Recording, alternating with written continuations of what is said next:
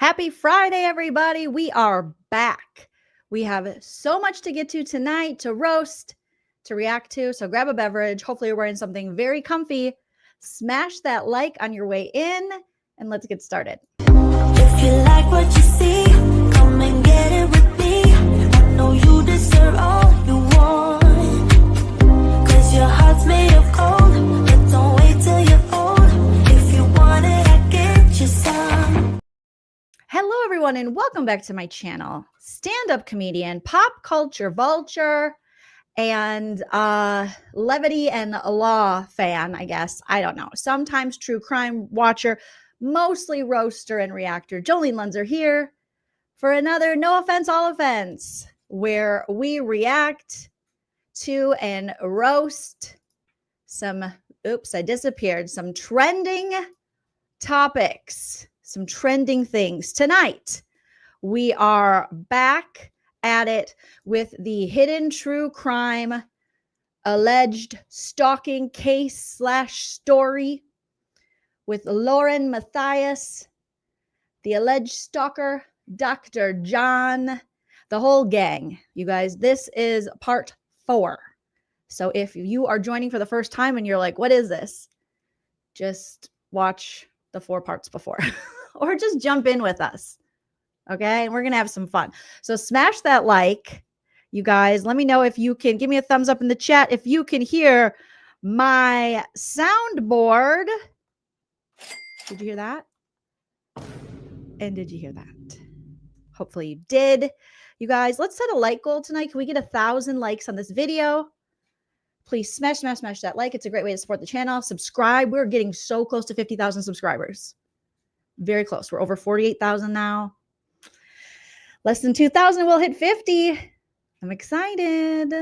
So thank you for that, you guys. If you want to support the channel further, you can always send a super chat while we're live here on YouTube. It's a great way for me to see your comment. I'll highlight it. It supports the channel. You can also join my membership like Kendra Camille did here. Thank you so much, Kendra. Coming in with 3 memberships. Una got one too. Thank you so much. And Wanda. Welcome, welcome, welcome. Thank you, thank you, thank you. You can also gift memberships to your fellow person in the chat, or you can join my Patreon if you prefer that. Links are in the description, or you can hit me up on the Venmo, PayPal, Cash App. Also in the description of this video, everything you need to know. There's also a link to LaurenMatthias's Hidden True Crime channel and the video that we are reacting to. All right, I think we got through, what did we get through? This is a 9-hour live that we are roasting and reacting to.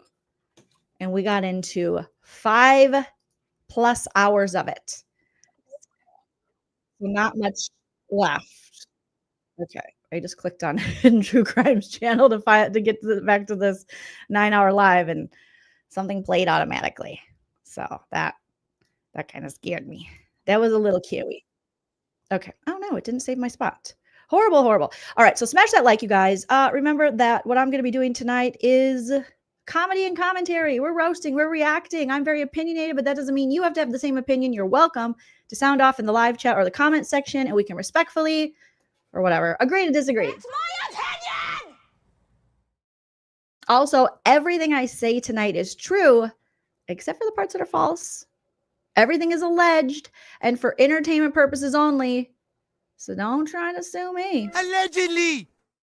But just remember, you're going to have a really good time because some people will say I'm excellent. I heard actually mixed reviews on Jolene. Oh, Jolene was excellent. What are they saying? Thank you. Lauren from Utah. And thank you, Artist Fleetwood, for the first super chat of the live. Artist says, and you can send a super chat. Sending a super chat while telling that you can send a super chat. That's so sweet of you. So allegedly for fun, for comedy purposes. But sound off in the live chat. I love to hear from you guys. Hi, my husband, Chill. Oh, I miss you. Okay, sorry. Gross, Chill. We're grossing people out. Marriage, am I right? Oh my God, stop. Stop. I don't know. I think my husband's trying to get me pregnant. He's like, you look so skinny. And I'm like, no, I don't. I have like a lot of chins. But thank you so much because you married them all. You married them all. Okay. Yes. Thank you, Care Bear. Allegedly. Yeah, and I'll be covering for my Big Brother for people who follow me for my Big Brother coverage too. Morgan from Big Brother did her deep dive with Taryn, I think. Today I haven't even watched it yet, but we're gonna have to roast and react to that too. Let me wipe my nose on my sleeve before we start. Just like our friend LaurenMatthias. Thank you on the side with TLC for the super chats. There's not much into this 9-hour replay, but here for Lean Team support Chell, we need new member emojis. We do. Keep reminding me. Stay on my ace about that. We really do. Husky Mama. Oh, I love a husky. Thank you for becoming a member. So, again, if you want to watch this live without interruption, there's a link to LaurenMatthias's channel where you can watch it. But I'm going to be stopping a lot for commentary and comedy. All right, let's get into it. We're over 6 minutes in, Jolene. Get into it.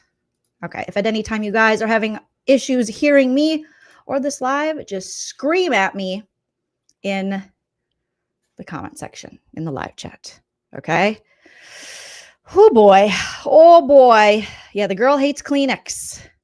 Yes, the lean cuisines are here. Christina Coca has renamed the lean team, the lean cuisines. I'm kind of here for it. I'm kind of here for that. Okay. So I wrote down that we left off at 5 hours, 22 minutes and 6 seconds. So around this time. So let's keep going. I might speed it up too at times. All right, Lauren, tell us more about this stalking. She's got a civil stalking injunction. Okay. This is, let's find out this is important. Guys, okay, this is really important. It's really important. We're starting off really important. I'm going to speed it up to 1.2 because we're really important. This is what I'm thinking. I have to use the restroom. Do you remember that one body cam? We don't got to know that. Cam footage thing that we never shared? Why don't you put that on? You guys can watch the other. So she's going to poop? Oh my God. Boom. Roasted. She's like, I have to take a dump. It's inappropriate. So let's watch more body cam that we've probably already seen. Single of us. And I'll run to the restroom and we're going to dig into this because this next thing is really important. And I'm wiggling. I've had a lot of water and my mouth is still dry. Okay, just go potty. Sorry, guys. Just go potty, lady. I'm nervous. Why are you nervous? Lauren and I'm Grace. Oh, we already saw this body cam. Now we get another. So now we just get to see Grayson's, her assistant / producer, super afraid face. So did you get a copy of this yet? Yeah, we provided them to you guys. We have Okay, copies. so you already have a copy? So we'll give you another copy. Okay. Hi, So- sorry. There was somebody walking by that is friends with her. Is friends with her, so I just wanted to look down for a second. I promise. My partner and I, we explained everything to her, what she can and can't do, where she can be and can't be. And we thoroughly explained if she does violate it, she will be arrested. So, She understands. Grayson looks over at her for approval, like, okay, that's good, right? That's good, cult mommy. it's official. We served her, gave her. All right, I know there's been a lot of discourse about this badge, whether LaurenMatthias came as just a regular schmegular person or if it was like a special badge. Because I think they've said it's not like she had her own table there at the crime con or she was paid to be there. Oh, you're eating a bone. I was like, what did that sound? Buffy got a bone. So I don't know what kind of crime con badge that is, but feel free to sound off in the chat if you know. I already have the NCIC hit. We just got to call our records and say that we served her with a copy of it. Okay. Thank you, guys. Get you a business card. We just got to write a quick little report that we served it, and then we can have for your records. God, Grayson just looks miserable. Does she always look like this? This poor. I can't help it. I know people are like, don't feel bad for her. But I feel she looks miserable and she looks terrified. Thank you, officers or detectives. Sorry, I don't know.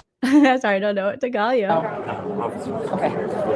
Okay, that was we saw this flirting, and look at Grayson's like, mommy's flirting with Mr. Officer. Thank you, Grateful Little Farm, for the super chat or the becoming a member.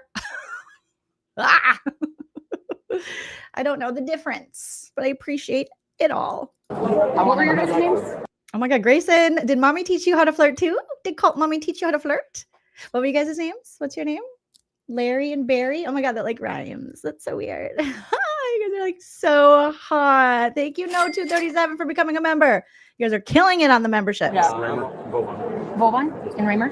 Thank you, guys. Thank you. Wawa and Wema. What did she say? We appreciate you guys have vibes talking to Bobby Joe this morning. I was like, this is the first people that have listened to us. And Well, we got information emailed to us the other day, yeah. so we kind of already had a heads up of what was going on. Yeah. So, but with these, they're not. These are they look a little excited now. Why, like if you're being stalked and they've called the police to this crime con to get their evil TikTok stalker, Christina, out of crime con that she bought tickets for allegedly a year before. They look really happy. I would not be so happy to see my stalker. Thank you, Sam, for the super chat. Sam said, thanks for the levity from Lauren's lack of brevity. Ooh, you're so clever. I like that. We have to bring some levity to Lauren's lack of brevity. Definitely. Chickenhead PK. Dorkface Neely. Always good to see you. Thank you for the super chat. Official until you put a copy in somebody's hand. Right. And that's happened now. So now she has a copy of it. I left it with her. So Okay. Thank you. Real fast, I mind if I just get you have like a picture? Like I said, just like put it in. Absolutely. I understand. Yeah. and it seems like it's a no contact order. So there's not allowed phone, internet, any of that stuff. Okay, I'm going to fast forward because we've already seen this. They're just showing it from a different angle. It'll do more work. Yeah. That it's no phone contact. Read over it. Whatever. Thank you. We feel relieved. Thank you. Yeah, we feel relieved. We feel relieved that Christina cannot be at CrimeCon that she bought a ticket for, and she will not be able to make any tiki-takis where she doesn't say my name, show my picture, but she does lip sync to Eminem songs, and that is very threatening. Thank you so much. That was a quick dump, Lauren, but I did fast forward. All right. Okay. Next thing. It's important because I kept saying throughout this thing, we're going to cover some things. All right. About police reports and what was really going on with police, because I'm being accused of abusing the law, of abusing police, making false police. You are. Honestly, lady, you are. Like, we're 5 hours into this shit, and you are.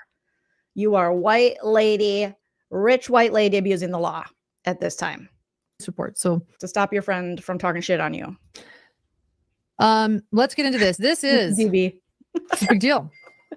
This is Grayson can't stop smiling. So happy little troll. Oh, like it reminds me of this, my little troll doll here. Grayson says, "Mommy says we're scared, so we're scared." Oh, Grayson. Oh, Grayson. The respondent through counsel, meaning my stalker, filing this memorandum in opposition for the request of a civil stalking injunction. This is why she feels it's unnecessary. And we'll just read it.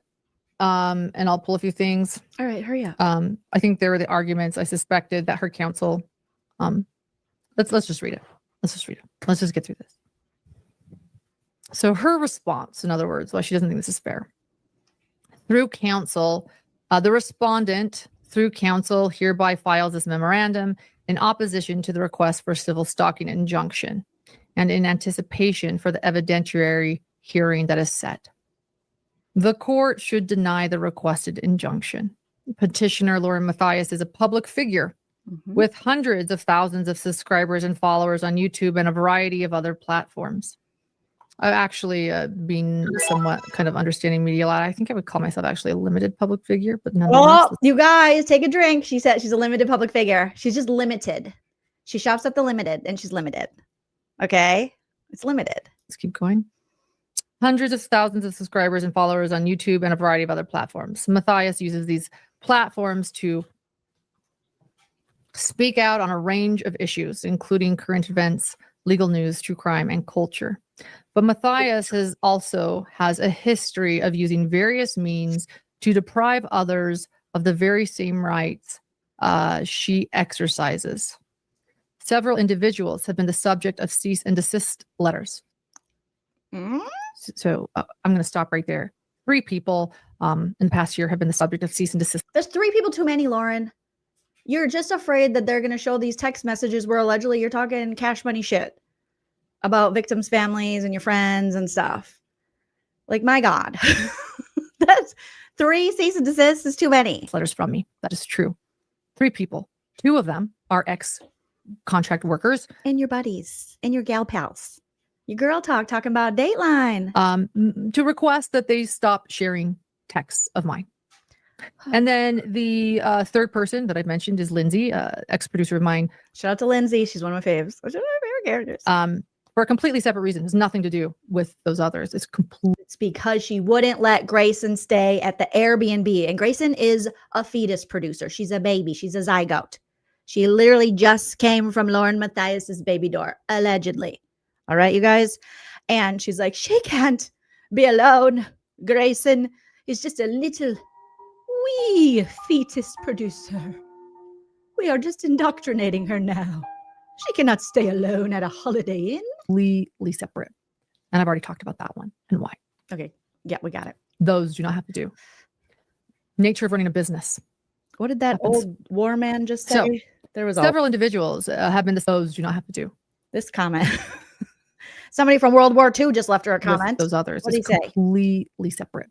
And I've already talked about that one and why. I'm looking for the world. Okay, this World War II Jenny Diverticulitis says it was fascinating to watch Stalker try not to touch the TPO when they served her.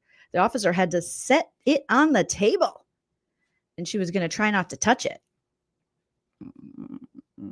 Okay. Those do not have to do. That's weird. Nature of running a business. Happens. Is that the nature of running? It happens. You know what also happens? Criticism and bad blood between former employees. Yeah. And friends. So several individuals have been the subject of cease and desist letters. 3 have. Or false police reports. So she is claiming that I have filed false police reports. I mean, didn't you? The requested injunction is simply Matthias's latest device to shut down speech with which she disagrees. Well, Lauren, I do find it. Here's something interesting, you guys. Now, I know we haven't yet reviewed so Lauren filmed this 9-hour live after there was a September hearing with her and her alleged stalker and their counsel in front of a judge, where the judge even said that it seems like she's trying to stop people from talking shit on her, where she might be using this as a form of, maybe it's not that you're necessarily scared, allegedly, but that you're trying to silence some peeps. And it is weird that in 9 hours, we haven't heard you talk about that. You're showing us everything. Hopefully that comes up later. I doubt it does. But so far, you haven't even told your audience that you went in front of a judge already, and the judge was hella skeptical. You know, he was like, what are you doing? What the hell? But oh my God. Are we saving that till the end or something? Because you're just like, I had to pull back my civil stalking injunction because Law and Crime wanted to film it. And how dare they film my pain? Even though I regularly go to many trials with many people with real pain. But how dare they film me as I go after a woman I used to be friends with who does tiki-takis about me, but never names me or shows a picture of me. So that is interesting that, you know, that doesn't come up. I mean, we're pretty far into this shit and you're not mentioning that. A judge, and you were supposed to go back. So that was like, we'll watch that later, but it was, or listen to it later, but that was like September 22nd or something. And then you guys were supposed to come back October 16th, I believe. And then you were like, no. And now, because they are accusing me of filing false police reports, which I take very seriously, we're going to go over these police reports. We're going to go over these police reports. So, let's talk about the first one. The first time I called police. It was public figure in where I live. And let me tell you about what's happening at this moment. Okay. I'm shunned at the last Lori Daybell trial by many people. And what do you mean I'm shunned at the last Lori? What did they not roll out the red carpet? And I'm not understanding why. Well, how do you know you're shunned? It's quite luckily I just kept doing my work. What do you mean you're shunned? Like, what does that even mean? Like, how did they physically show you were shunned? And I did it well. And I did it well. I did my work. It's all I do, and I do it well. So proud of my coverage. Oh my God. You're very proud of yourself. We get it. trial and of the justice I saw. Not by anyone I love, but people that I. Does she think she did the justice? Does she think she is the justice? I solved the case. I got the outcome. My justice. You're just a spectator. You're supposed to be reporting on it. You're very invigorated into this. You're very into it. Ingrained into this. It's weird. Thought were friendly, and it was confusing. No one would talk to me. It's very weird. So I started to learn. Let me make sure I get this right. I started to learn about why that was happening. I got a call from a victim. Oh, we're bringing up more victims. Leave the victims out of it, Lauren. And this victim, months later, let me know about a Proton email. You guys, that's how people ordered pizzas and Chinese food to my house once upon a time. Through a Proton email. Oh, God. And this email, what is a Proton email? I didn't know what a Proton email was. An email, and just get it ready to maybe don't show it yet. Let me just explain it and then we'll talk about it. An email that is sent through Proton means it's anonymous. You can't look it up. It's very protected. It's a protected server. Very safe. An email from Proton, like an email address, a Proton email address, meaning Proton it's protected. It's how you hide your identity and make sure no one can track you ever. And it was after. Make sure no one can track you ever. Thank you, Mad Chatter, for the super chat. Jolene, the court hearing with judge scolding her is out. They're being played by other creators, so I can find it. I actually found it, Mad Chatter. Thank you so much. I found it on the J is for Justice, I believe the channel is called. Apologies again. You guys know I'm new to this little thing, so no disrespect if I get someone's channel name wrong, or obviously if I don't know about certain crime cases. I'm not really ingrained in the true crime community. So pardon my ignorance, but oh yeah, I got a link and we're going to listen to it. The trial months. I think it'll be interesting to listen to it after hearing all, her and what she had to say and presenting her case. Later. And this victim decides to let us know that this email went out from a Proton email address about me. And Hidden True Crime and my husband is called Hidden True Lies. And so they send it through Hidden True Lies. Learned about it from him and realized we also had received the same email, because everybody mentioned in this email received this email. And this was during the trial. Everyone received this email. During the last trial.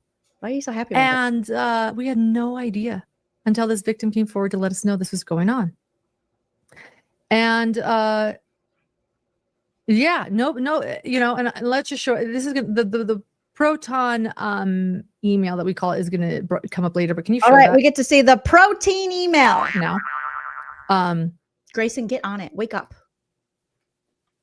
So what does it say? Let's see if I can read it.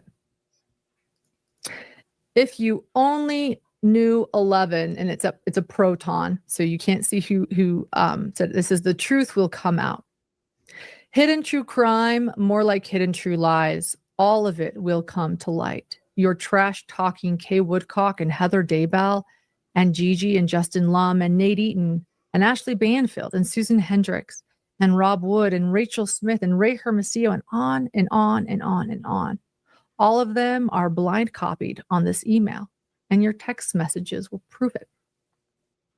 I had no idea that was sent June 9th during the trial.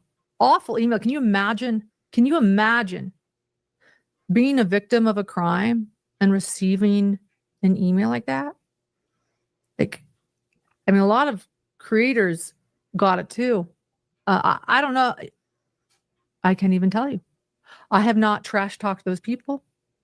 One of them you just heard from. One of them is my very dear friend, Susan Hendricks. Other people I adore and love and consider that. What I mean is that many of them are my dear friends, but you learned from, you just heard from Susan Hendricks there. I certainly haven't said anything negative about her. I don't know what this is. Never said anything about these people. So people are getting this. Again, she hasn't done anything wrong. You guys, she's like, I haven't done anything. I don't talk shit at all. I'm just giving cease and desist to my friends to not leak messages where I might be talking shit. But like, I didn't. I know these people they're lying on me. I would never, ever do that. Like, oh, okay. That's okay. You're lying. No, I'm not lying. Oh, people are getting this, and media is getting this. I'm learning, and we're starting. And when I saw this, I was panicked. Not panicked. It was months later. Yes. I was like, "What is going on? Has there been a smear campaign? Is that why people aren't talking to me? My phone had been completely silent. I didn't even know what was going on. Like, luckily, I didn't see it at the trial, or else I would have panicked. Luckily, I went to my spam folder. I was like, we found it in my spam folder. We were like, what in the world? What? And that was like something that made us realize something's going on. A smear campaign is going on about A me. smear. What is A happening? pap smear campaign has been going. She's like, I can't believe it. Just a pap smear. And it's Pearl's Dream says, ask Colby J. Ryan how Lauren treats victims. Oh, also no, thank you. a panic. Like, what is being said? What have I said in a text message? You know, it's like, What have you said, Lauren? What have you said? doubt, like what could be said in a private text message? Who's releasing my private text messages? Because at this point, again, So you're saying there's a chance that in these private text messages there could be some shit talking. Stalker had approached me and said all my text messages are being released, and they're saying that I'm saying horrible things about all these people that I care about.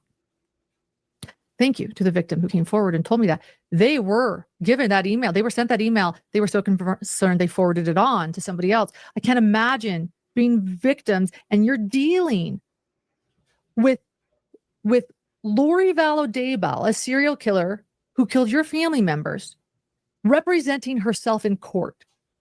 And then all of a sudden you're delivered this email, this whole other thing, whole other, like, what's going on? And I had no idea. All right. And I'm She had no idea. being shunned from rooms. I believe her. I believe her. Just, sure, whatever. Rooms that, what I'm gonna say is rooms that I belong in. Rooms that I belong in.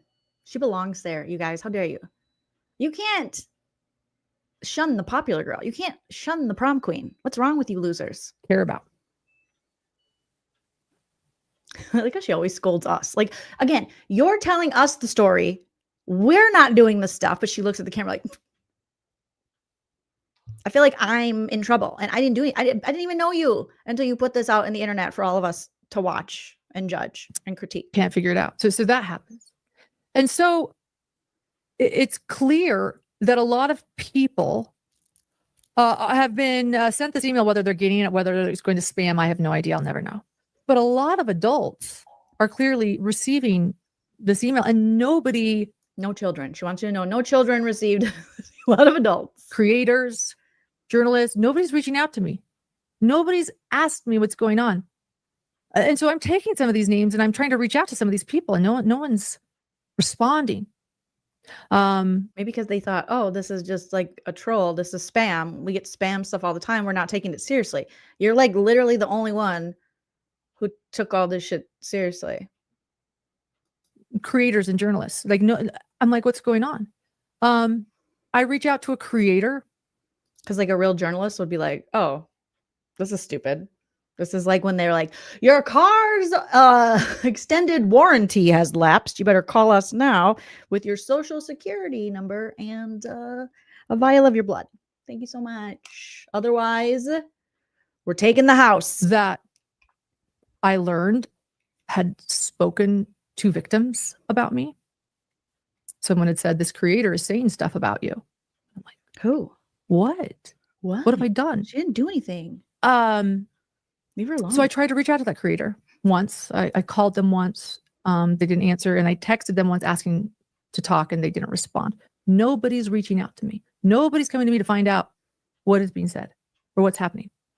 Why do you want more attention on this?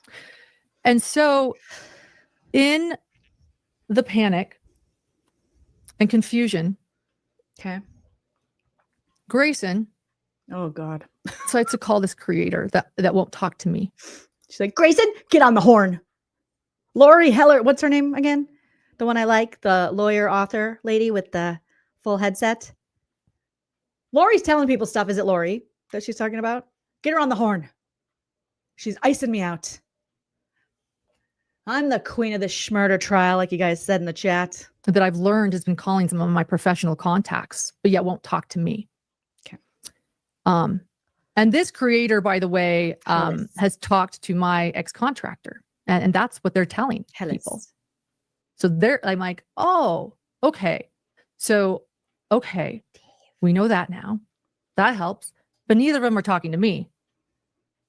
So an ex-contractor of mine and a creator are now calling some of my, okay. So He looks like that. Grayson's like, why don't I try to reach out to this creator? That's what she thinks to herself. I doubt. And Grayson's she gets a hold of this creator.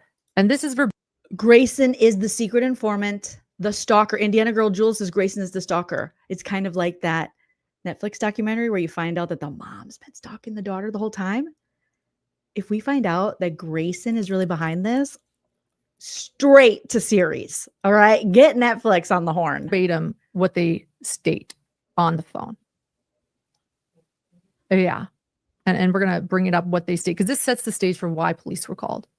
I'm already panicking. I'm like, what is happening? So someone sent an email from Proton about you and you called the police? What sort of smear campaign is going on about me? I am good. I care. So this is, I am good. I care.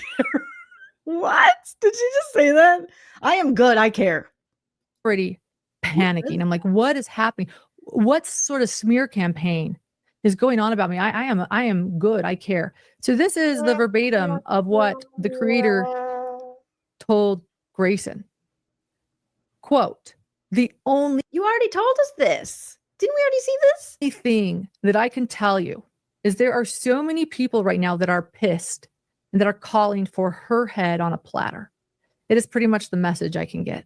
They are pretty much all, that's pretty much all I know. It's just been a lot of mean things. Just in the first text or a text from someone that I don't talk to regularly. And it's like, oh my God. I just think from the messages I've seen, I would prepare for something publicly at some point. I don't know how or when. I just tell people that I don't want to know what's happening. So that way I can truly say I have no clue. Convenient, but they wouldn't talk to me. Seems like they actually do know something. There are a lot of people that are really, really, really pissed off right now. And that's really all I know. People are mad. I would say brace yourself based on a few things that I have heard here and there. Something's in the works. A couple messages I got were, keep an eye on your notifications because we're going to blow this shit up. I don't want to say it's over. It's kind of just getting ramped up. And that's reading the text messages that I've gotten. Thank you. Brace yourself. Something's going to go big. Ooh. Something's going to go viral. Meet me in the club. It's going down. Meet me in the mall. It's going down. It's going to go big. It's about to go viral. All right. Get ready. It's going to be big. I'm not touching this. I'm not getting my hands dirty. Hi, Prince. This creator, again, would not talk to me and was also calling several of my professional contacts. Girl, what? The more Lauren talks, the more I'm like, she's stalking everyone. She's like, and then we called this person. And then we emailed a novel to this person. Then I text a novel to this person. And then we reached out to this person. And people weren't talking to us. If people aren't talking to you, that means they don't want to talk to you. You are reaching out to people who have shown you through their actions that they don't want to talk to you. And it's like you're not taking no for an answer. Okay? You're like, wait a minute. So now you're going to reach out to, like, this looks a little stalkery. Hi, Prince. Behind my back. Behind my back. But they don't know anything. They're not getting their hands dirty. This chick is not real every time. But they're not getting their hands dirty. She's so dramatic. Was she in theater? She kind of reminds me of like that popular girl that would be like, I'm in theater. But they are not getting their hands dirty. At all. At all. Not one of those people reached out to me. They don't like you. I'm sorry. They don't like you. You did some dirty stuff, allegedly. There's some text messages. They saw them. Your friend showed your text messages. They outed you. You were talking shit. You were pretending to be like, I don't say swears. I'm great. And you talk shit. Don't talk so much shit. And people won't be mad at you. A lot of people have like, since I started watching this, holy crap. You got a lot of people that have a lot of, who like, not just online, but people who like met you, saw you, knew you. I felt like Charles Vallow running around trying to figure. Isn't that the guy with what do you mean you felt like Charles? The Lori guy's weird, icky guy? Figure out what's going on. Why am I being labeled dark? What did I do? What are they saying? Huh? That's the schmurderer? Oh my God. You just compared yourself to a schmurderer, lady. Lady, you're getting too involved. You want to be the story. I did do a little bit of research yesterday, and because I was talking to my husband about this while we were walking the dogs, and he said, well, is she doing this to get more views? Were her views down? And I go, I don't know. Let me check. Because we do know that drama sells, and I've seen a lot of channels go this route and try to like victimize themselves, get involved in some drama, blah, blah, blah. And sure enough, let me tell you, I mean, her views aren't horrible. She's got over 300,000 subscribers and stuff, but these are getting, I mean, this one's like almost 500,000. And the other one with her husband, I think, has a ton. More than the content. I'll tell you that. Okay. So maybe she thought it was going to like, just spurt up her numbers or something. And she could roll with this. Since the judge was like, I don't know. What's happening? I have no idea. It was except that I know two people allegedly involved in calls. So she, wait. Okay, I apologize. I'm so dumb when it comes to the Vallow case. So did she just compare herself to a schmurderer or the victim of a schmurder? Because that's cuckoo. The victim?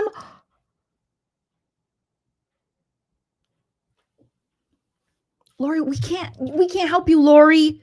You are gone. You are lost in the sauce, girl. It's inappropriate.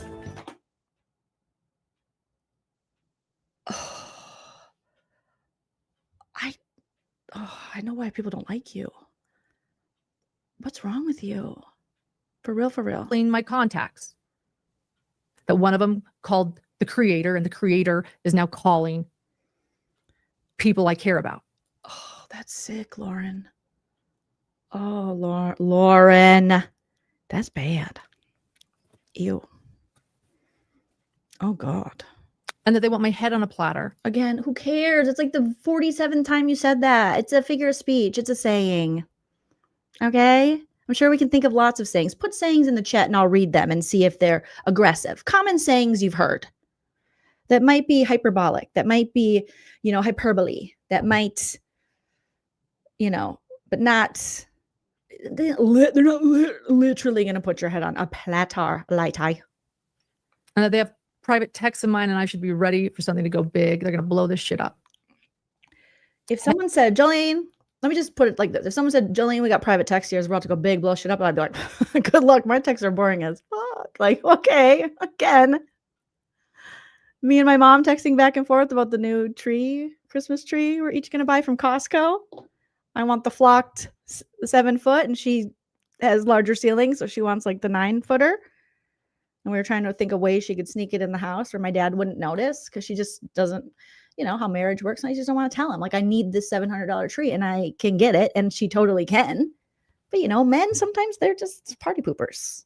It's like, of course I need this. Dum-dum. Head on a platter. I was so afraid. I didn't know what was happening. Yes. So when I say, called people, no one. My neck is on the line. That doesn't literally mean someone's going to deneck me. You know what I mean? I'm putting myself out there. Would call me. No one would tell me what was going on. Thank you, Diphonic. Just a whisper campaign. Got people that I thought were my friends, fellow journalists I thought were my buddies. No one decided maybe we should call Lauren and find out what's going on. They don't like you, Lauren. Lauren, here's what happens when you burn bridges and when you treat people some type of way, and probably, I'm just alleging, I'm just guessing that you do. People don't remember what you say, they remember how you make them feel. You know, and maybe that was just, they had built the case already against you. And they were like, she's already done enough. I believe it. And that's how it is. So with those threats and with that imminent threat. That's not a threat. Stop it. Stop it, you weird lady. Weird lady. Stop it. You save big money. You save big money when you shop Menards. Why can't you and Dr. John go do like a home project or something? Calm down. You know, do something outside of this. I called my local police department or Grayson. Go to a Menards. Buy some wood. Build something. Called the local police department. I can't remember. Grayson does everything. How much you making, Grayson? DM me, girl. Because it can't be enough. Remember now. I think you said it was you, right? Was it you? We were, yeah. We together. You're holding her hostage in a hotel room. She don't know anything anymore. Are they drugging her? What's going on with Grayson? They got her on the trazodones. Like we have to give my dog Dave when he's getting his nails trimmed at the vet. Like, don't forget to give Dave his trazies. Like, don't forget to give Grayson her trazies so she can barely move. I don't know. Or flee. This is the date of that police report. June 19th, 2025. And the type of report is threats and harassment. Threats and harassment. Would you guys say, where are the threats and harassment? Where are the threats? So far, I've seen no threats. Unless you think it's a threat that someone lip syncs a song about nobody likes you, everybody hates you, hates me, or something. Guess I'll go eat worms. that this is a false police report? Threats and harassment. Yes, I would. When no one else would tell me what was going on. So you didn't get what you want from people who don't have to tell you anything. Come here, Prince. Are you changing my audio? Come here, baby. Come here, big guy. Look at this big guy. So because people didn't do what you said and didn't give you information you felt entitled to, you called the authorities and filed a report. How is that not computing that? That's cuckoo. That's cuckoo bananas. That's crazy. They wouldn't tell me. I'm going to do that next time someone doesn't tell me something. I'm calling the police. Oh, you're not going to tell me? Okay. All right, fine. Popo it is. All right. You better tell me. Okay. Next time I go into a store, I'm going to be like, you got discount codes for this? Ma'am, what discount? Tell me. You better tell me that you have some discount codes. I'm going to call the police because I know there's something. I know there's something going on. You got coupons? What's happening? I mean, a few did. Like I said, I knew that the creator was calling people, and I knew who called the creator to tell them stuff. That's all I got.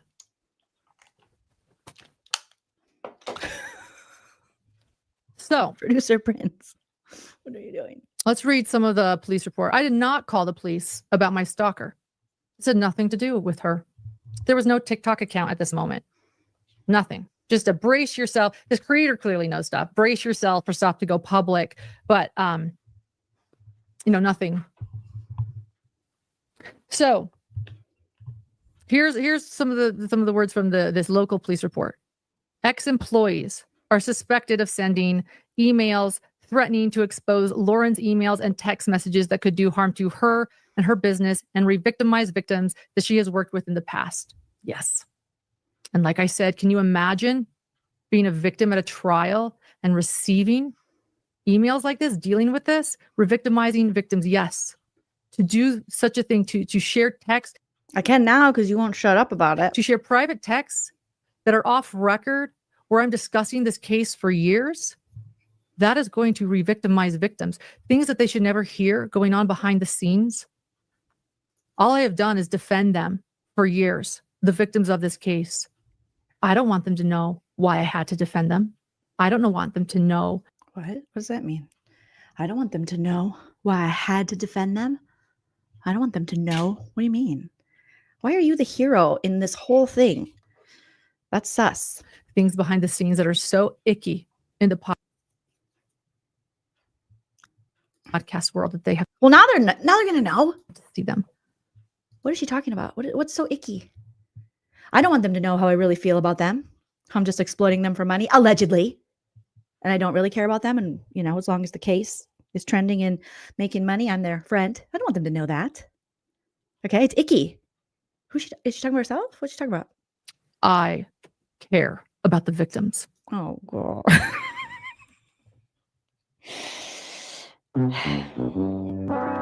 I care about the victim. I am an FBI agent. Okay, Keanu. Calm down, Keanu Reeves. I am an FBI agent. They are my friends. You look so weird. They are my friends. Gross. You need to learn boundaries, lady. Leave these people alone. Seriously. They're my friends. Some media persons have advised they have received some copies of the emails and texts from another party, possibly an ex-employee. Only one email was sent to Lauren advising of possibly putting information out to the media, claiming that Lauren is not being truthful. And this email came from a Proton account. I showed you that Proton email.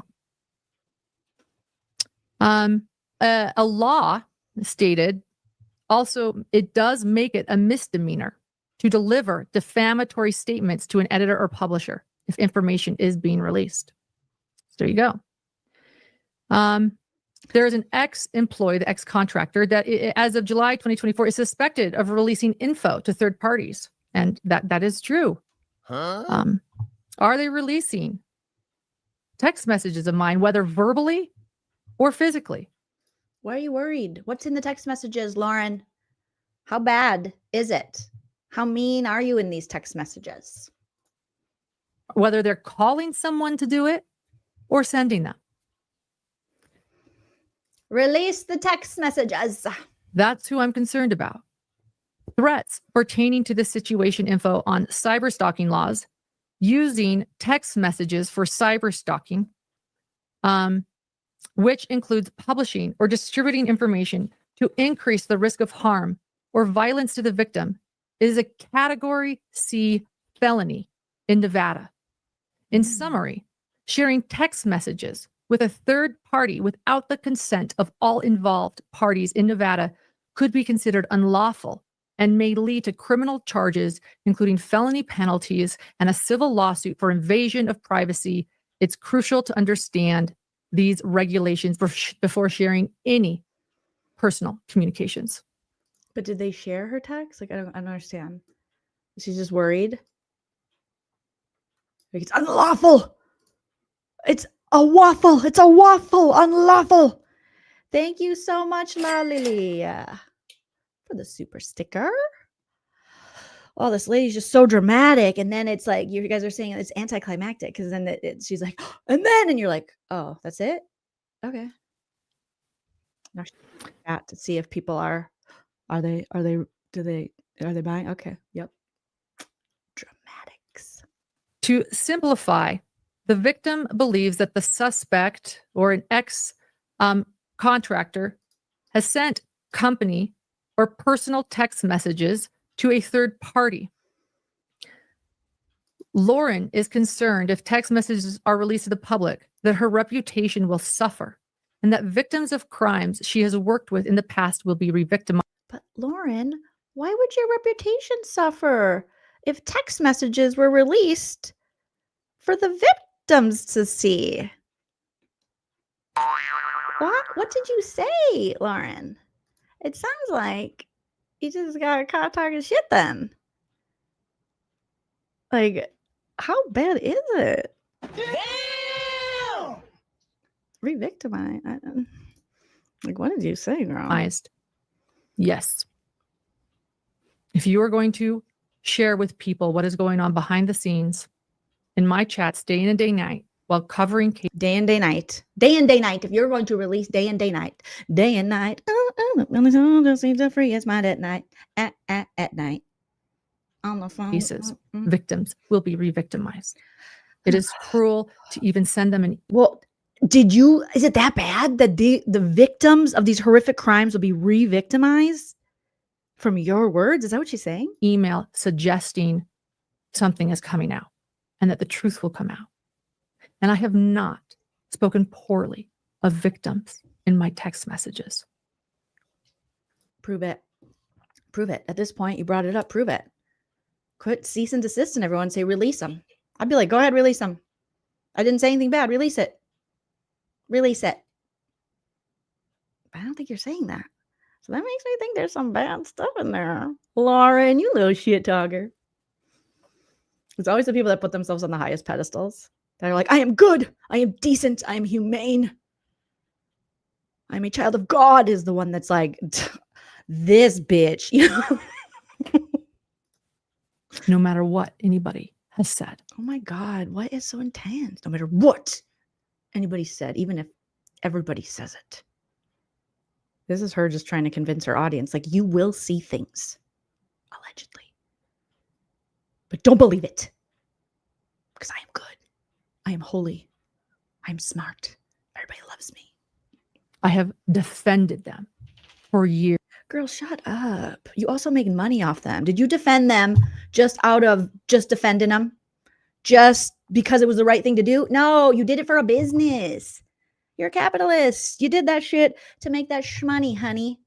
Let's stop acting like it's some like righteous reason. You did it for the dollar bill, y'all. It's your career. You're not going to get like patted on the back for that. You just did your job, right? Okay, cool. When others wouldn't. That's like me going, I made people laugh. I did. And I'll do it again. It's like, yeah, bitch, that's why people show up to my channel. If I don't make them laugh and I'm not funny, they're going to be like, bye. Gross. She's not making me laugh. What do you do?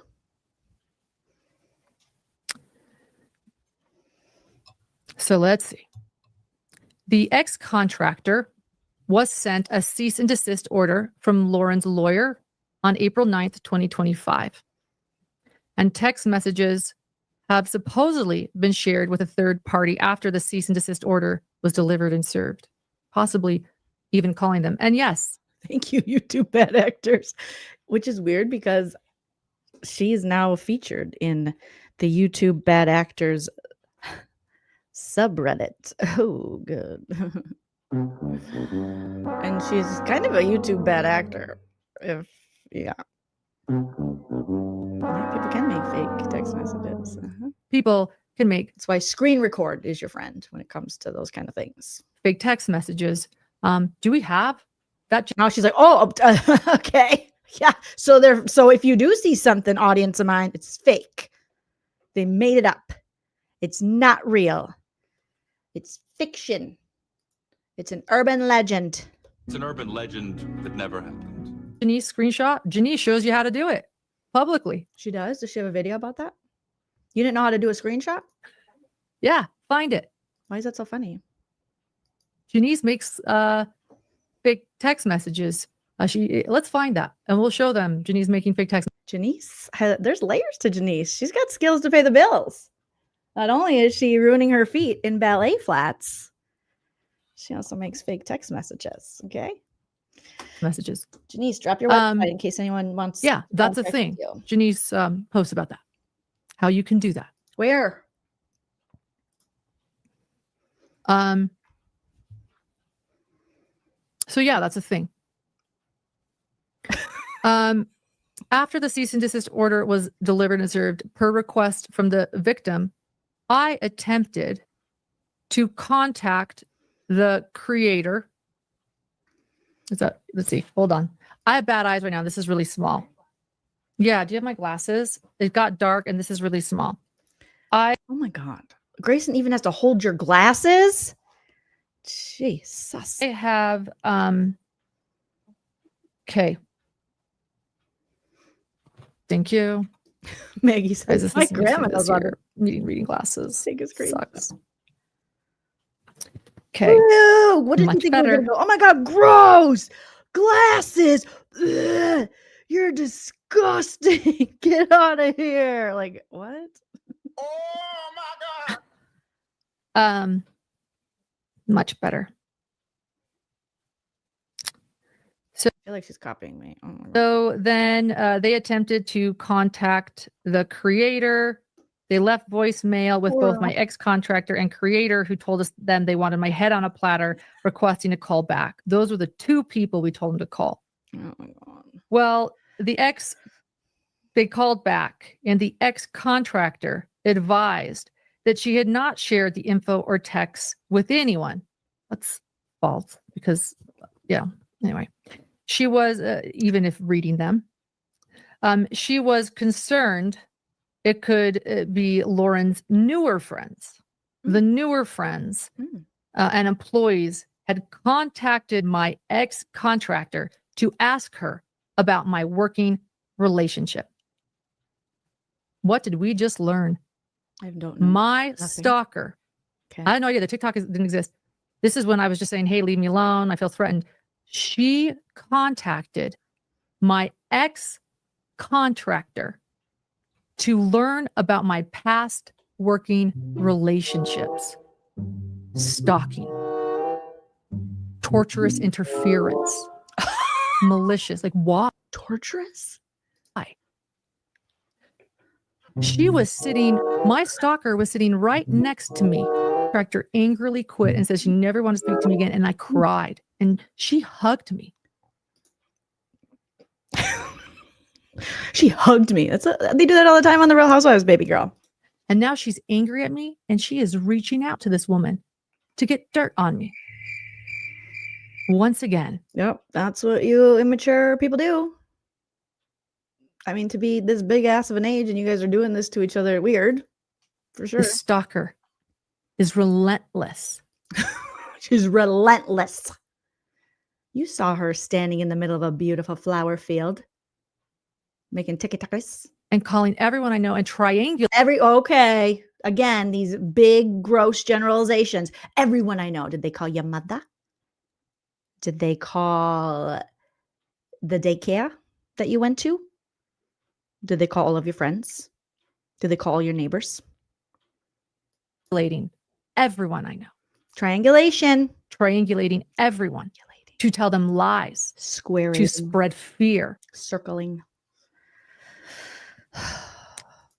She's like, it's still nothing. Like this has been going on for months. And that, my friends, is something that we are not friends, Lauren. Don't be presumptuous. Learned from this police. I do not want to be your friend. I do not want to end up in these text messages where you're talking shit about me. And I think you're my friend and you like me and I trust you. And then the trust is broken because all these texts are about to come out where you're like, I hate Jolene. Jolene's a batch. She's stupid. She's ugly. She has no Botox. She's gross. Report. And it is not. She has like her real teeth. Gross. Not a false police report. And after we learned that she's only had one nose job. What a bitch. She was involved. And by the way, I mentioned that the entire police exchange with the police on my end. He knew that. The recording, we're going to pull that up, releasing what the police. Yeah, we know. You can record the police. They record you. Like, who cares? Thank you, Tina's comments for the super chat. Lauren and John have made millions. Yes, Tina. Off the victims of Valos and Daybells and not shared a dime.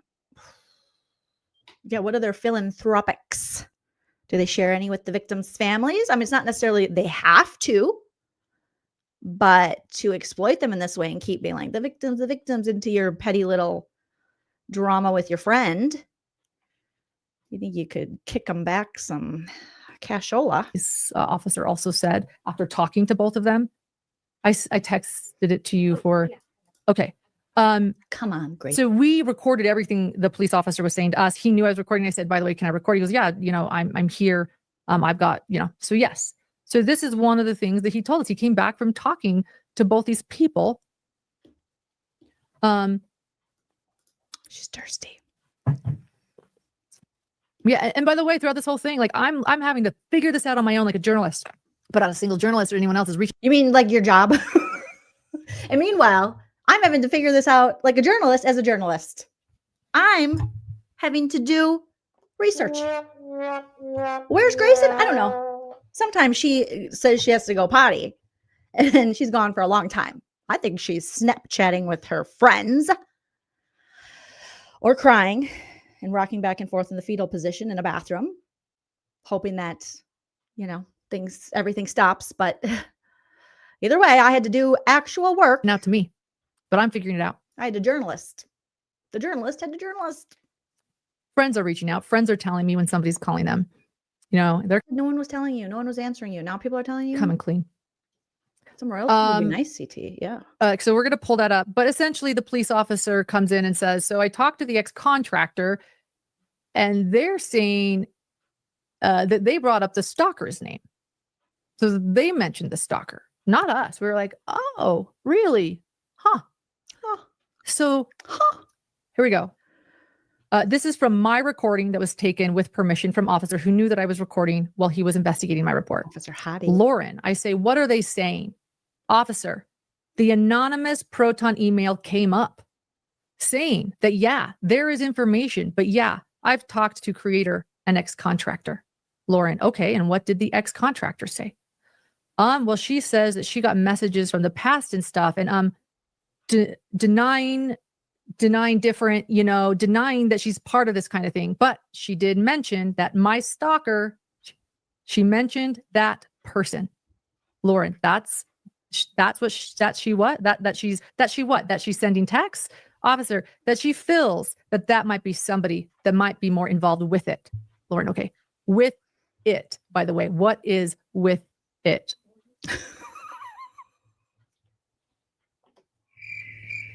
And we're not playing the audio, but in the audio, you can actually hear Grayson say, huh, that's interesting. But I also want to point out what with.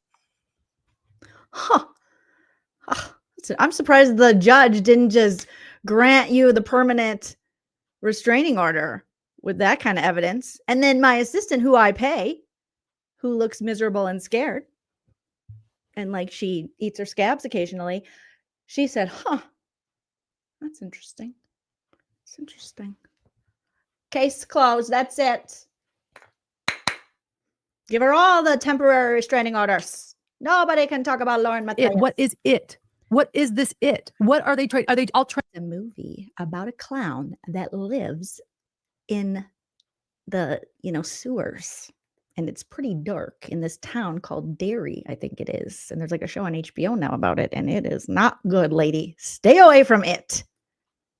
If you see Pennywise, go the other way. Trying to destroy me? Sure, he'll have a balloon, and that looks fun, but it's not. Are they getting a group together to hurt me and just? Yeah, they are. Probably with Pennywise in the fucking sewers. And always when it's raining. Destroy me, to burn my false. To just stay home when it's raining and you'll be fine. Kingdom down, which I don't. Why is it false? Well, because you're a liar to them. I don't even know. Yeah. But now, most liars don't know. Most liars are like, what? They get so used to lying. They're like, huh? Stalker, never mind. They're an ex-contractor too. So really, these are all a bunch of people that used to work for me. Yeah. So now my ex-contractor is connecting with another ex-contractor. And then they're bringing in this creator to tell her things. Oh. That I defaming things. And then they're getting her to call other people. Like, what is this? Yeah, what is it? This would be called triangulation. Coercive control. Wait, triangulation, coercive, limited public figure. What else? Narcolepsy. Group bullying. Oh, next was going to be high blood pressure. Group bullying. I should have known that. Group bullying. Okay. Triangulation. Ding, ding, ding, ding. Jolene. Oh, take that, Dr. John, and your PhD, bitch. Fear tactics. Fear tactics. Fear factor with Joe Rogan. Cruel. It's cruel. Yeah. So this was not a fake police report. It's gruel. Okay, that wasn't good, Jolene. That was bad. It was real, and we've caught it. So it was real, and we caught it, like the herpes, the schmerpies. So I supposedly filed false police reports. The other police report, as you know, and we're not going to go over it again. Thank God. Was in Boise, Idaho. When we felt potatoes threatened and felt unsafe walking to our car. So we called dispatch to escort us to our vehicle. That is a waste of a call to police a waste of resources that is dramatic, ridiculous, privileged, gross, all the things. You should be ashamed of yourself for that. You wasted their time. You got to the restaurant after they were at the restaurant. Then they went to a different restaurant and still. And then you had Grayson crying like a freak show over there going, oh, that's how people get smart. Who? Name a case that you've covered and made money off, ladies, where middle-aged, wine-drunk mommies are fighting with each other and talking shit and breaking up and they each other. It doesn't happen. That's not how women work. They'll talk shit till the day you die, but they won't be the reason you die. Oh my God. After that happened, that was when police said, hey, if stop calling us. You're weird. Buy some pepper spray. Why don't I take an incident down? Because if you get a lot of incident reports, it's helpful. Let's get this in an like, okay, let's humor her. This bitch keeps calling. Let's humor her. We're gonna write it down. Yeah, tell us. Okay. What's your name? Lauren. Thank you, Lauren. Okay, Lauren, yeah. You tell me your whole story. I'm going to write it all down, okay? Okay. Oh, wow. That must have been so scary for you. Oh, my God. That's crazy. Really? And then it just looked like that's the report. Fuck off with scribbles.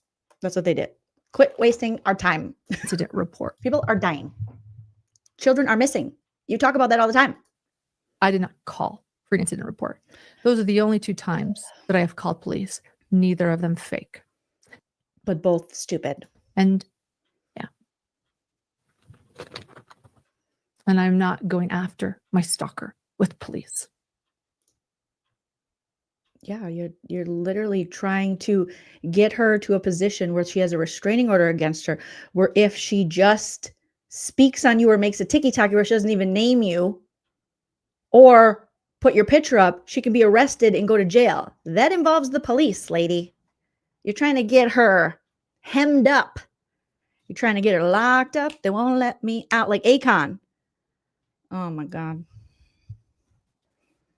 It was after, going back to the local police report, it was after the stalker was mentioned that the police officer then called her too. And then she recorded that for all of TikTok, that call. Okay, but you just recorded the police for all of YouTube. But you just decided to do a transcript and write it down. So you both did the same damn thing. But she can't do that. The request, so several individuals have been the subject of a cease and desist letter or false police reports. The requested injunction is simply Matthias's latest attempt to shut down speech with which she disagrees.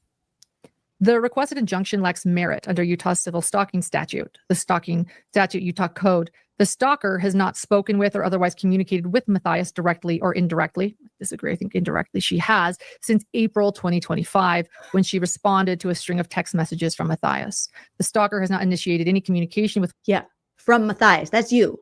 You were sending her those paragraphs. Thank you, DB, for the super chat. She definitely went after Christina with the police. She definitely did. Hello, this is serious. You're trying to get her hemmed up for the dumbest shit.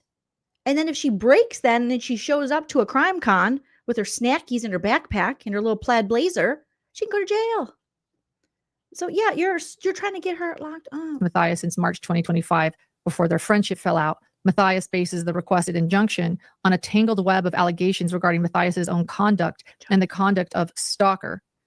And the conduct of Matthias's other former friends and acquaintances. Matthias provides no evidence that Stalker has ever asked or induced anyone to contact Matthias for any reason, let alone to threaten her.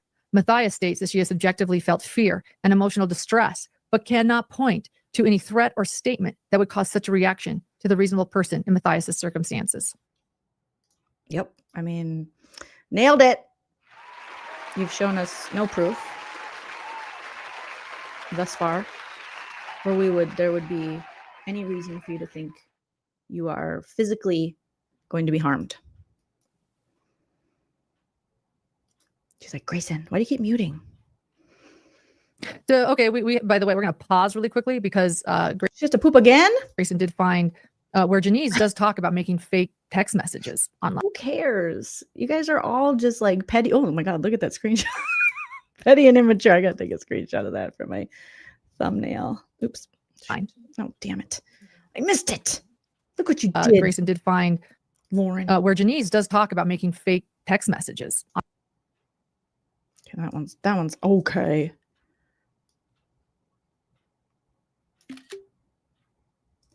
Online.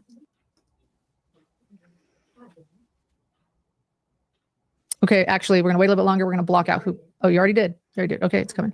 Okay. I know. Can you imagine a life so small that your thrill comes from being a bully? Thank you. What? Can you imagine a life? Can you imagine a life where you're weaponizing the judicial system against your friend because you got in a fight? Because you called her annoying?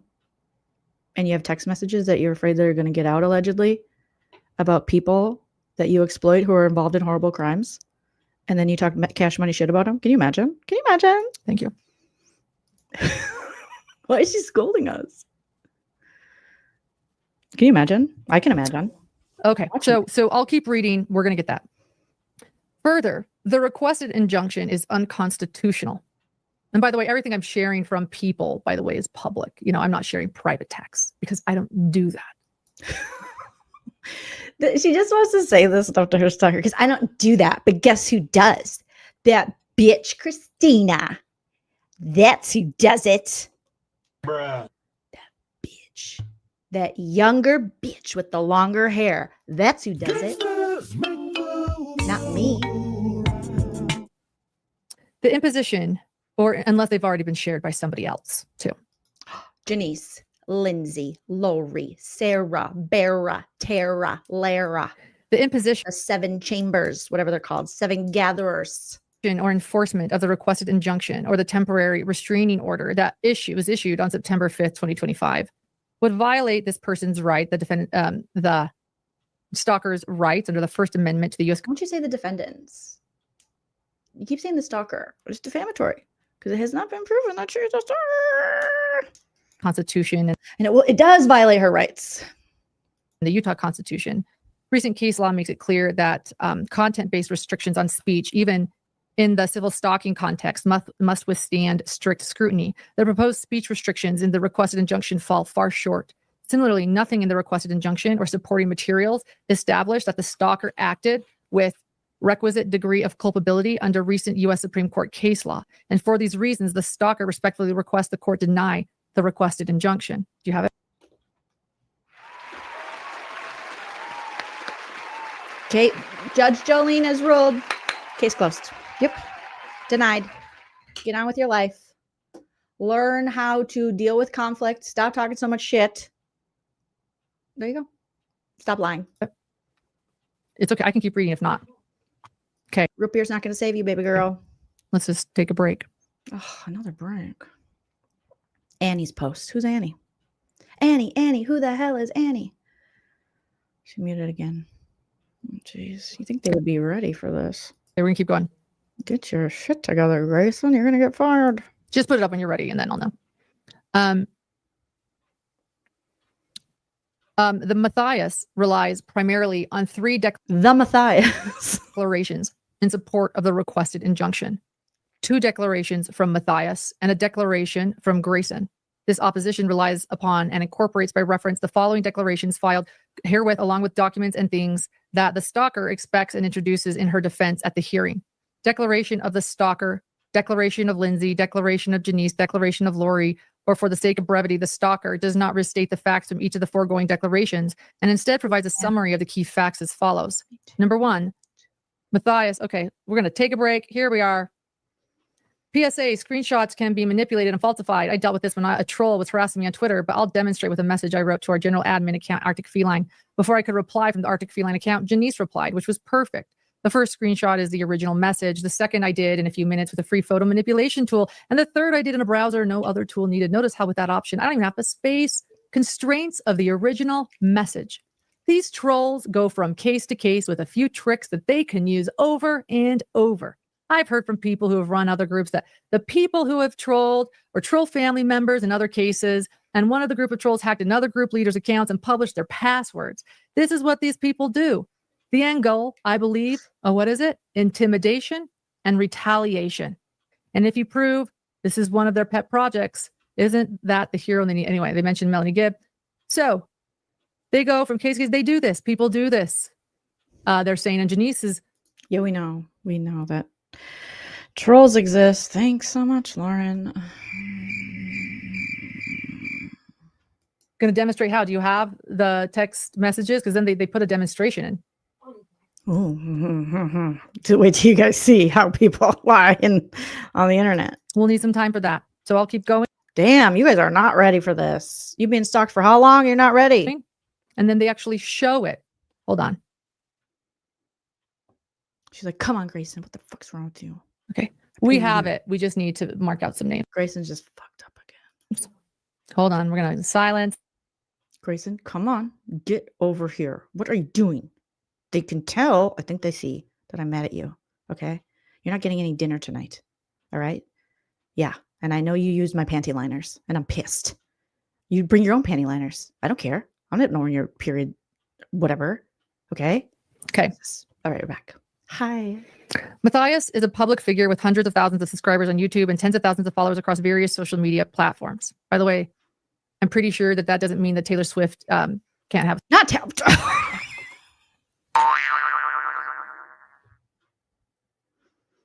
Are you comparing yourself to Taylor Swift? Are you comparing yourself to Taylor Swift? Only in the sense of it's you. Hi, you're the problem. It's you. Stalker. Do you know what I mean? Like if a stalker is harassing Taylor Swift just because she's a public figure, doesn't mean she can't go to court and get a. She gets actually stalked. Like you realize that these women get actually stalked. Like these men are cuckoo bananas. Drew Barrymore's had like a stalker for years and years who like shows up at her events like, I'm going to kill Andrew. And you have a friend making tiki-talkies. Civil stalking injunction. But nonetheless, we'll keep reading. They have people that show up in their homes. They have people who follow them in person, like scary people. Not 30-somethings in blazers with great extensions, thin legs, and snackies in their purse. The stalker met Matthias in April 2024 and maintained a friendship for several months thereafter. By March of 2025, the friendship had waned. The stalker did not initiate any contact with Matthias after that time. In April 2025, the stalker spoke to Matthias about some of her public statements and conduct. By the way, no, she actually never did talk to me about any of my public statements or conduct. Never. Just so you know, no public statements and no public content has ever been under scrutiny. People have not come up to me about any public statements or conduct at all. Just so you know. Some people are upset by things I might have said in private messages. Whether fake or real, I don't know. You don't remember what you said? In April 2025, the stalker told Matthias about some of her public statements and conduct. Not true. She only spoke to me about private conversations, which prompted Matthias to make a variety of accusations against and demands to the stalker. The stalker has not communicated directly or indirectly with Matthias since April 2025. Around that same time, Matthias launched a series of accusations and demands against her and other former friends and acquaintances, including Lindsay. She's really mad about Lindsay leaving her for the bigger, or her letting Lindsay go to be free with the alleged bigger creator for a big opportunity. And then she cease and desist her. She's like, I love you. We'll see you on the Apple charts. And then she's like, don't ever talk about me. She's actually this is actually my former producer. We know. So let's make that clear. And yeah, I did send her. Grayson just forever lives in Lindsay's shadow. You know, when she's mad at Grayson, she's like, Lindsay would never do this, Grayson. Lindsay shows up ready. Lindsay doesn't even need to pee. Lindsay catheterizes herself so we can get shit done, Grayson. A cease and desist for a private business reason. Matthias also began behaving strangely toward her friends and toward the stalker's friends, including without limitations, Janice. And I just never really talked to her. And I just didn't feel the need to talk to her. Yeah. And you didn't remember people's names like Liz. That's why Liz called you drunk. It was like, you know what I am, bitch. You know who I am. Some percentage. You're better than me. You're not better than me. Lori, no, actually, and Lindsay, by approaching them or standing near them in public places with the apparent intent to provoke a confrontation. How does one make an apparent intent to provoke a confrontation? Oh, I know. I got this one. Okay, remember when you were at the courthouse and Janice had the white cardigan with the little sleeve and little black skirt and the ballet flats. Okay. And you were like, I was talking to John. And I was like, John, I think she's filming. I think she's going to hurt me. And she wasn't filming you and she wasn't going to hurt you. And you went up to her and you were like, are you filming me? Stop filming me. Leave me alone. I feel threatened. I feel uncomfortable. That is a direct example of what you just asked for. You're welcome. You save big money. You save big money when you shop Menards. It literally means I'm not doing anything. But yeah, if I'm reporting at a trial, we might be standing in a similar place. And actually, I'm a grown. Oh, and then but you also then told the bailiff, you're like, get her away from me. She's coming to get me. And she was like, up and stand in these private places without confrontation or anything. But you confronted her. She didn't confront you. Matthias sent Lindsay an individual cease and desist letter. That's true. It has nothing to do with said stalker at all. At all. Nothing to do. So I don't even know why this is in this. Why is this part of this? Matthias sent Lindsay and another individual, that's my ex-contractor, cease and desist letters, which, by the way, those were for two completely different reasons, and contacted the police to report that Lindsay and others were following or surveilling Matthias and her employee, when in fact it was Matthias and Yor that were following them. False. The stalker was not present for the encounters between Matthias, Lindsay, and Janice in June of 2025. And at no time did Stalker encourage or suggest that Lindsay, Lori, or any other person contact or approach Matthias. Stalker's social media posts and public comments since April 2025 have not been directed at Matthias and were not intended to communicate with Matthias directly or indirectly. Rather, the stalker was addressing her social media subscribers, followers about topics of public interest in the true crime community, including Matthias's statements. Wait. Thank you. Oh yeah, I'll put my glasses back on. Where did they go? You lost them again? You might have ADHD like me. Oh, I put them somewhere. Oh, the worst ones. Glasses. So, okay. This is interesting. The stalker's social media posts and public comments since April 2025 have not been directed at Matthias and were not intended to communicate with Matthias directly or indirectly, even though that one that said burn your false kingdom down in like saying that this is an account to expose my ex-friend. Okay. Rather, the stalker was addressing her social media subscribers, followers about topics of public interest in the true crime community. Oh, really? Okay. Including Matthias's statements. Matthias has maintained her social media presence and continues to engage in public discussion by posting and streaming hundreds of videos since April 2025. Yes, exactly. It's my job. And I have to support a family. So yeah, why can't John get a job? It's my job and I have to support a family because John likes to work for free. Because John's out there teaching co-eds for no money. Put your game face on and you do it whether you're coughing or not. And remember, yesterday she told us she was coughing because of this. She wasn't coughing before this. So the stalker has caused cavities. Grayson's teeth are rotting out of her head. Her husband has high blood pressure and she's coughing. Because of the stress and anxiety. Yep. Ugh, so horrible. Matthias has used Stalker's public statements as a pretext for quashing her speech and removing her from public events such as CrimeCon, which took place September 5th. Matthias has misrepresented the events at CrimeCon in an attempt to secure the requested injunction. Well, I'm glad, I just show what happened. So you don't have to take my word for it. And accuse a stalker of violating the temporary order. J-Ro says J-Ro says John's busy with Brad Pitt. I can't wait till we get to that because I've only seen clips and I want to see this. Because in the clips he talked about Brad Pitt too much. Order. Stalking, by the way, stalking consists of two elements. The respondent must intentionally or knowingly engage in a course of conduct directed at the petitioner. And two, the respondent must know or act with recklessness regarding the course of conduct that would cause a reasonable person to fear for their person's own safety or suffer other emotional distress. If you're a journalist, can you read with more interest, make it a little more interesting? You're a broadcast journalist. Sell it to us, baby. Dress.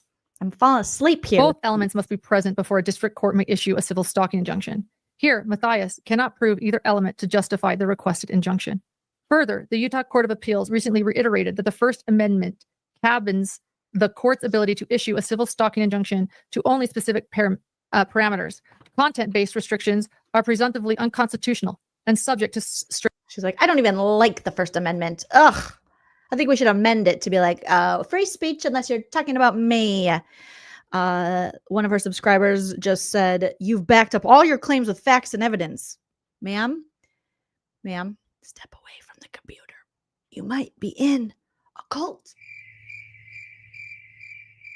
Because she has not. Strict scrutiny. The requested injunction seeks content-based restrictions on speech and cannot withstand strict scrutiny. The requested injunction is unconstitutional, according to my stalker's attorneys. A civil stalking injunction requires the petition to prove stalking as defined in Utah Code. That section provides that an actor commits stalking if the actor intentionally or knowingly engages in a course of conduct directed at a specific individual and knows or is reckless as to whether the course of conduct would cause a reasonable person to fear for the individual's own safety or the safety of a third individual or to suffer other emotional distress. A course of conduct requires 2 or more acts directed at or toward a specific individual. The burden is on the petitioner to show by the preponderance of the evidence that it's like math. Stalking of the petition by the respondent has occurred. Matthias's declarations recite only 2 instances where the stalker communicated specifically with her, and in both instances, Matthias initiated the conversation. What? First is at the Maricopa County Courthouse. Matthias approached and greeted stalker. Okay, hold up. Hold up. You have it? Matthias, they say, initiated the conversation first at the Maricopa County Courthouse. Yep, a lot of initiation on your part, lady. Matthias approached and greeted stalker, which is interesting. Actually, I was just walking towards the elevators and she was there.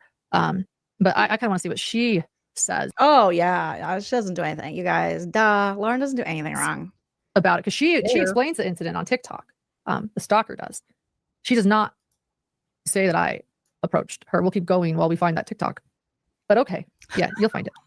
So Matthias allegedly approached and greeted the stalker. Wait. And so I initiated contact, I guess. And by the time of this text, this time, and then I again initiated contact, this time by text, to make accusations and demands. It's true when I told her to stop defaming me, and if she thinks that I'm plagiarizing, to report me, because that's important to do. But the stalker allegedly reluctantly participated in the exchange, which is odd because actually when I blocked her, she then continued in my email.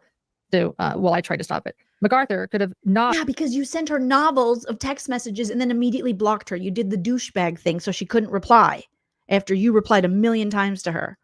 Known that the communications were unwanted because Matthias initiated them. I literally blocked her, and she wrote in her email to me calling a hypocrite and a liar that I clearly blocked. No, she said, are you a hypocrite or a liar? She gave you the choose your own adventure insult. I loved it. So what are you, a hypocrite or a liar? She let you choose. Whoops. That was actually really clever. She wanted to know which one you were. One or the other. It had to be one. Blocked her because I was You can't have them all, Lauren. Coward, not because I was initiating contact. Let's go on. Indeed, sorry about that. The stalker made no attempt to communicate specifically with Matthias directly, even though she sent me an email after I requested her not contact me again. Directly or indirectly after the April text, when Matthias stated she did not wish to be contacted. She actually then went to my email to continue harassing me. Okay, you have it. So she's saying that Yes, responding to your paragraph upon paragraph text is her harassing you. I reached that when she recorded me. The fastest friendship crash you've ever seen. And I have the receipts because contrary to what the Nevada Police Department. Yeah, we'll skip that. Yeah, blah, blah, blah. About all of her lies. It started in the morning after I confronted her about all of her lies.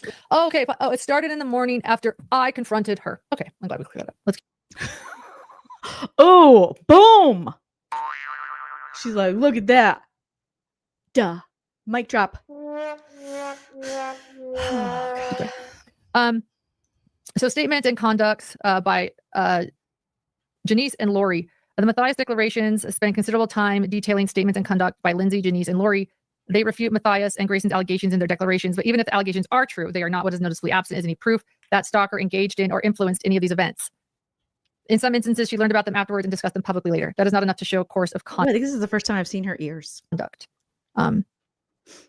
They remind me of Lord of the Rings. I like it. She's got Lord of the Rings. Yeah. Okay. So this is a continuing. You were showing you how Janice as publicly all the red is identifying information blocked out. So if you recall, maybe we should go to the first one too. They're saying that. What a beautiful sunny day. I think I'll go for a long bike ride. You totally should. What is it? Oh my God. How harassing. How threatening. And then I told her it was a beautiful day. And she said, yeah, I think you should go for a bike ride. And I was like, why? So you can be out there to murder me? Janice changed these. So again.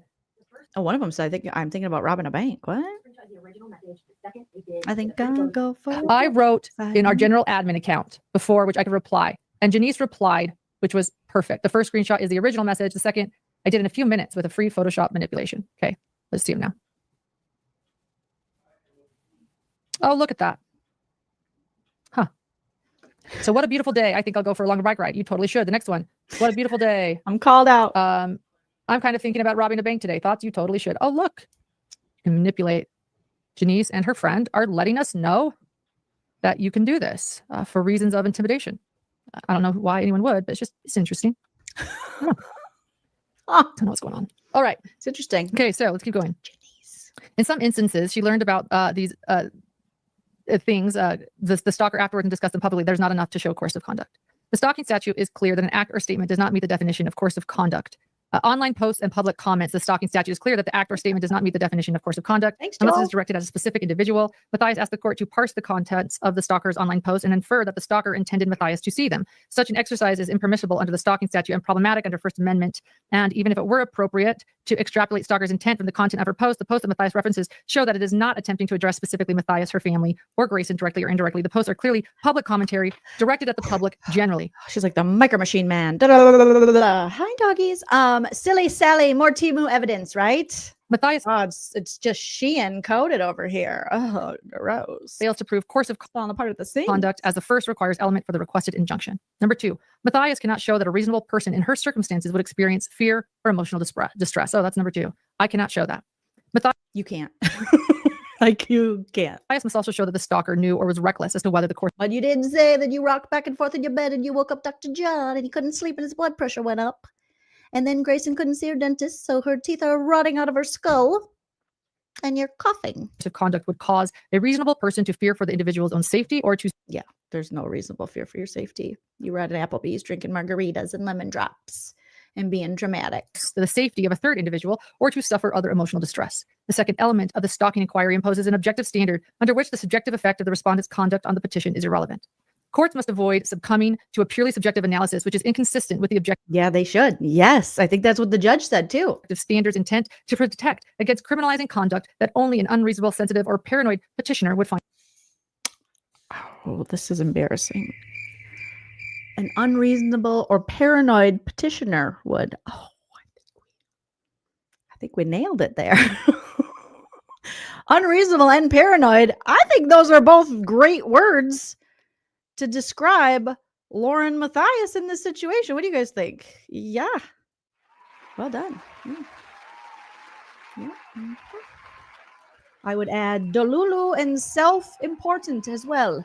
I would add huge ego, biggest ego. And harassing. Courts applying King's individualized objective standard have considered such factors as the petitioner's background, the petitioner's knowledge of, and the relationship with the respondent and history of abuse between the parties, and the cumulative effect of the respondent's repetitive conduct. The foregoing factors enumerated in Baird and later in Ragsdale are not an exhaustive list, and courts may examine other relevant factors. Here, Matthias cannot show the stalker knew or acted reckless. They just highlighted a comment that said, shoot, I am scared of you. Oh, me too. Me too. Colleen says, ego, OMG, when her ego is so big. She needs to check herself because she is wrecking herself. In such a way that a reasonable person in Matthias' circumstances would experience fear or emotional distress. This Kira Birb says, Lauren has explicitly asked no one here to dox, harass, unfollow, or follow the stalker, or with, in parentheses, an S, or plural stalkers. Matthias is a public figure who continually exercises her right to speak publicly about her life, her friends, and a variety of other Maybe she shouldn't because she's very sensitive about it. So maybe we should just keep it to the crime, Lauren. Topics, knowing this stalker had no reason to expect. Don't talk shit about the victims. Don't talk shit about your fellow creators and coworkers. Just keep it professional. Keep it 100. That Matthias would attempt to quash the stalker speech must last through 2 false police reports and is proceeding again, declaring false police reports. Which you did. Which you did. She's like, no, I didn't. I am not buying it. That's a lie. Oh, God. That was like, she's like, and again, declaring false police reports. That's a lie. Liars. Further, the Baird factors all weigh strongly against the finding that a reasonable person under these circumstances would experience fear or emotional distress. As discussed above, Matthias's background as a public figure, an ex-reporter, and social It's limited public figure. Get it right or pay the price. commentator certainly subjects her to public scrutiny. It simply is not reasonable that Matthias, It does being even a limited public figure. It does open you up to public scrutiny and criticism. would expect to continually engage in public discussion, including negative statements about individuals, without encountering speech she disagrees with and doesn't like. She has ex-husbands, plural. Huh? Tell me more, Kane's Nana. What? How does that not surprise me? Actually, I do not engage in public discussions with negative statements about individuals. That's Really? Oh, only private. Only through the text messages. Only private. Only private. bullying. I do discuss crime. I try What about these text messages that you don't want to get out, where you're allegedly saying mean stuff about people and victims? Allegedly. to discuss it sensitively. Public discussion that's negative about bullies, I've not done so. And yes, I would encounter speech that disagrees with what I do if I do that. And when I don't do that, I still encounter speech that disagrees with me or that I do not like. I can handle that. That's the First Amendment. Similarly, the only instances Matthias identified were stalker communities. Name them. Well, what you did was ridiculous. Name them. Not having. Well, be quiet. So let me talk, Jesus. Name them. Name them. With her directly or indirectly related to negative statements and conduct directed toward the stalker and others, Matthias has no reasonable basis to expect that a friend or former friend would not discuss interpersonal issues with her, especially where, as here, Matthias initiated the communication every time. Not true. Matthias attempted to turn her falling out with a stalker into an injunction with real implications for the stalker's civil. This is exactly what you did. This is like, yeah, that's what it looks like you did. Oh my gosh. They clocked you, girl. Thank you. You know, you're welcome. Rights. That is not the purpose of the stalking statute. The cumulative effect of the stalker's alleged conduct also does not warrant the requested injunction. As discussed above, with no real course of conduct to support her request, Matthias unleashes a torrent of unrelated allegations about others' conduct and the stalker's protected First Amendment activity. All of that does not count under the stalking statute, Baird, and other cases. The degree of culpability required prevents the court from counting events that the stalker learned about only later. For example, Matthias had no good faith basis to claim that the stalker intended or acted recklessly with respect to incidents in Boise when the stalker was in Europe and learned only after the fact. She was on a whole nother continent. A number of other factors, not specifically enumerated in Baird, also weigh strongly against the requested injunction. First, Matthias already submitted 2 police reports with the same sort of misrepresentations currently before court. In each instance, the police did not substantiate Matthias's claim. Well, I'll just point out this. Neither had to do with the stalker, but oddly, both implicated her. Secondly, nearly all of the statements and conduct that Matthias's references occurred in public places or online. Matthias claimed that they interfered with her work, but the stalker and Lindsay and others also work in the true crime space and have been regular attendees of the trials. She does not work at trials in the courtroom. She does not work. She does not do what I do. I help the victims. I'm a good person. I'm their friend. I'm their best friend. Is she their best friend? She does not work. She is a loser. It reminds me, I gotta pull up that Judge Judy clip. She's like, they are not cool. They are not good. They are losers. Because they're losers.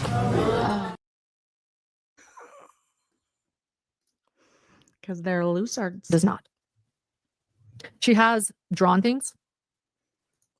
Yep. She does her little drawings. She does caricatures. And given them to me for free. Oh, be grateful. That's art, baby girl. It's very difficult. Lindsay and Janice Laurie have just as much of right to be in public spaces. Yeah, they do. I know you don't think that because you think you're more important than them, but they in fact do have the right to be in public spaces. And participate in public events as Did you see her? She goes, I mean, I guess if that's what you think, but like, it's not Matthias. This is not a situation where the stalker has accosted Matthias at home or any other non-public space. Third, Matthias's own conduct cuts strongly against any notion that she feared for her safety. Matthias and Grayson repeatedly approached, confronted, or attempted to confront Lindsay and Janice and others. No, I didn't. And not only does this contradict... Did though. We watched you confront them. We watched you confront Janice 100% under the false pretense and speculation and assumption that she was there to harm you and film you. Matthias' testimony that she subjectively feared these individuals or was distressed, but a reasonable person in her circumstances would not engage in the conduct that Matthias has engaged in. She was like just lying. This lady is a liar. Finally, the Matthias declaration and Grayson's declaration on their face deal only with Matthias's alleged subjective feelings. The Baird court specifically warned. It is. It's your subjective feelings. It's 100% what it is. This is so good. Wow. This solves the case. We do not need 9 hours of going in circles with your bullshit. This is exactly what's happening. Warned against granting an injunction based solely on the subjective factors. Relatedly, what do they got? Alessi and Alan Jackson and David Yannetti over on Christina's side? Because this is good. Matthias makes no attempt to connect the dots between Stalker's alleged statements and conduct and the extreme subjective reaction Matthias alleged. Yeah, you don't connect the dots. You just go by your assumptions and your feelings. In sum, Matthias fails to show requisite mental state, causation, or objectively reasonable fear or emotional distress. These are treated as content-based if they cannot be justified without reference to the content of the regulated speech, or if they were adopted by the government because of disagreement with the message the speech. Pancreatitis Fighter says, I can literally hear the fear in your voice. Before you talk to the bailiff, I'm so sorry you're going through this. You're amazing. And they're jealous. Oh, they're jealous. They're jealous. In this case, each provision of the requested injunction is content-based and does not withstand strict scrutiny. Personal conduct. This section requires an order commanding Stalker to not stalk Matthias, and then recites references the statutory definition of stalking.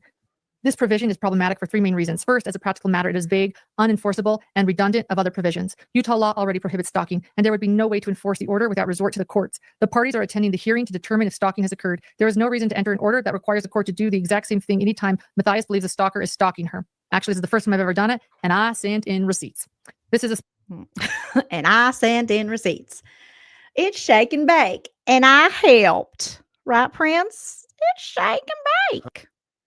Especially true since it is not clear what the personal conduct order adds apart from the other provisions. Second, the issuance of requested injunction. Oh, thank you for saying that. Injunction. Hidden True Crime left a comment on its own video and live, said, this is the stalker's objection to the injunction via their attorney. Yeah, their attorney is making some sense. Finally, in this, we are 6.5 hours in, and things are finally making sense because Christina's lawyer is spelling it all out. Any form would impose on Stalker civil rights and violate the First Amendment because Matthias relies on the Stalker's protected speech to establish stalking. Basically, Matthias is asking the court to agree with Matthias's public speech and disagree with the Stalker's. Such a restriction would be content-based, and it is justified only with resort to Stalker's message, with the court adopting Matthias's viewpoint, punishing Stalker, and in essence removing an entire topic, Matthias's own statements and conduct, from public discussion. There is no compelling government interest in favoring one speaker over another, and so broad as to be meaningless restriction on stalking is far from being narrowly tailored enough to withstand strict scrutiny. Third, by the way, I'm sure people are dropping off because it's so late, but I'm just telling you. Sorry, guys. Producer Prince is like, it's still going to get good, even if you're bored with this. By the way, I'm sure people are dropping off because it's so late, but I'm just telling you, it's still. No, they're dropping off because it's so boring. Okay, it's très boring, lady. Boom. Roasted. Still going to get good, even if you're bored with this. Trust me. I don't trust you. Third, the personal conduct order, the requested injunction, mirrors almost exactly the one the Utah Court of Appeals reviewed. In Ragsdale 2, court held that the provisions purporting the bar conduct that would annoy, harass, or cause distress to the petitioner were content-based and could not withstand strict scrutiny. The court reasoned that the additional prohibition against annoying or causing distress could potentially enjoin the respondent from talking about petitioner to others. The court was concerned that, for example, any appearance that respondent might make before the local governing authorities to complain about the presence of petitioner's business in the neighborhood could likely cause petitioner emotional distress or would, at the very least, annoy her. They're using that language, not me. A no contact. Matthias asked the court to bar Stalker from communicating directly or indirectly with Matthias and others, but this section must also read in conjunction with the other assistance needed section, where Matthias asked the court to order Stalker to cease and desist any and all online activity and communications, direct or indirect, relating to and referencing Matthias. Again, this restriction is content-based because it purports to quash speech on an entire topic. In this way, the no contact order in the requested injunction is distinguishable from the no contact order upheld in Ragsdale 2 and Towner v. Ridgway. The upshot of both those cases is that a stalking injunction that prohibits communicating with or to a person may be permissible, where a prohibition on communicating about a person is not, or at least must withstand strict scrutiny.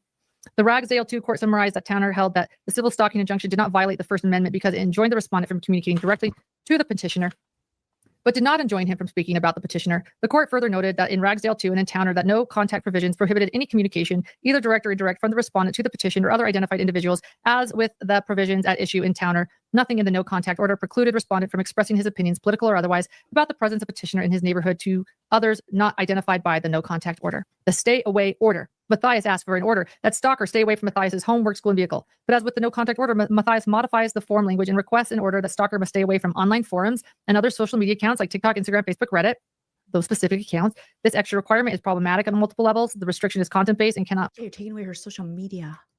withstand strict scrutiny. On its face, the restriction appears to ban Stalker from the internet in one swath. Matthias hopes the court will eliminate Stalker's ability to frequent all online public spaces. No. This ask alone unmasks Matthias's goal of eliminating Stalker's ability to speak out on issues of public interest. The ban would be akin to allowing Matthias a popular pulpit. People might need to know. They might need to know what she knows. Because people trust you.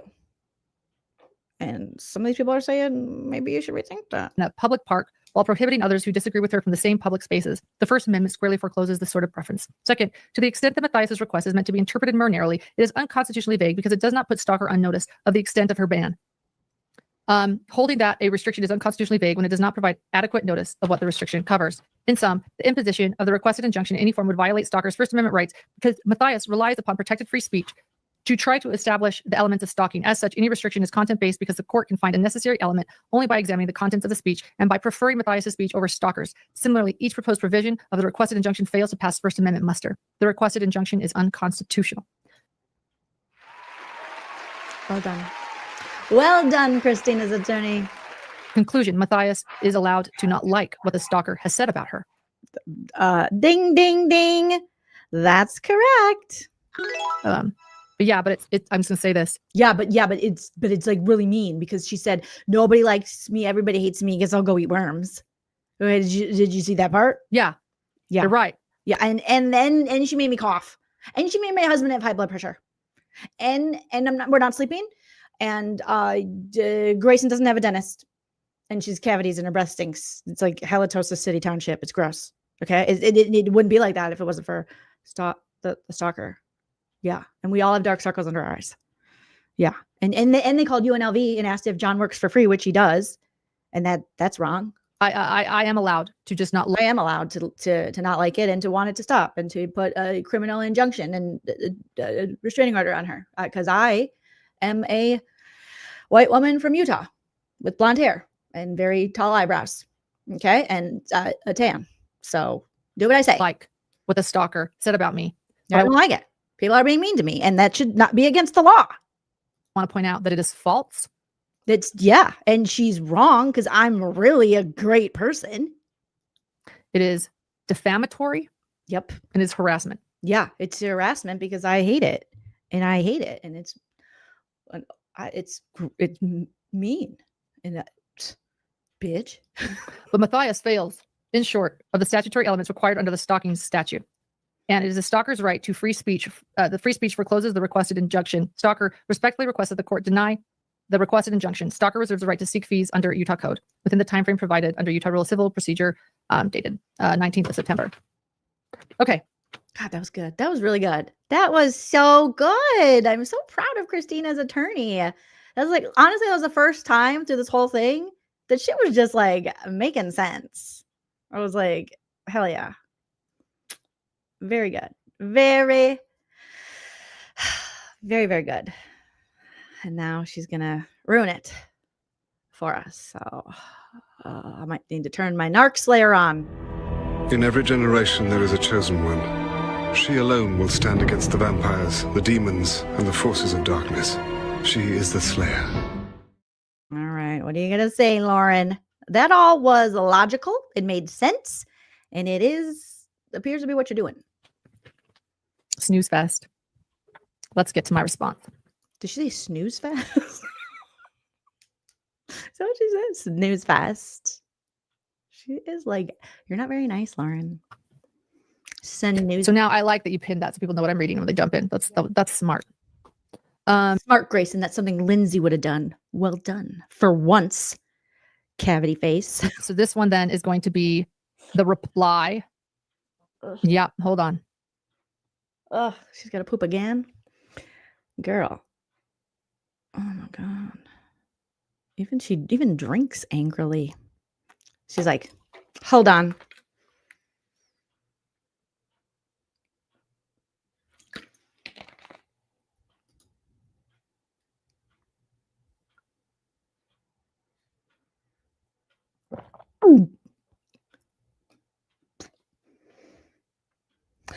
By the way, my phone's blowing up. I'm actually finally learning more. Thank you to the people who are coming forward and letting me know that. What are they saying? So cryptic. Oh my God, so cryptic. Lies. You too were contacted by particular people in a smear campaign against me. We went mute because I just learned I don't have my phone. Grayson has my phone. She's getting texts. People are coming forward saying, you know what? I got a text and I got a text. And you get a text and you get a text and you get a text. This is what this person told me. Thank you. Keep it coming. Thank you. Because I don't know what the hell has been happening the last month. And no one has been talking. No one will talk to me because I am not well liked and I don't like it. And I want the law to stop it. To me. So now, thank you. Keep sharing. Thank you.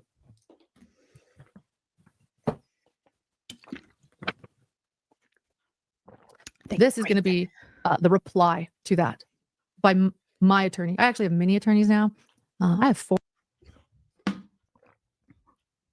The humble brag. I actually have many attorneys. Many. This is so Lisa Barlow coded. Those of you who watched The Real Housewives of Salt Lake City. She's like, I have like 7 attorneys on retainer. I have like many attorneys. What a waste of your money, honey. 4 attorneys now. 4. We're not taking this lightly. We're not taking this lightly. John doesn't work, so that poor bitch can't pay for him. So you guys, the super chats, you're paying for them. So let's make it rain, hoes. So this is in reply. John drives a Hyundai because I told him you can't have the Porsche SUV if you're working for free. Okay? He keeps buying these textbooks. So I said, you're driving a Hyundai. Don't make me Kia you, John. Next is a Kia. And after that, you don't even want to know. Support of request for civil stalking. You don't want to know. You're never going to get a Range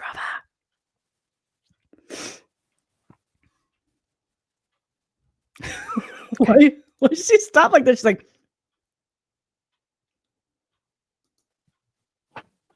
okay, ready? Ready? Yeah, okay. We're ready. So this is my response written by one of my attorneys. Oh God, it's going to be so long. Get a blanket and a pillow. Possibly knock yourself out. Thank you to my attorney, Dastin. Dastin? What fuck kind of name is that? My attorney Dastin? Dastardly Dastin? In support of request for the civil stalking and petitioner. So in other words, free speech was a reason to not support the stalking injunction. Yeah. And that I'm a public figure, even though public figures are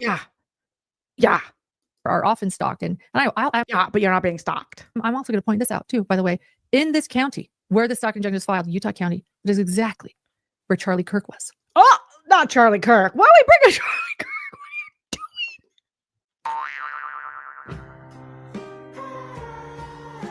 you doing? Ma'am. Charlie Kirk's reach compared to ye? Nee. We're bringing Charlie. She's just grabbing everything. Everybody. Wait till Erica hears that you're doing this. Someone send this to Candace Owens. Did you just compare yourself to Charlie Kirk? When he was assassinated. No! How is your friend's lame tiki-takis going to get you? Many people wondered why I haven't talked about that case. Because I think it's going to happen to me. That's my opinion. Bitch, shut up. I'm so done with this lady. I'm so done with you. First off, there's only 3 of us and we can't hit every case. Very heartbreaking case. But secondly, we don't have time. It was so tragic, but moving on. Anywho, back to me and my stalker. Because I was busy collecting evidence of my stalker sitting in her car singing songs about me. Well, lip syncing songs without naming me or showing my picture. That is in this area, and it's about a public figure who was stalked. And you know what? It scares me. That's it shouldn't. No one's gonna waste the damn game. It scares me. I am scared. And that was a very overwhelming case. And yeah, wow.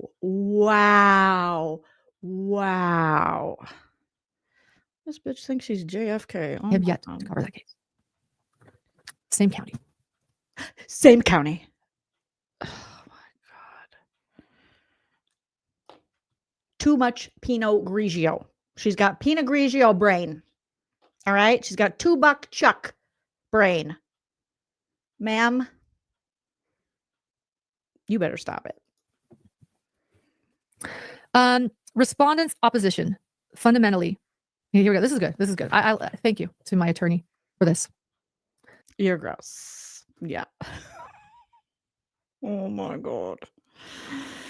You got lemon drops and duster. You got to stop it, girl. Oh God. The respondent's opposition fundamentally mischaracterizes both the law and facts of this case by advancing two legally unsupported defenses. Number one, that the petitioner's social media presence somehow diminishes her protection from stalking. Wrong. And number two, that creating multiple social media accounts dedicated to attacking petitioner's character. She has one. And then an art one because she's an artist. I know she's not a YouTube creator. She's not a YouTuber. She's just an artist. Constitutes protected public discourse. Both arguments fail as a matter of law. God, this the evidence before this court, including sworn You're so annoying. LaurenMatthias, you're one of the most annoying ladies I've ever watched and roasted in my whole gosh darn life. You're annoying. So annoying. Bitch, you're annoying, and I'm annoyed. Declarations from multiple witnesses and documented exhibits demonstrates a calculated campaign of harassment that has caused petitioner to experience suicidal ideation for the first time in her life. Well, lucky you. First time, huh? First timer coming through. Also, any of these YouTubers or content creators that weaponize their mental health against people are disgusting and gross, and that's your business. It's your responsibility to maintain that, and to put that on anyone else is just irresponsible, nasty, grifty, manipulative. As petitioner testified, isn't your husband a PhD? He should have gotten you some ductus. Until 2025, I have never questioned that before. This has felt like a complete nightmare that I cannot wake up. You live such a privileged life. This is the worst thing that ever happened to you. Good God. Lucky ducky. Count your lucky stars. Be grateful. You need a gratitude journal. That's what I recommend. Where's my gavel? Judge. Oh, I dropped it. Here we go. Judge Jolene has ruled. Gratitude journals for the rest of our life. That's what you need. From Lauren.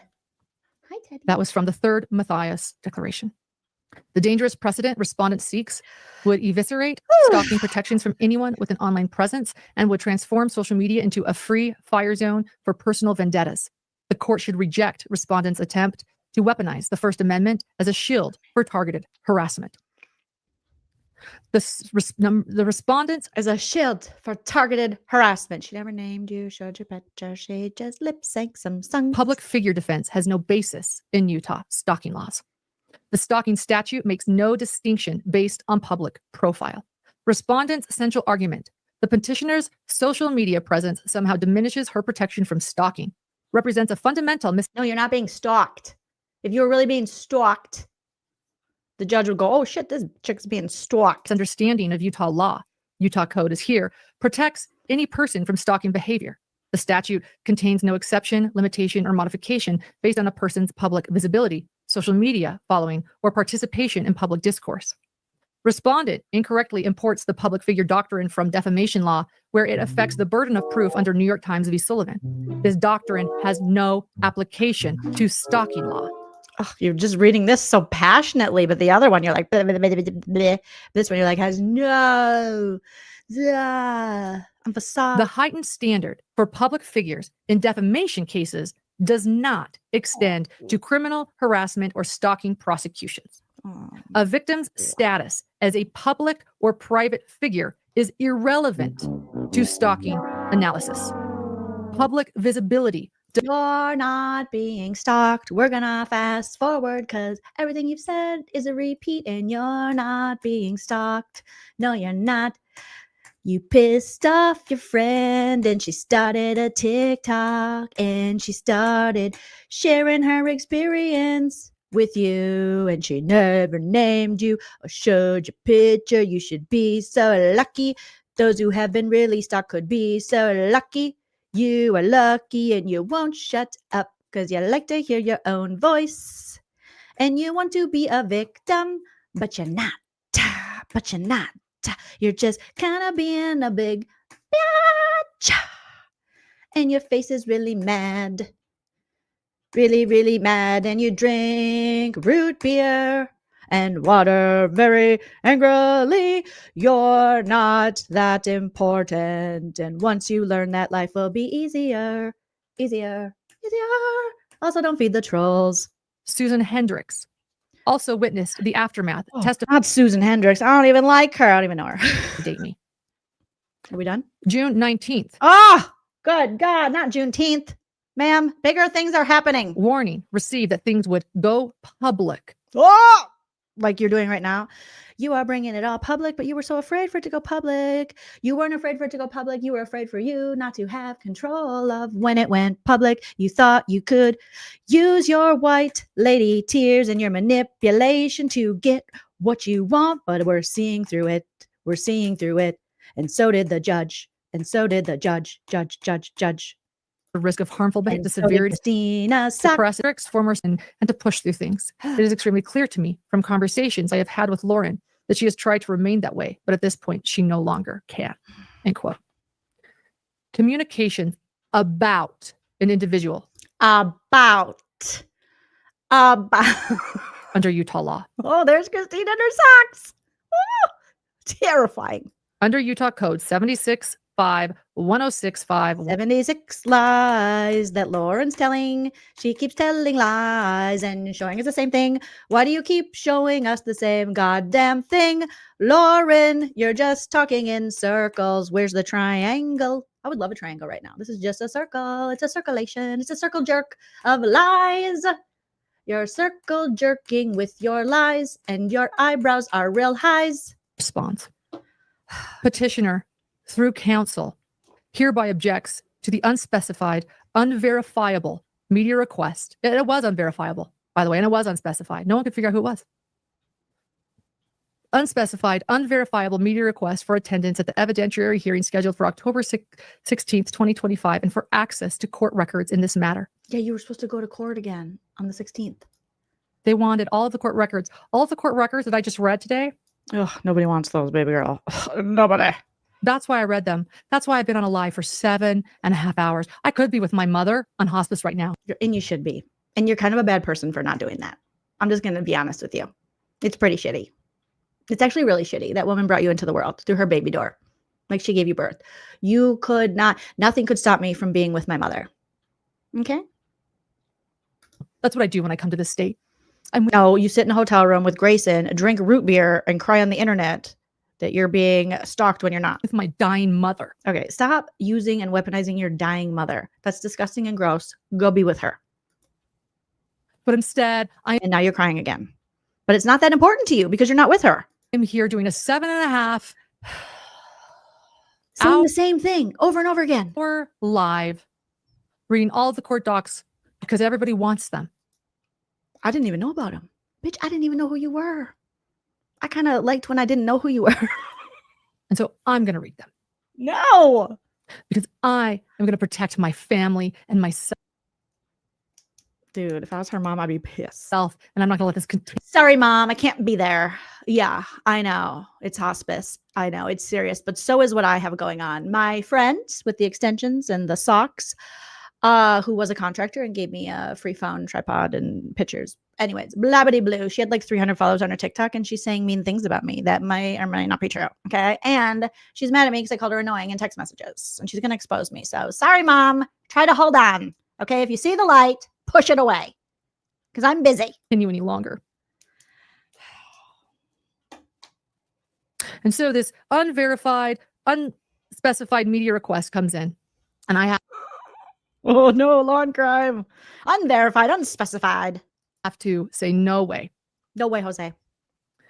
So, as a reminder, the court has found cause to issue a temporary civil stalking injunction containing specific no contact orders, including some limits on respondents' online social media activity targeting the petitioner. You already went to court and you already know what the judge said. So you could be with your mom because you know what the outcome's going to be and you pulled yourself out, most likely because of that. And others. It was entered and served on respondent in September 2025. However, the respondent violated the court order within 24 hours. She then repeatedly violated it 5 more times between September 5th and 7th. Each violation constitutes a criminal offense. This case involves ongoing stalking, harassment, threats, and defamation. Hold on, Mom. I'm almost done. A respondent against petitioner and her family, which Keep your eyes up. Like, come on, lady. A lady. Includes her 8-year-old child. No, don't bring the child into it. The harm you are bringing upon your son and the way you are weaponizing him and putting all this, his alleged business on Front Street, and the way you're affecting him it's diabolical. Like, it's horrendous. And you should be ashamed of yourself. Supposedly, the court received an ambiguous, unspecified, ambiguously gay duo media request seeking to attend the October 16th, 2025 Yep, which they can. Just like how you go to all the trials, Lauren. Evidentiary hearing. You're not special. Petitioner's request for a permanent civil stalking injunction and to access the underlying court. And what did the judge say? He said, I think you might be doing this for a different reason than actually being scared. Records. However, petitioner's request for basic information about the request, who made it and when, has not been provided. They wouldn't even provide us with who and what. In addition to the reasons set forth hereinafter, permitted an unspecified, unverifiable media request, given the private classification of this case and the now criminal nature of the respondent's conduct, deprives the petitioner a reasonable opportunity to verify or properly challenge in authenticity or necessity. Petitioner will be required to testify in detail about traumatic incidents of stalking. Like you're doing now? For 500,000 people to watch, judge, and critique, and it's not working in your favor because you keep losing subscribers, lady. Like you're doing now? Harassment and threats. This testimony will necessarily include specific dates, times, and locations where respondents stalked or confronted petitioner. Like you're doing now? Details. It was an Applebee's, and then another Applebee's, and then we're at Applebee's in Boise. Then we're at Applebee's in Utah. Then we're at Applebee's in Maricopa County. And then Janice tried to assault me with her ballet flats and her cleavage. The petitioner's daily routines, residence, workplace, frequented locations. Like you're doing now? Petitioner's current location, safety measures, security protocols. Like you're doing now? You're sharing all the information now, Lauren. Nature and content of threatening communications. Which you just showed us, Lauren. But they weren't very threatening, just annoying. The emotional and psychological impact. Like you're crying? You've been crying on and off, Lauren, for almost 9 hours. We are exhausted. I don't know if I've ever cried this much in my entire life. Of respondent's conduct on the petitioner's husband and their 8-year-old son. And his high blood pressure. And her assistant's teeth are rotting out of her head. Personal and intimate. You're the only one. Ew, Lauren, why you do like that? You're the only one bringing up your 8-year-old son. You're literally the only one. Christina has not mentioned your 8-year-old son. Nobody has. Not Liz, not Janice, not drunk Liz, sober Liz, book writer Liz, dental wife Liz. None of the Liz's did. Just you. She's like, I want to lick you from your head to your toes. And I want to file a fake RO. Then I want to move to my YouTube because they know that I'm trying to scam them. What's your scam? See? Okay. Details about petitioner's life, relationships, activities. You told us about your brother's sperm, lady. You might as well just done that in court. But no, you couldn't monetize that. You know who could? Long crime. So you're like, oh no, you're not making money off my brother's sperm. That's me. Media attendance and coverage may place petitioner at immediate physical risk. Chill petitioner. No. Willingness to testify fully and truthfully, re-traumatize the victim and her family, enable responders. You're the only one traumatizing your family, honestly. You rocking back and forth like the freaking exorcist in your bed. You know? Like you're in The Conjuring or something, ma'am. You're the only one traumatizing them. Dr. John can't sleep because you won't stop rocking in the bed. Go rock somewhere else. He's trying to rest, lady. It's continued harassment through public dissemination. Yeah, that's what I want. Like, let's make this go viral. It is. You did yourself right now. I had no clue who you were. And now half these people here know more than they want to about you and your familial jizz and the dental health of one of your cult members. Everyone, like, what are we doing? I don't and know. Constitute. I don't. It seems like you're burning your kingdom down yourself. You put your own head on the platter. An egregious invasion of privacy. I don't want to know all this. I never asked to know this. All while serving no compelling public interest. You popped up in my algorithm, bitch. I don't want to be here on this live. Really? Because 7 hours and 29 minutes and 23 seconds says you kind of want to be here. This is an invasion of my privacy. I have no choice. You can't be the victim of your own crime that you're doing. I don't want to be here as she's robbing the bank. I don't want to. I'm going to keep doing it, but I didn't want to. Give me the money. Put the money in the bag. No marked bills. Okay? But I don't want to be doing this. You didn't. The crazy part is you didn't have to, but you chose to because your ego. Something's going on there, lady. My hands have been tied. My hands are tied. My hands are a platter. They're out for blood. And here I am. Here I am.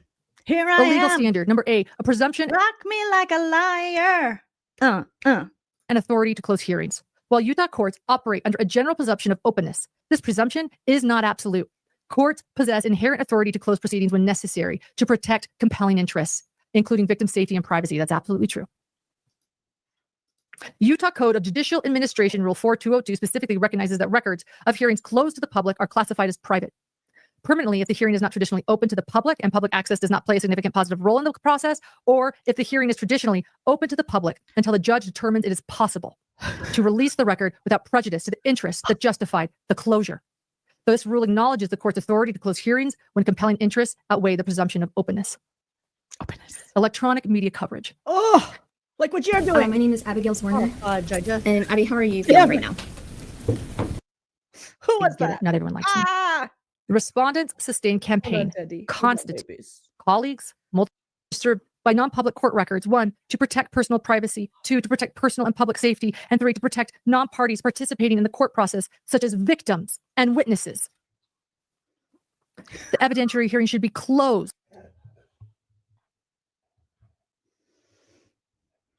Okay. We got to let the dogs out. Who? Okay, so I'll be right back, you guys. BRB. And until then, listen to the song stylings of my husband. My husband, Chalaran, made this song. It goes, this one's dedicated to the one we don't love, which is Lauren and her husband, John. The Matthiases. This one's for you. It's a Hype Man Husband Chalaran original.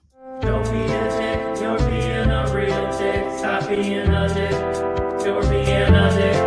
Don't be a dick, that's what you're being right now. You need to stop, check yourself, and calm the fuck down. Don't be a dick, you're being a real dick. Stop being a dick, you're being a dick. The things that you do, you're obviously very hurt, and that's why I think that you're a big fucking jerk. Don't be a dick, you're being a real dick. Stop being a dick, you're being a dick. Don't be a dick, you're being a real dick. Stop being a dick, you're being a dick. Don't be a dick, that's what you're being right now. You need to stop, check yourself, and calm the fuck down. Don't be a dick, you're being a real dick. Stop being a dick, you're being a dick. The things that you do, you're obviously very hurt, and that's why I think that you're a big fucking jerk. Don't be a dick, you're being a real dick. Stop being a dick, you're being a dick. Don't be a dick, you're being a real dick. Stop being a dick, you're being a dick. Don't be a dick, that's what you're being right now. You need to stop, check yourself, and calm the fuck down. Don't be a dick, you're being a real dick. Stop being a dick, you're being a dick.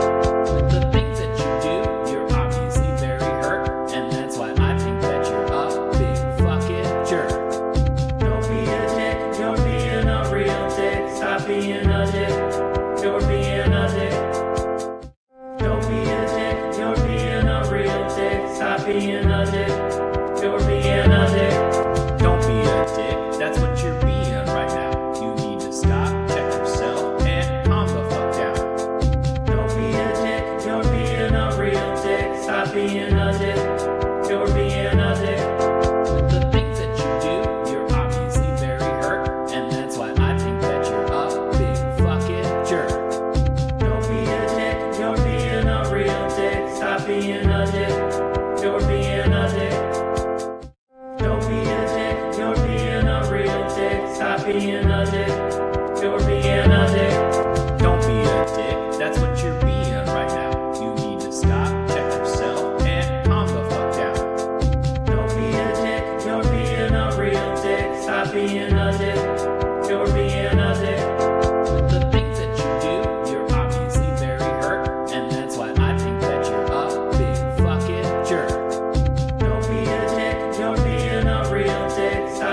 a dick. You're being a dick. Don't be a dick. You're being a real dick. Stop being a dick. You're being a dick.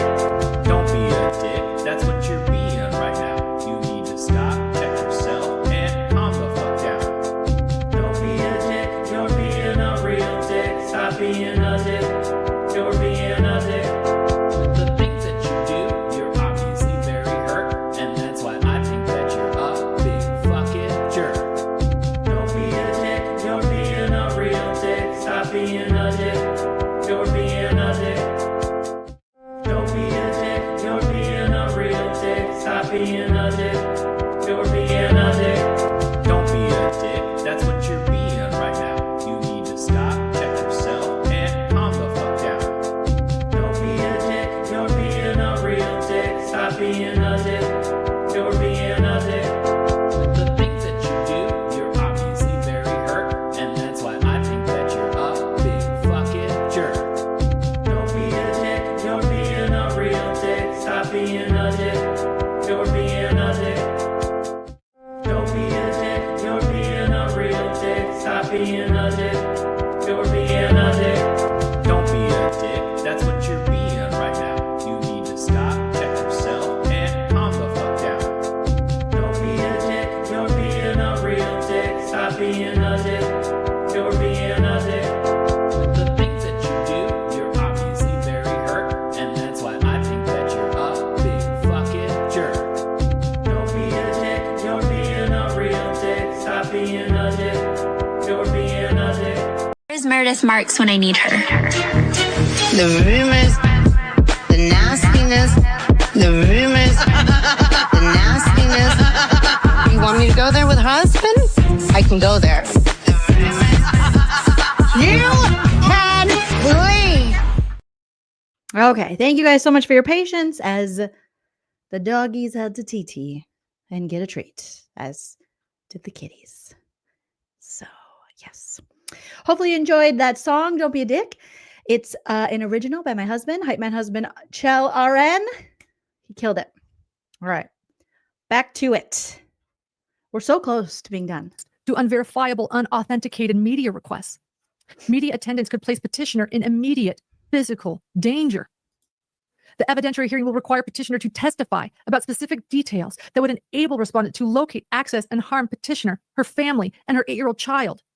Current location information, petitioner must testify about recent stalking incidents, which will necessarily reveal current residence, areas, workplace, vicinity, routes traveled, and locations frequented. This information would provide respondent with actionable intelligence to continue stalking.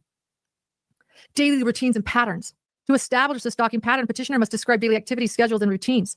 This testimony creates a roadmap for future stalking. Safety measures taken. Petitioner will likely testify about protective measures implemented. Public disclosure would undermine these efforts and expose security vulnerabilities. Witness and support system information. Testimony may reference family members, friends, colleagues, or others who have witnessed incidents or provided support. Media coverage could expose these individuals to harassment, you think, and enable the respondent to infer petitioner's location through them. Unlike ordinary court proceedings where safety concerns are abstract, and let me explain, this is not an ordinary court proceeding. This is a civil stalking injunction where there is a victim being stalked. That is not for media. Media doesn't cover that. I've been in the media for years. Never in my years has anyone ever covered such a thing. I can't believe it. Unlike ordinary court proceedings where safety concerns are abstract, stalking cases present immediate, concrete danger. The very information necessary to prove stalking is the same information that enables continued stalking. Media presence would chill petitioner's testimony chill petitioner's testimony and deny due process. Yeah, it would. And you know what? It did. It did. After it was approved, I felt I had no. You felt. These are a lot of feelings, Lauren. The law doesn't deal in only feelings. Okay? Facts over feelings, they say. Choice, but to withdraw my stalking injunction. Why are you lying? It's because the judge was on to you. And you knew that if this went to trial, then everyone would hear that the judge was on to you. And was like, I don't think this is what you're claiming it to be. I think you're trying to just silence this chick. And that's not what this is for. So did it have a chilling effect on me? Seeking Chilling. Did it have a chilling effect on me? A man told me no. justice, seeking safety from the court, seeking protection? It did. It did. I didn't get what I wanted, Daddy. Daddy, I want it and I want it now. The psychological impact. Hold on. Hold on. I'm having a psychological impact as we speak. Where is my root beer and my glasses? Grayson, what are you doing? Stop breathing so hard. You can't be more sad than me, but definitely be sad. Grayson, what are you doing? Get off the bed, Grayson. That's just for me. Sit on the floor. Grayson. Never mind. Is that my Laneige? Don't use my lip gloss. You can use your chapstick medicated, that cheap stuff you have, the Carmex. That's for you. The Laneige is for me. Tell me anything else. Psychological impact. Requiring a stalking victim to recount traumatic experiences while media representatives observe and take notes is re-traumatizing. Oh my God. The awareness that these intimate details will be broadcast or published creates severe psychological distress. Why? Yeah. Let me remind. Why are you guys so funny? Every time I look into the chat, it's like I can't look at the chat because you guys are fucking cracking me up. Liz says mouth breathing is bad for your teeth. Don't make me cry. I'm gonna cry. This is also stupid. If Lauren turns into a blueberry, she should. Don't let this bitch in the chocolate factory. Mind you, civil stalking injunctions are often victims that are being abused. But that's not you. But not you, Lauren. You're not being abused, Lauren. It's domestic violence. Lauren, that's not. Are you getting DV'd, Lauren? No one's asking them to show a DV civil injunction. They're asking to show two crazy ladies who can't get along and are using social media to fight each other and talking shit. It's fear. It's coercive control. Oh my God. Stop it with the buzzwords. It's coercive control. It's triangulation. It's narcissism. You're Darvo. Again, I cannot believe that any media would be required. I told Grayson, I'm not getting you veneers. If we don't get this case and we don't win this, no veneers for you. Busting to be in there. It's beyond. It is so unfathomable to me. How dare you, law and crime? Law and crime is evil. It's beyond.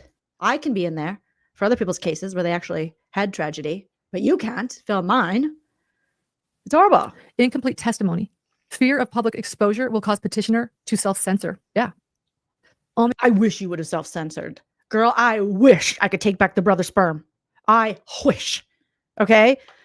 And the Dr. John crying to your employee / cult member, Grayson, allegedly. I wish you wouldn't have shared that with me. Omitting details that are embarrassing, humiliating, or too personal to share publicly.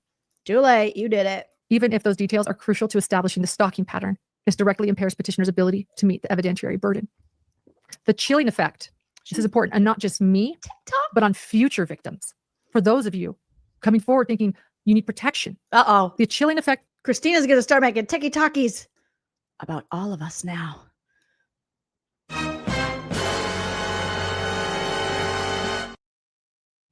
But you won't know it's about you because she won't name you or use your photo. On future victims, media coverage. It's only if you stalk her TikTok. It's only if we stalk Christina's TikTok will we know if it's about us.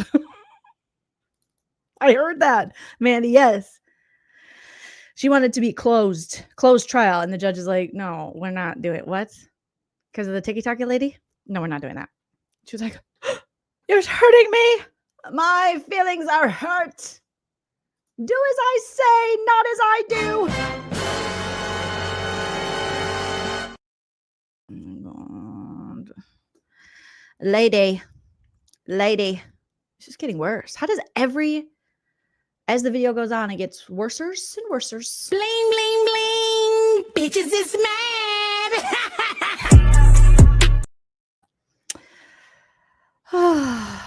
It's crazy. We're so close to being done. I'm fired up. A victim testimony in stalking cases sends a message to other victims that seeking legal protection means public exposure to their trauma. I don't think so. I think like legitimate stalking victims will see, oh, well, this ain't that. So it doesn't affect me. Deterring victims from accessing the justice system. Fundamental oh my God. fairness Respondent has chosen. I didn't get my way. It's not fair. It's not fair, Daddy. It's not fair. To engage in stalking conduct that necessitates these proceedings. Petitioner should these proceedings not be forced to choose between legal protection and privacy. Yeah. The victim should not bear the additional burden of public scrutiny while seeking protection from harassment. The hearing involved. Then why'd you put this on YouTube for public scrutiny? Lady friend, I am scrutinizing you. If you don't scrutinize you, people like you will keep doing stuff like this and weaponizing our judicial system for their own wrong reasons. Like what? Ma'am, you have shown us in 4K your toxicity. Toxic people are trying to get things. They're not being toxic for no reason. They're gaining something out of how they operate. That's why they operate like that, because they get something. As soon as you find that out, you'll be able to cut off what they're getting, and they will leave. Yeah. Yep, that's what the judge was doing. You didn't yike it. It's highly sensitive and intimate personal detail. The testimony will include, and you've heard it here because you shared it. I felt they've had no choice. You had a choice. There's always choice. Watch Buffy the Vampire Slayer. She's like, it may not be a good choice, but you always have a choice. Okay, Buffy the Vampire Slayer, season 2, episode Lie to Me. That's the name of the episode. Okay, it's when her friend from LA comes and visits, and he wants to be transformed into a vampire. I won't spoil it for you, but he had a choice, and he chose the wrong choice. It might always be a good choice, but you always have a choice. God, what is your childhood trauma? The testimony will necessarily include details of respondents' obsessive behavior and unwanted content of threatening, you can't even say it, harassing, and sexually explicit communication. Sexually explicit. Where was it sexually explicit? Was it the brother sperm? Or the allegations of you having an affair with Janice's brother? Impact on petitioner's emotional and psychological well-being, potentially including mental health treatment. Oh boy. Changes to petition. You're the one that said, oh my God, okay. Petitioner's life, lost employment opportunities. Where did we prove that? Where did we prove that? Disrupted relationships, relocated residence, and altered daily routines. I can't go get my expensive yoga pants at the same store because that bitch might be there. Okay? I had to find a new Sephora and a new eyebrow threader and a new Tox place and a new place for my eyelash extensions. Fuck that bitch. How dare she? Personal relationships and intimate details respondent has used to harass or manipulate. She goes to my Lululemon. She's at my Lululemon. I saw her at my Lululemon. Kick her out of my Lululemon. This is my Lululemon. Does anyone not know this is my Lululemon? Christina is at my Lululemon. My stalker is at my Lululemon. She has her own Lululemon. What's wrong with your Lululemon? Why no, it's not as good as my Lululemon. Find your Lululemon. Stay out of my Lululemon. And the financial impact and economic hurt. You made a lot of money off this video. I know that's right. Which I've avoided. These matters go to the core of personal dignity and privacy.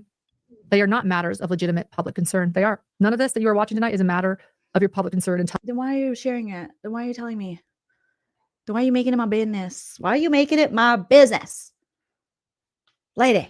All of a sudden, I realized I don't know who's going to protect me, and I need to make all of this known. John's going to protect you. Dr. John. He's going to hold up his books. Don't. In the name of this textbook, I'm about to recite. Stop. Stoppeth. Leaveth my wifeth alone. 4, media coverage would enable respondents' ongoing campaign of harassment. Respondent has demonstrated a pattern of harassing behavior, privately and publicly, despite petitioner's request not to be contacted, including threats to expose her, to burn her kingdom to the fucking ground, and to put her head on a platter. Oh, burn it to the ground, put her head on a platter. More recently, the respondent's behavior has escalated, including 6 blatant violations of the temporary protective order on September 5th through 7th, 2025, and even attempts to incite others to violence through multiple social media accounts created for the sole purpose. Media coverage would provide respondent with 1, court-sanctioned details to incorporate into defamatory posts and communications. 2, additional platforms to disseminate the harassment, news articles, social media sharing. Perceived legitimacy by associating harassment with news coverage. Permanent searchable internet records linking petitioner's name to these allegations and specific quotes from petitioner's testimony to excerpt. Did you say surgical? Mischaracterize and weaponize. This is not speculative. That's you, baby girl. This is the predictable continuation of the respondent's established, documented conduct. This court's proceedings should not become a tool for the abuser. They're a tool for me. I'm doing it. It's only my tool, Daddy. She's trying to steal my tool. I'm trying to use this as a tool against her. She can't use it as a tool against me. That's not fair, Daddy. No compelling public interest justifies media attendance, but certainly the attendance of unauthenticated, unverifiable media. No compelling public interest. The media has not been identified nor articulated and cannot articulate any specific public interest that outweighs petitioner's fundamental rights to safety and privacy. This case does not involve public officials or government accountability. This case does not involve matters of significant public concern or policy debate. I actually believe it does now. The fact that media in our true crime community is requesting access to civil stalking injunctions, now that is public concern and policy debate. But my case is not. Systematic issues requiring public oversight, allegations of judicial misconduct, or novel legal questions of widespread importance. Any general interest in court transparency or public proceedings is adequately served by 1, the public docking showing that proceedings are occurring, 2, public portions of the record, case history, judgment. Did you just say docking? Gross. Orders. 3, the ability of parties to discuss the outcome publicly if they choose, and 4, the resulting written order, which will be public. The presumption of openness does serve important purposes. However, none of these purposes requires permitting attendance of unauthenticated, unverifiable media at the victim's traumatic testimony in a stalking case. Moreover, stalking injunction hearings are not proceedings where public access plays a significant positive role in the process. That's Rule 4202. These are protective proceedings designed to safeguard victims. They are not public forums for debate, or as I say, tools for abusers. Electronic media coverage must be prohibited. Even if the court were inclined to allow some media presence, which petitioner respectfully urges against, electronic media coverage must be absolutely prohibited. There are privacy rights of the victims, requires consideration of the privacy rights of all parties and participants. Petitioner's privacy rights are at the apex of this proceeding. I agree. Electronic recording would create permanent audio-video records of traumatic testimony, enable widespread dissemination beyond those physically present, allow endless replay and sharing on social media and websites, and result in permanent searchable content associating petitioner with this matter. Harm to participant. Electronic media coverage will cause direct harm to petitioner. Severe emotional distress and re-traumatization is 1. Number 2, the chilling of full and truthful testimony. Number 3, increased vulnerability to continued stalking and harassment. Exactly. Number 4, long-term psychological impact of knowing testimony is recorded. Impairment of dignity and fair administration of justice, requiring a stalking victim to testify on camera fundamentally impairs the dignity of the proceeding and transforms a protective hearing into a spectacle. It prioritizes, this is true, this media request prioritizes media interests over victim protection. And when we start doing that in the true crime community, we have a problem. I cannot get over this. My mind is still blown. It prioritizes, if you are going to bring media into something like a civil stalking injunction, you are prioritizing media interests and your entertainment over the actual victim protection. And it undermines the very purpose of the stalking injunction proceedings. How can you say that with a straight face after this is literally your business to make money off of the misfortunes and crimes done upon to others? Oh, God, lady. But now it's happening to me. The access to the court records must be denied. The records in this case are classified. They're private under Utah Code of Judicial Administration. Thank goodness on the docket they remain private. They wouldn't have remained private had I gone forward. They would have been open to everyone. They remain private. And that designates records in protective order and stalking injunction proceedings. And you know why they're private on the docket right now? Because this is a civil stalking injunction. And when someone has to file that, they're a victim that needs protection and they keep them private on the docket. You cannot see them. They're private because of what this is. And so a media request is saying make them public for us. We want to see. We want to know what's going on. It's coming from inside the house. Make them public. Make this fearful victims' concerns public for us to enjoy. Which is what you're doing. Only we're not always enjoying it because you keep repeating yourself. Thank you, Cheryl Joy, for the super chat. Or super sticker, I should say. Thank you so much. On the side with TLC, thank you for being a member for 50 months. Not 100, but does said stalker have counterclaims? I don't know. She should, allegedly. And thank you, Mad Chatter, for the super chat. Can you tell us how many people she has lost by now, or you can tell us how many people she has now. Well, I think when she started this, she had like 320 some thousand subscribers allegedly, and now she's down to like 314,000 subscribers. So they're leaving. For all of the reasons above, regarding the hearing, the underlying records contain detailed allegations of stalking incidents with dates, times, and locations, evidence of threatening communications, information about petitioner's evidence workplace routines, personal and sensitive information about petitioner's life, witness statements, and supporting evidence. These records should remain private. My 8-year-old son. Oh, shut up. No one's talking about your 8-year-old son. Shut your mouth. Thank you, Wow and Quine. we rebuke the allegation in the name of Jesus Christ. Amen. Thank you so much. We rebuke you. We rebuke you. Rebukes from Wa and Quine. Wa and Quine. We love Wa and Quine. To protect my petitioner's safety, to prevent enabling continued stalking, to safeguard personal privacy and avoid providing tools for defamation. There are no reasonable alternatives. Quit using the law to silence people who have criticisms of you and friends who want to call you out. You weirdo. You weird beard. Redaction is insufficient because even seemingly minor details provide actionable information to stalkers. The cumulative effects of partial information is dangerous. Comprehensive redaction would render records meaningless. Respondent's established pattern demonstrates any disclosure, and it creates an unacceptable risk. Required findings cannot be made to support media access. Should the court consider granting any portion of the media request of these rules for 202 and rule 401, it requires specific findings that the alleged media provides sufficient credentials verifying its media status. It has not done that. Never did that, by the way. We never knew who filed. It was like some discreet thing no one would tell me. Can they verify? We never did that. We never did that. There's a discreet thing. We never did that. That's not true. Hold on 1 second. Hold on 1 second. I have to go poop. Grayson, what do you want? Why are you talking to me? I don't pay you to talk to me except for when I need you to talk to me. No, you cannot sit on the bed. I'm sorry. I don't care if your back hurts. Okay. I asked if your back hurted or was hurting because I wanted the audience to see that, I care, but I don't. So keep standing. Have you heard the song? I'm still standing after all this time. 9 hours isn't a big deal. You're 24. Oh my God. It'll be good for you. Your blood pressure's high, like John's. I want your blood pressure to go down. Thank you, Wendy. Wendy said, the weird dramatic pauses is driving me crazy.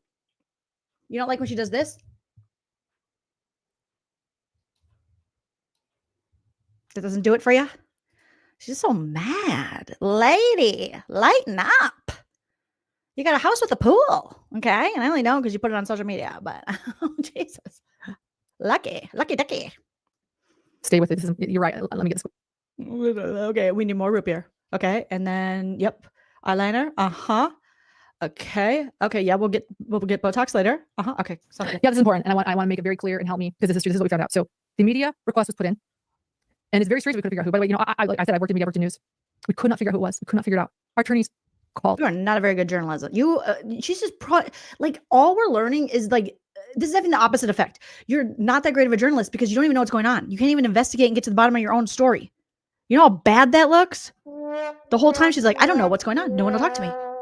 No, that's like your job as a journalist to get people to talk to you. They won't talk to you. And you're like, I don't know what's going on with my own story. I don't know what's happening. We can't get a hold of anybody.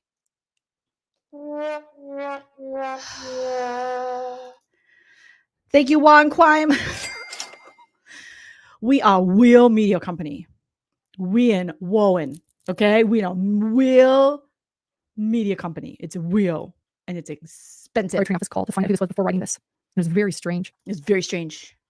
I put all of my investigative journalistic, abilities out there, and I couldn't find out anything. What we learned. But the media request was given directly to administration, who gave it, directly to administration, who gave it directly to the judge, bypassing. Don't interrupt me, Grayson. Okay? I can smell your rotten teeth from here. Why does she just...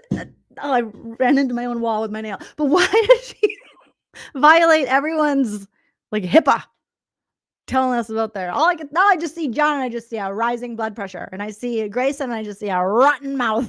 The ability for us to see who sent in the media request. I have to say, I've never seen anything like that. Never seen anyone do this to me. So we couldn't even see who sent in the media request. Then you're not very good at your job. We didn't even find out about it well over a week after it was even done. Girl, oh my God, this is so bad. The investigative journalist. We didn't even know. We still don't know. I have no idea. We couldn't even find out. But random ass people without journalism degrees and careers could find out. So we are saying this cannot happen for me and for other victims. For a precedent set. You're not fighting for any other victims. Stop lying. In civil stalking, judges protect victims here and forever. It could happen to me. It could happen to you. No, because I'm never going to do this. No way, dude. This is embarrassing. This cannot happen. We don't even know who sent it in. We don't even know. Nobody knows. There are no reasonable alternatives. Redaction is insufficient. I read that. Required findings cannot be made to support media access. Should the court consider granting any portion of the media request, it requires specific findings that the alleged media provide sufficient credentials. Can you tell us who you are? If this is even going to be considered. No, she's begging. Her investigative journalism skills are like begging. Can you tell us? Just tell me. Who are you? Who are you? Maybe, is this why you're not working in broadcast journalism anymore, girl? Because you just run outside like you're in I Know What You Did Last Summer. You're Jennifer Love Hewitt going, what are you waiting for? Who are you? The alleged media must provide sufficient credentials verifying its media status, which it has not yet to my attorney's office, and that the media has articulated Which one? You got 4. You have 4 attorneys. Which attorney's office? Compelling public interest. It has not. The interest. I mean, 500,000 people have watched this video, so it might kind of compelling to watch you burn your own kingdom down, dummy. Outweighs petitioner's safety and privacy rights. It cannot. Less restrictive alternatives are insufficient. They are not available.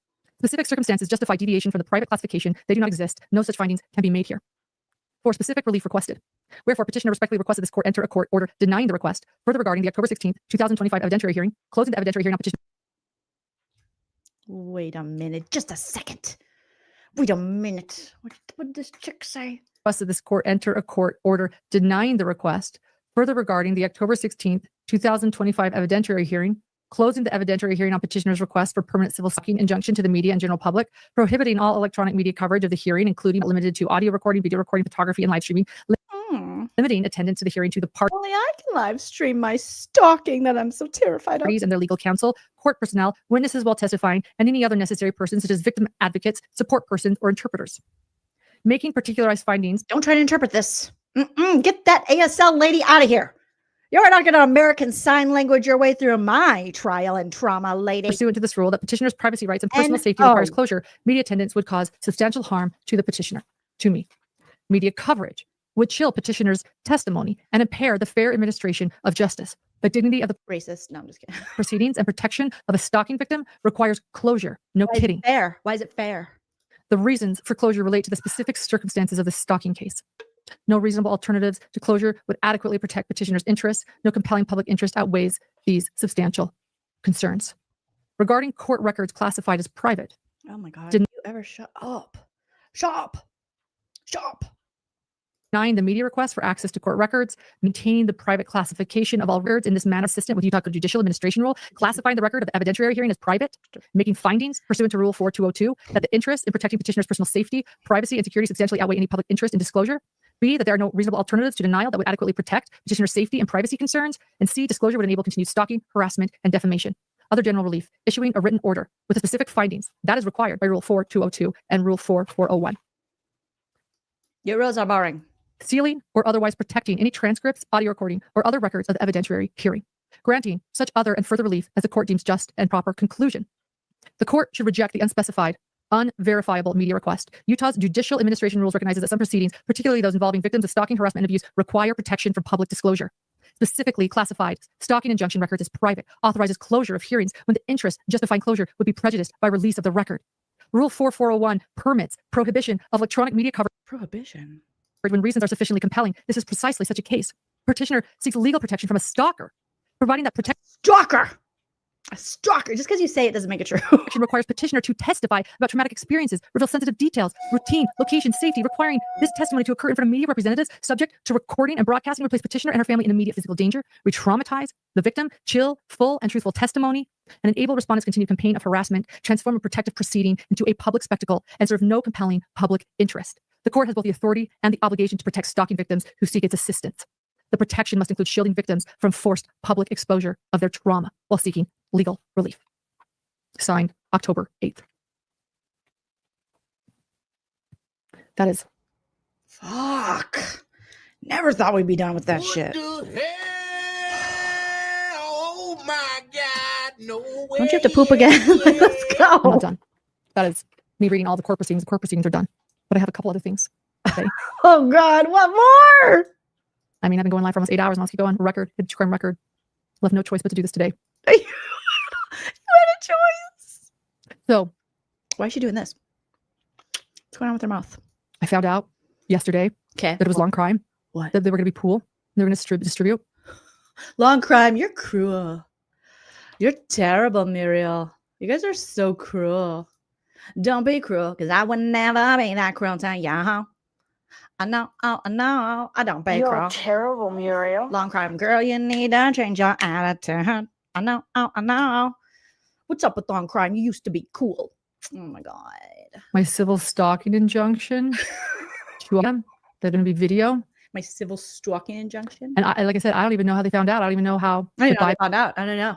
Passed and from the administration to the judge. I have no idea what's going on. Because they're journalists and they investigate. Unlike you, they might be good at their job. And that's been going on for months and months and months of coercive control, intimidation. Oh my God. How many times are we going to say coercive control? Lies. Defamatory statement. I can't even keep up with all the lies about me. I don't even know right from left. I've learned that a lot of people are texting me tonight, letting me know what's going on. So thank you. So you say. I haven't seen any proof yet. If anybody knows anything, let me know. I know that this is probably a lot of untruths. As my stalker says, her DMs are open. My texts are open. No, we saw how you text. You text in novels. No, thank you. I don't answer DMs anymore because I've been changed forever through this. I've been changed forever through this. I don't answer DMs anymore. Like, I'm surprised you were answering DMs. Like, I don't answer DMs because I get overwhelmed and it's just like, it's too much, you know? And there are some cuckoo birds. There's more good people, but there's cuckoo birds. So I just, boundaries, like, okay, I just can't, always reply. And I don't know who's recording me. I don't know who my friend is. Jesus. Or who someone is pretending to be my friend to share my information. What do you want to be friends with everybody? Like I'm at the age where I'm like a tight circle, like a tight sphincter circle of friends is my idea. Like I love that. That's my jam. You're just like, everyone's my friend. Like that's a red flag, lady. I don't know who to trust or who not to trust. Well, not you. I wouldn't trust yourself. I don't know who's telling the truth or not the truth. I'm so paranoid. Not you. So Christina's lawyer seemed to be telling the truth. Paranoid.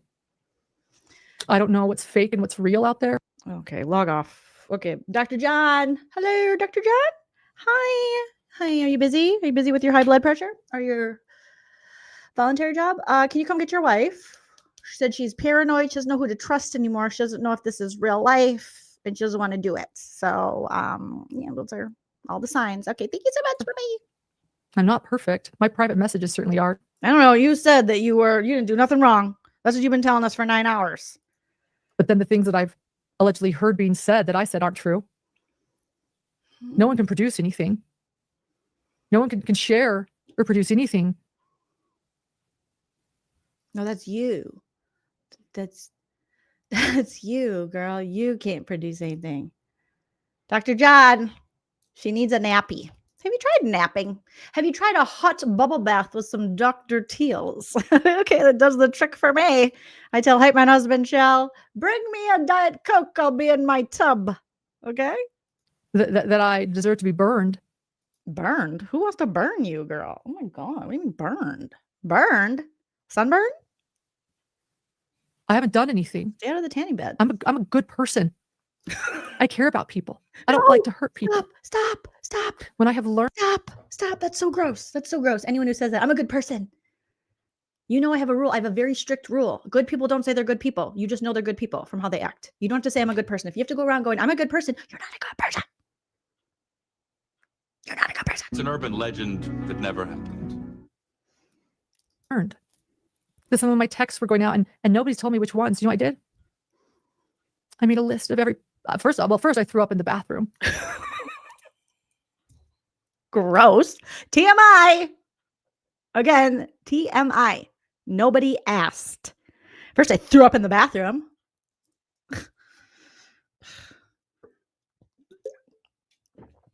Dr. John, then I cried. You've been crying this whole time, so that doesn't surprise me. I'm thinking you stay in a constant state of tears. Thinking about people that could be hurt by the last 6 years of my text messages. Well, what did you say? Why are you so mean in your text messages? Like literally, I could show you my text messages right now and you will not catch me saying anything interesting and or mean unless it's, about the current administration. But other than that, okay? Doc Martens has sent me a text message. Start gifting with our early Black Friday sale. Okay? Revival Rugs. So these are actually really pathetic. It's a lot of vendors. Michael's, yay! A bonus coupon for your next purchase. Hurry. It expires soon. That was sent today. I wonder how much it is. If it's a $5, don't even waste my time. It better be $10 at Michael's, okay? Even though I've told Charlotte Tilbury 1,000,000 times, delete and report spam, they're still messaging me. I mean, now.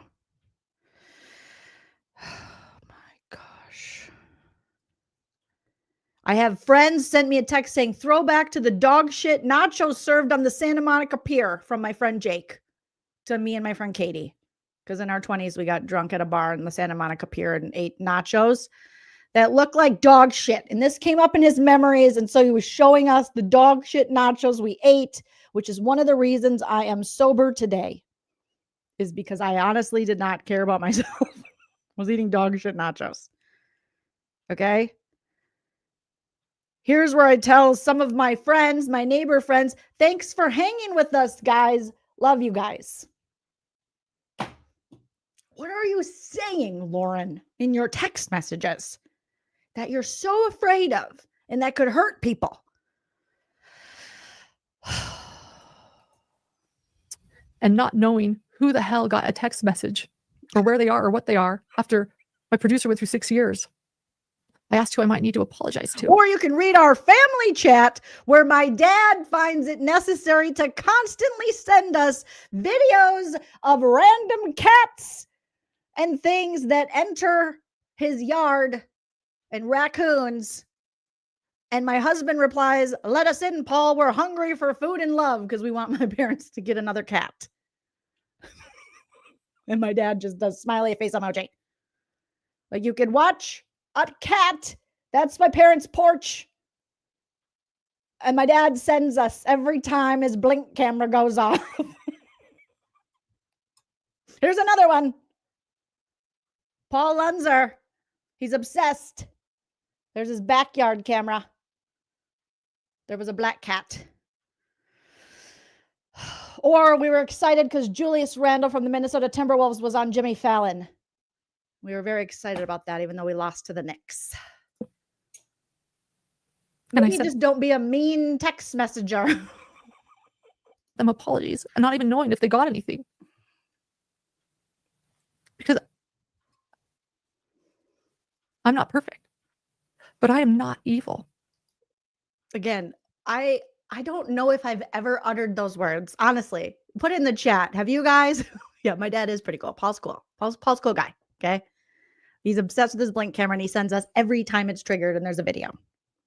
All right. But how many times have you had to say, I am not evil? We're not in a scary movie. Okay. Laurie Strode. I don't understand. Who's had to say that? Yeah, love to Paul. Paul and Eileen. Shout out to them. Don't tell Paul about the Costco tree, guys. That was in confidence on this thing. That could get me in trouble. I am not dark. I'm not dark. If I don't know why. have a fault that's speaking my mind. Oh, God. My fault. I love that when people, that like job interview tactic, like when they ask, like, what are your faults? Like, what's something? And you turn a positive into a negative, like, my weakness or my, fault is that I just work so hard. Sometimes it's like, I can't stop working for the man, just working in a coal mine, going down, down, down. I can't stop working for your company. Very strongly. I have a lot of feelings and I just believe in what I believe and I believe in getting what I want. Standing up to bullies. Girl, you are the bully. I mean, I don't know if I'm surprised no one has told you this. You're terrible, Muriel. But you're the one allegedly sending mean text messages out about people, and you're so afraid, allegedly, of them getting out that you're burning down your own kingdom. Being very blunt. Yeah, pretty. I mean, but you're not even blunt. You're trying to silence people from your true words coming out. I was actually voted most blunt in high school. I know, shocker. You can look it up in the yearbook. That was my, what are they called? You know what I mean. Your whatever. And I was like, really? This? Me? Not liking certain people behind the scenes. Yeah, there we go. Annoyed at certain people behind the scenes. Feeling suffocated maybe by certain people behind the scenes. And I don't have to share all of my inner thoughts that I might share in private texts or private DMs to everybody. That's why they're private. But you also shouldn't be terrified of them. What are you sending? And they're saying it's like about the families and the victims that you claim to fight for and work for and stick up for and make money off of. And then, which is the purpose of the group, they leave me in a state of confusion. Like I said, paranoid, spending my time reading. 6 years of text messages going, what did I possibly say? You didn't read it. You told us Grayson read it. You liar. You couldn't even bring yourself to, your text messages are so bad, allegedly. You couldn't even bring yourself to read your texts. You had to have Grayson do it. Hey, what could I? Freedom said, oh, not Freedom. Freedom says, Lauren, everyone would be terrified if 6 years of our messages went viral. I'm not throwing a rock. That's for sure. What? Have possibly said, but then they never show anything. Yeah, what did you say? Nothing's ever shown. There was, I want to point out a screenshot posted. Well, there's been a few screenshots posted. I saw one of them. It wasn't nice, Lauren. You weren't being very nice. On the TikTok of my stalker, which some of them are real, but there's one that's clearly manufactured. Mm. They make it look like a text when it wasn't. It had a fancy, because I found it myself. Mm. Well, Grayson found it. Yeah, why are you taking credit for Grayson's work? Oh my God, Grayson, do you hear that? Like she's like, I found it myself. I mean, Grayson found it. Lauren, do you notice a pattern? Me.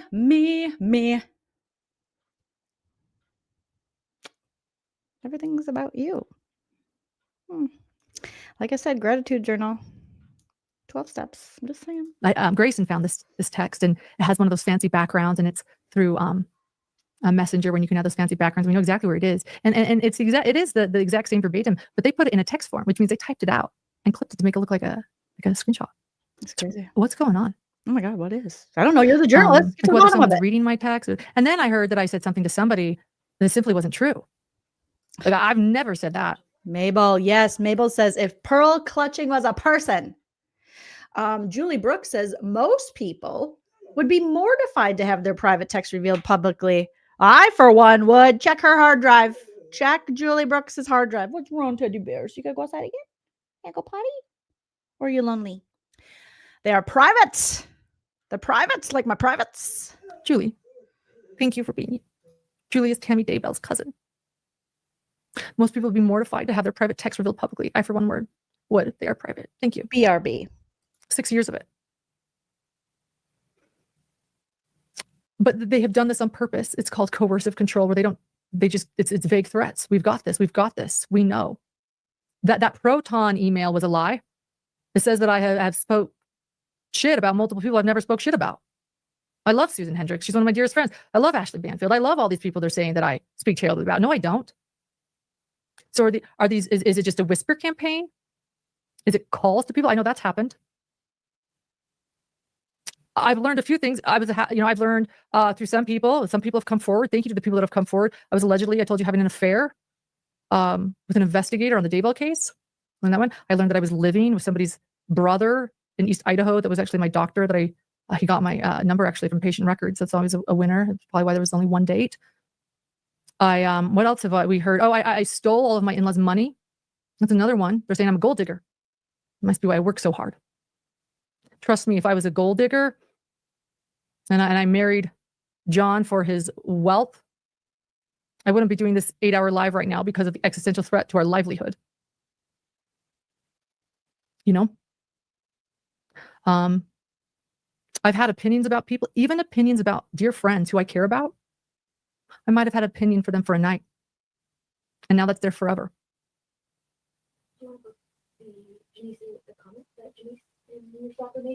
Is she letting Grayson talk? Oh, yeah. Yeah, we have a picture of Janice and others talking about me. I just learned this from thank God for amazing producers, right, Grayson? I've never expected this. She said to me, it's been a joke. She said, I thought I was coming to the cleanest podcast ever. Well, that's how you advertised it. You're like, we don't say the effie bommies. We don't say fuck, but we'll fuck up your life if you talk shit about us. Are we scared or happy? What is going on here? What in the mania is happening? Now she's like,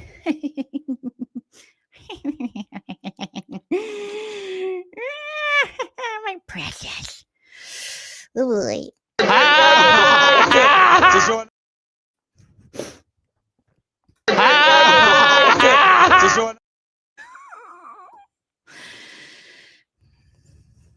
She's laughing over there. Sometimes I let her laugh. I see all of the thank you, Margaret. Thank you, Margaret. Thank you, Margaret, which is another victim of a horrible crime who's here because she loves me because I took care of her. Thank you. Exploitation. We're gonna find it. They're slut shaming me for. Oh, not the slut shaming. Oh my God.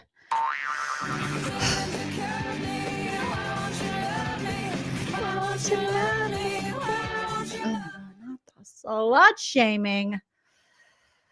Oh boy. Okay. What the French toast? Did you think I wouldn't find out about your little doo-doo head cootie queen? Who are you calling a cootie queen, you lint liquor? Gag me with a spoon. Gag me with a spoon. Or being in the bed with someone I've never slept with. I mean, if I had slept with them, it would still be slut shaming. Oh yeah, so this is from the TikTok. I hate snakes. And then my stalker replies, so I hate snakes is written by Janice. And then my Why'd you cross out her name if you're just going to tell us who wrote it? Stalker replies, snakes, especially ones who've made it into your brother's bed in the past. Yeah.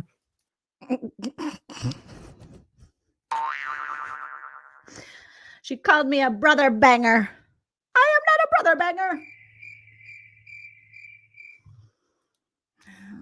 This is not a case for the courts, my lady. Sorry, I've never seen your brother or your brother's sperm. Speaking of which, no. Kissed your brother. And if I had, I'd own it. I don't know why I'd hide it. If I lived with them, I'd own it. You know, no harm, no foul.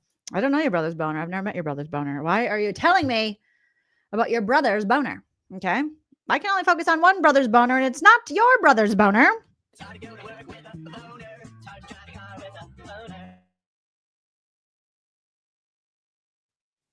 a pretty open book. I mean, you guys want to ask me questions?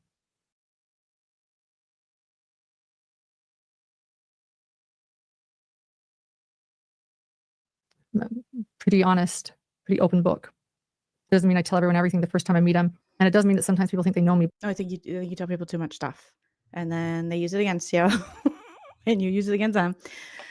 And now we're here with Brother Spooge. Better than they really do. But I don't pretend to be someone that I'm not. Wait, you sure about that? You sure about that? Good Lord. You sure about that? Go away, you adulterer! Absolutely. You adulterer! I forgot I had that clip. I am who you guys see. Yeah, I don't like it. I have a couple more things. So here's another lie. What else do you do? I'm a gold digger. Oh yeah. So by the way, when I met John, he'd been working at a nonprofit for 10 years. God, John just hates making money. What is up, John? John just does not want to pull in an income. Okay. And she tells us, she's like, oh, he has high blood pressure and he doesn't make shit. Okay. He makes dick. He's broke. He's a broke bitch with high blood pressure. He just reads books for free. So I have to do all the work here, you guys. Oh, God. So she is now poor shaming and fat shaming her husband to us. You guys need to have more open communication. Like, really, like, John, damn. If I speak this way about my husband, yeah, this broke is a mother effing joke. John don't make a dime. Okay, honey? He's got all these degrees. What does he do with them? Nothing. Sits on his ass. In last year's J. Crew button up that I bought him. Okay? Dressing like the problem child. All right? No money. He gets himself a PhD. God bless him, the guy. So gets himself a PhD, doesn't do nothing with it. You know, I thought, oh God, we met. Like, he's a PhD. Like, that's shmoney. No, it's not that. Altruistic and so empathic that he's just working at a nonprofit. It's wonderful. I love him. I did not marry him for his money. Yeah, clearly you're telling us. Like, I love him. He's broke, horrible with money, doesn't have any ambition for money. And I was like, John, this lap dance ain't free. This Botox ain't free. So, in conclusion, I want to play a video. Why am I playing this video? God. Oh, yeah. So let me tell you, Shelly, thank you. I saw you earlier. It's so good to see you, dear friend. The first conversation. Good point, bless Nana. I thought he worked at the prison. Remember, he was like, all the prisons closed. And we were like, I think the prisons were still open during the COVID-19. I know. Bless us. Southern Heathens says, I married him for his life insurance. She's like, this motherfucker's so broke, I claim him on my taxes. Okay? He's a dependent. She never was you warning me about things years ago. It's good to see you. So Shelly just, I'm going to stop. I'm seeing all of them come. I'm trying not to be distracted. She's like, oh, Shelly Duvall's in my chat. Oh my God. Hey, Shelly. You know, all these super chats. Shelly says, is there anything tangible we can do to help you fight this? By chats, but I'll get to chats. I really will. For those that have stayed with me this long, we will talk. Is there anything tangible we can do to help you fight this? Pray for me. Pray for John. Pray that John's blood pressure goes down. He goes to Planet Fitness with me and he gets a job that makes actual money, not monopoly money, not IOUs, not empathic, not philanthropic, capitalist money, honey. Do not go unsubscribe to anyone. Do not go. She's like, okay. Bully anyone. Do not go harass anyone. Allegedly. Be careful with your words online. No, you be careful with your words online. Why are you giving us advice? You fucked up. You were killing it in the true crime game and you destroyed it yourself. I don't want to take advice. Why do people who F their lives up always want to give advice? Always. They're like, no, I don't want to do anything you did. No. You haven't even learned from the things you're doing yet. Have empathy. You first. Have compassion. You first. Be forgiving. You first. Learn about what evidence means. Definitely you first. Because I know what it means. And be kind. You first. Be kind without telling us you're kind. That's what everyone can do. God, she's so self-righteous. Be kind. Like me. Like me and my Jenny. Magic wand. Thank you so much. Cheers, drunk Liz. I hope Liz is getting drunk to the stream. Enjoying herself. Thank you, Magic Wand says we have a limited public figure with us tonight. Very, very limited. Mostly in the brainal capacity. All right. In conclusion. So one more video. Damn it. Like this just keeps getting bigger and bigger. I told you that there was a guest on my channel years ago. She did a great job. She was my friend. Her name's Lori. Was. Alice, I brought her up. Lori Hollis. I love her.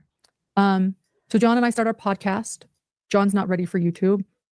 I start doing a lot of interviews and investigating. John is just catching all the strays. And John's not ready. Again, you know, John just fears success. Okay. So John's not ready for YouTube. John's not ready for low blood pressure. John's not ready for a lucrative career. John's not ready to pay the bills. Okay. John's not ready for an adult outfit. John's not ready. On my own. When I start my YouTube, I gotta do everything myself. Me. channel really kind of without John. He appears occasionally. And when he can, we saw the text messages. He was calling in sick a week in advance. Like, I don't even think I could do that next week. And we're like, what is going on, John? He's like, my feelings are hurt. I start having guests on. And I learned that Lori Ellis is writing a book, and she's great. And I got really jealous. And I was like, I want to write that book. Only I can write the book. Great. She's kind, and she's a legal expert. So when they're during the Daybell case, when there are legal stuff that I don't understand, I have her on. She jumps on my channel. She's so great to do that. So nice. And then, I stopped using guests as much in general. And John finally was like, I'm ready. We've got to make sure that we stick to our brand, which is you and me. And we're going to move forward in psychology, and we don't want to get too law tube. We just started doing John and me. Thank you, Megan. It's good to see you. And I need to get my hands off the chat. I haven't been doing chat tonight. I need to not start out. Sorry. Okay, I'm out. We were fighting over pinned chat. Okay. And so she started her own YouTube channel. I was very happy and proud for her. And I promoted it, and I believe that I helped her get her, many followers, thousands of subscribers by promoting it. Everyone was excited. They got to know her on my channel. And a few minutes later, she did complain publicly on her YouTube platform that she suspected that we had purposely changed our time to hurt her. YouTube. It made me very sad to see that public comment from her that she'd posted publicly on her YouTube comment, because I had considered her a friend, and I had tried to help her, and it made me feel really sad when I learned that she had felt we were trying to hurt her business. I haven't talked to her well before then. There have been some exchanges, but it's always been through our attorney responding to her, and that's all I'll say. But she and my stalker were hitting it off at CrimeCon, which is, again, my stalker's MO is contacting everybody in my past. She can't have friends. How dare she? That might have a beef with me. Beef. It's what's for dinner. I mentioned that we learned through the local police report from my ex-contractor that it was her that reached out to my ex-contractors, and now she's reaching out to ex-guests on my people become friends when they have something in common, Lauren. And I don't know why. Like traumatic experiences with a certain someone with eyebrows to the sky, to the heavens. Kendra Camille, thank you so much for the super chat. Real Liz is in the chat. Shut your mouth. Liz, you're an icon. You're iconic, Liz. What were you drinking the night of the voicemails? I recognize her from the Facebook groups. # Team Liz. We love you over here, Liz. I want more Liz voicemails. Shout out to Liz. I cannot believe that. Like I don't know. You're one of my favorite characters. Thank you very much. What I've done to deserve this. I really don't. I know what you did. Well, this idea that I'm trying to hurt other people's businesses. I have seen no evidence of this, and I haven't. Every creator that I've possibly hurt or is hurt by me, I have tried to publicly help and support. Truly, that's who I am. That's who Hidden True Crime is. You cannot find anywhere publicly where I've tried to hurt anybody's. I think that's what they're saying, and you're trying to silence them because they're telling their stories. Okay, and then she's going to share the text messages. YouTube channel or business. And the poison donuts. I would never, ever. But you will find plenty of evidence of me supporting even my competitors, because I believe in just also like, okay, I've been like a content creator, whatever we're doing here for a while. I never have said my competitors. It's my fellow content creators, fellow YouTubers, fellow comedians. Competitors implies that you're in competition with these people. I learned a long time ago from a little song based on a speech that was given to a graduating college class or high school class. Anyways, it was in 1999. It was the wear sunscreen, and Baz Luhrmann repurposed it, whatever. And it says, the race is long, and in the end, it's only with yourself. You're only competing with yourself. And if you think that way, it's very healthy.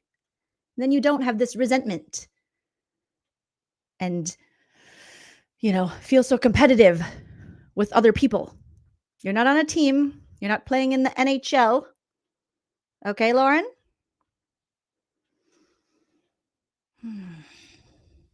Doing good work, and the rest will work out. And allow everyone to do good work. That's who I am. I don't think so. I don't think so. Like, I can't even believe that I'm in a place where I have to defend my character. Just this, like, where things are getting twisted. I can't figure it out. I mean, I have an ex-contractor who's angry, and a few ex-contractors now who are angry. I mean, maybe I need to rethink. Lauren, comparison is the thief of joy, and you compare yourself far too much and your competitors. I think if I'm kind enough to my contractors. You are not. You are most certainly not. All of your contractors do not like you, and you have cease and desist on them, allegedly, according to you. So I do not think you are kind enough. I don't know. When I'm kind to people,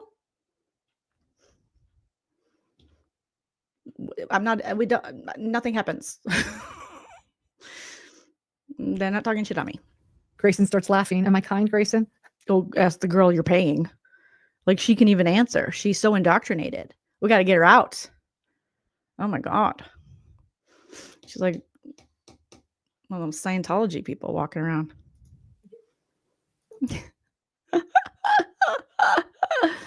She said, I'm so kind. Ask someone you don't pay. I will pay you later. Thank you. We're so afraid for our lives.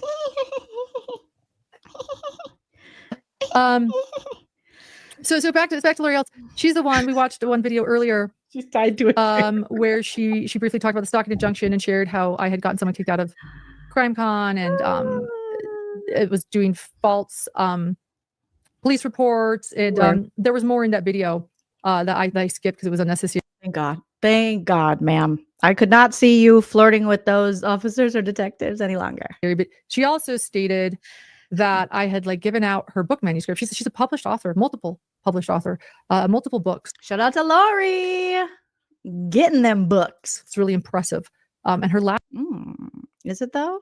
Are you jelly? Last book was published by Pegasus Crime, a really big deal. Published. You're just laying the groundwork more for why you would be jealous and give away the link to her book. Sure. And it's really cool she did that. Is it though? It's really cool she did that. Bitch. Doesn't look cool. And when I'm happy for my friends, I'm not like, yeah, it's really cool she did that. I don't look constipated when I'm happy for someone else. So she said on her live that she has receipts. That's the other thing people are really saying. Everybody's saying they have receipts. Everyone's like, we got receipts. I'm like you. But nobody's showing their receipts. Well, because you're giving them cease and desist. How are they supposed to show their receipts when you're trying to silence them through ROs and cease and desist? You're weaponizing the law against them to shut them up. You're like, where are your receipts? Yeah, I'll slap an RO, a temporary RO on you. And cease and desist, and I'll get my 4 lawyers on it. But why aren't you showing it? She says that she had receipts that I got a copy of her manuscript, and I gave it out to 10,000 of my followers in that video. Really? And honestly, I have no idea what she's talking about. And this has not been. You don't know anything. How can you be in this profession? People are supposed to subscribe to your channel when it comes to crime and journalism and all this stuff. You're supposed to know something. And yet, at every turn, you go, I have no idea what's going on. And the first time, she's accused me of sending out manuscripts of her book, and I can clear that one up right now. That is absolutely false. Oh, that solves it. Case closed. Lauren the liar said, it's not true. Boom. Roasted. It's false. Okay, it's not true. Absolutely. Which I think I received, by the way, the manuscript. Her manuscript was sent before it was published in a press release that was mass distributed, a press release to all of the media. But it wasn't sent to you though. Was it sent to you, Lauren? Did they send? Were you one of the media to get it? I didn't get one, but Ding, ding, ding! There you go. You didn't get one. Why do you think you didn't get one? Why didn't Lori and her team, PR? Why do you think they didn't want to give you one? I mean, I could think of 100 reasons.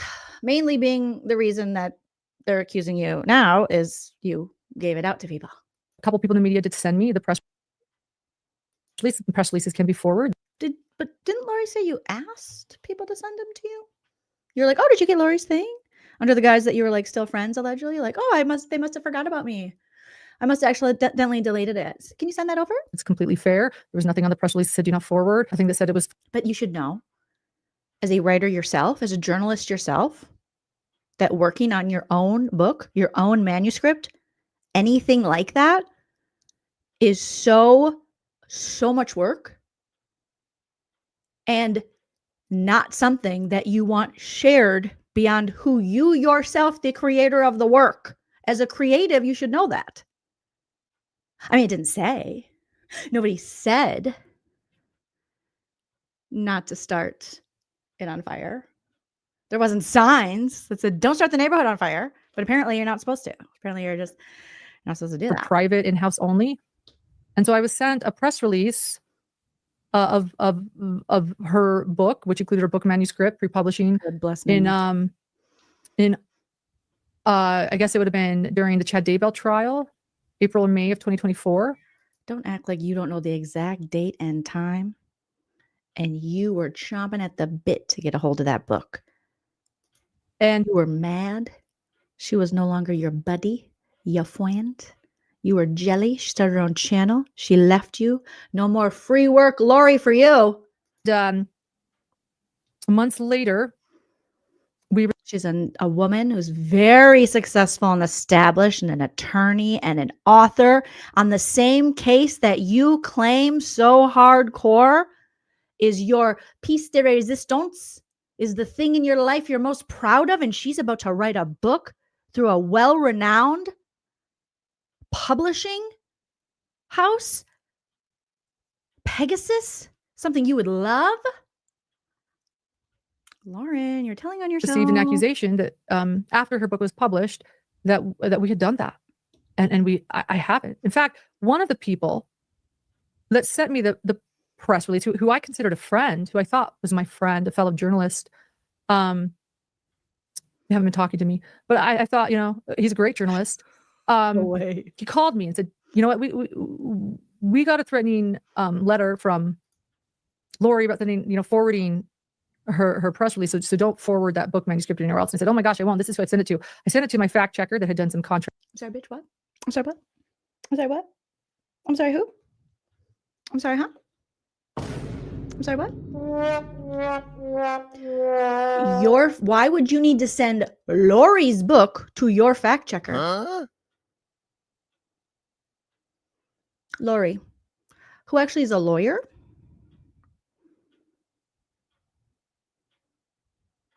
Who wrote the book? Why would your fact checker? And who's your fact checker? Direct work for me, and I sent it to my ex-producer, Lunzer. Why would you do that? Why would you have to do that? What would your producer need for it? What would be the need? They didn't send it to you, Lauren. That's stealing, Lauren. You know that. As a writer yourself, didn't you write something? If it wasn't sent to you, why would you think you can share something like that for free? That's stealing. That I've told you guys about. I sent it to the. Why are we stuttering? What's in the A&W? Those two. Oh, and then I sent it to John. Oh, and I sent it to John, my husband, going, look at this bitch. She thinks she can write this book through Pegasus. This is my trial. I am the Daybell Dame. My husband. You're gross. Like, you're super gross. And it was just fine. Oh, it was just fine. It was just fine. But it wasn't sent to you, Lauren. It wasn't meant for you to see, Lauren. You would have to buy the book, Lauren. That's absolutely okay. But I did. It's fine. Keep saying it's fine. It's not fine. that. It was just a forward. No one said I couldn't forward this. I haven't seen you stutter this much, Lauren. So that's who I said. That's who I said. And then some other people, and then my fact, and who was it?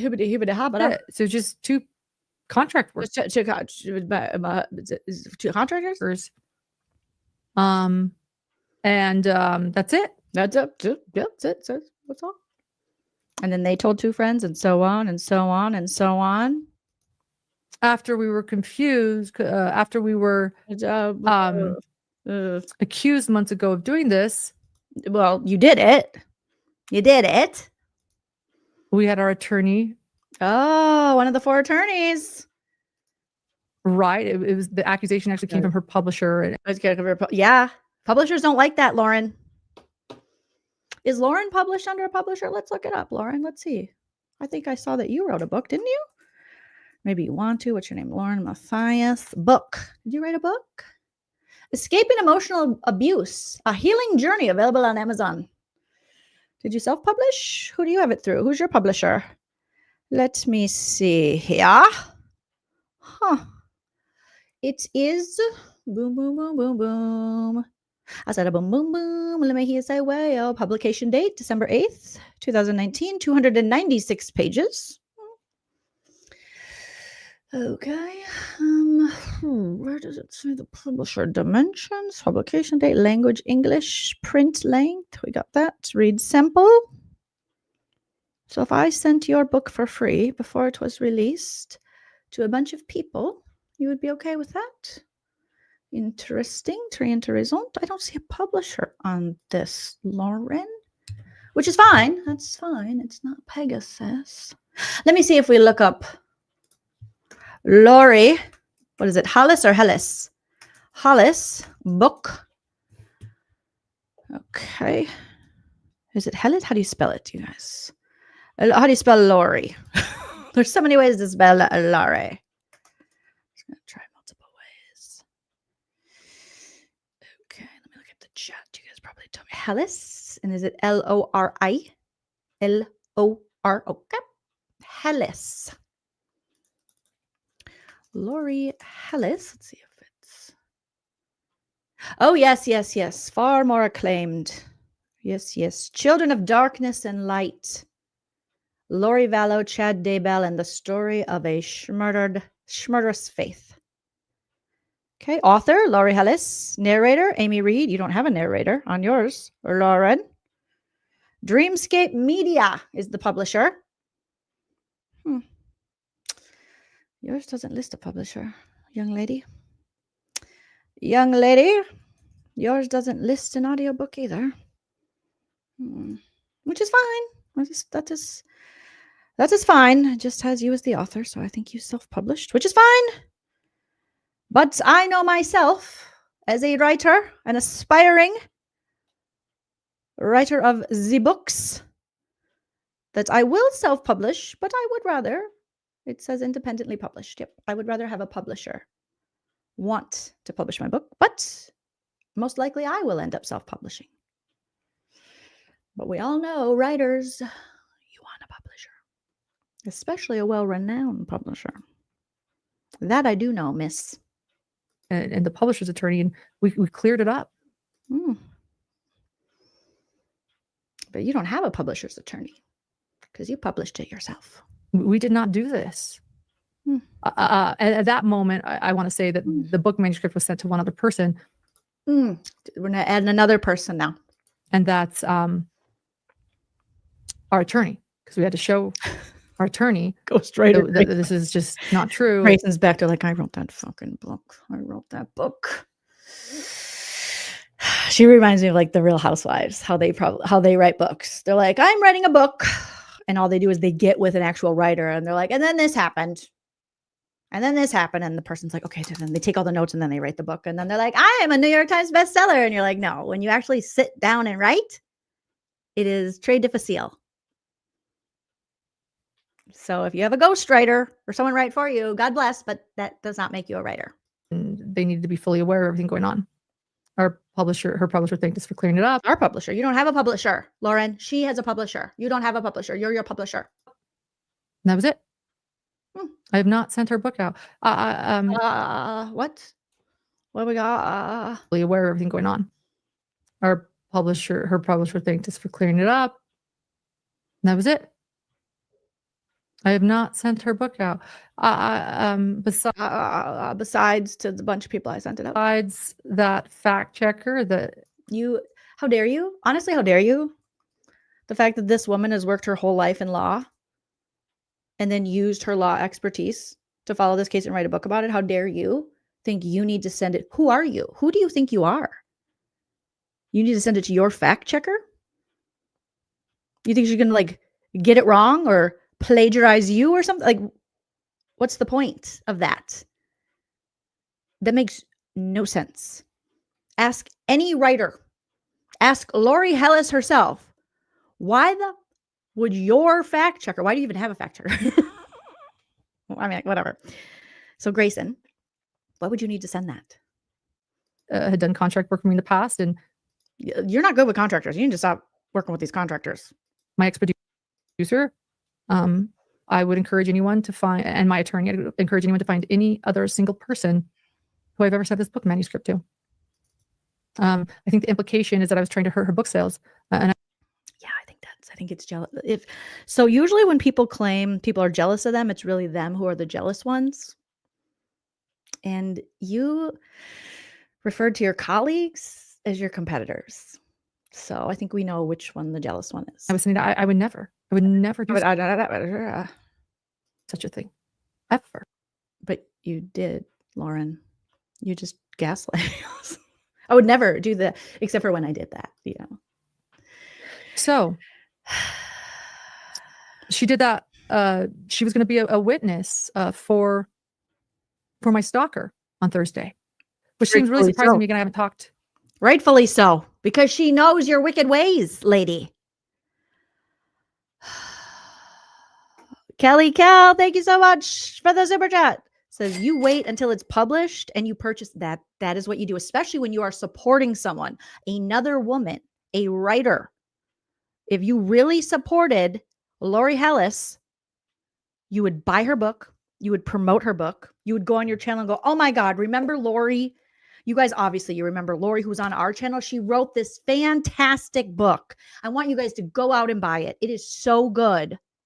Oh my God. We are so proud of Lori. Here's a link to get. That's how you support your friends and colleagues. That's how you support other women in your business. So when your husband's going to call us misogynists, maybe he should look at his wife. Because you had the opportunity to support another woman in your field and say, go buy this book with your huge audience. And instead you chose to share a link to her book that wasn't meant to be sent to you in the first place. For nefarious reasons, you're just, and I said, and you sent it to people. You couldn't even buy the book. To Lori Hellis in years. And she was going to be a witness for my stock. Then why the fuck do you care about her book?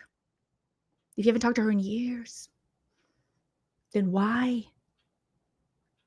do you need to send her book around? Who I assume reached out to her, and she's done a couple of videos recently about me. And there's one video I want to play it. I want to talk about it because I'm gonna say it. We're almost 9 hours in. I get why nobody likes you. I get it. I get it. I get it. You do funked up shit. You do messed up stuff. You, in the words of Ramona Singer, you do not support other women. You don't. You're jealous. You're competitive. You're like one of those weirdo grown-up toddlers and tiara beauty queens. It's not good. You haven't seen anything. It's not a good look. Oh, Janine. Hello, dear friend. Oh, just happened to pop up. My dear friend, Janine. Janine. Oh, even when you told me you had the transcript and that Clint and I were mentioned in it, you absolutely would not show it to me. Well, why did you tell her? Why are you telling anyone anything, Lauren? I even asked to see it when we were at lunch in Boise, but why are you telling people about it? It's not your business.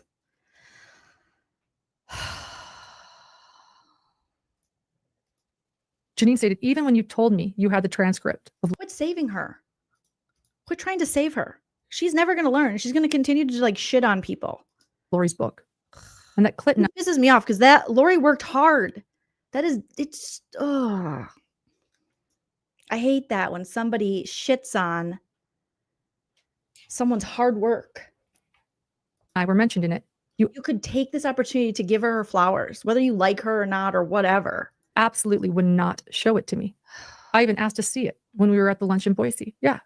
But she knew you told me you had the transcript. She wouldn't have known you had the transcript unless you told her. So you told her, again, unsolicited information you gave out, and that her and Clint, whoever Clint is, I don't know who these people are, were mentioned in it.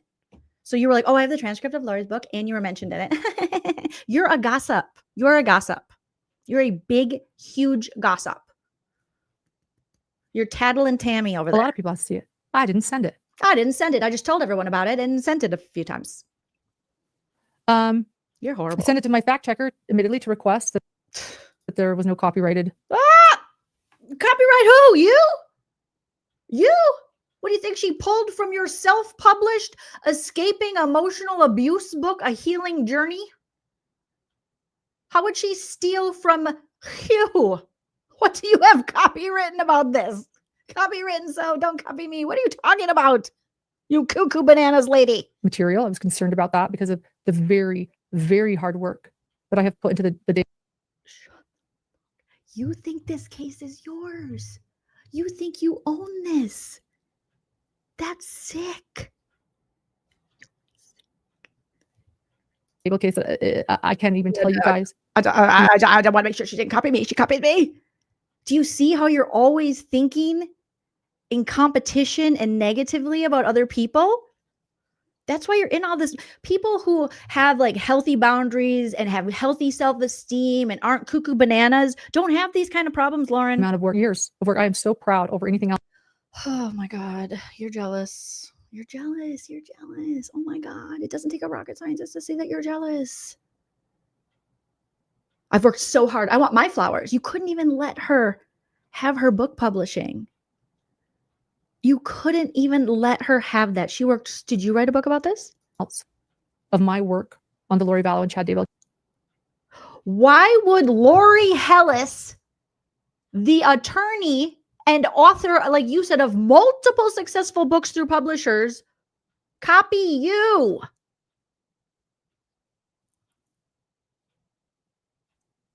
Do you see how that doesn't make sense? That's like me being like, oh, this super famous comedian who has a history of coming up with super awesome material stole their whole act from me. I better send their stand-up special to my fact checker to make sure that this person who's never heard of, like, what are you doing? Case. I don't think in my life I'll ever know another case as well. You know, Joan Rivers? Yep. Mine. I had to send her, RIP, rest in peace. I had to send her stuff out because I wasn't sure if somehow she, Back to the Future and knew what I was going to, you know what I'm saying? 6 years. I consider myself an expert on that case. I am proud of my work on that case. Very, very proud. And I wanted to protect my work.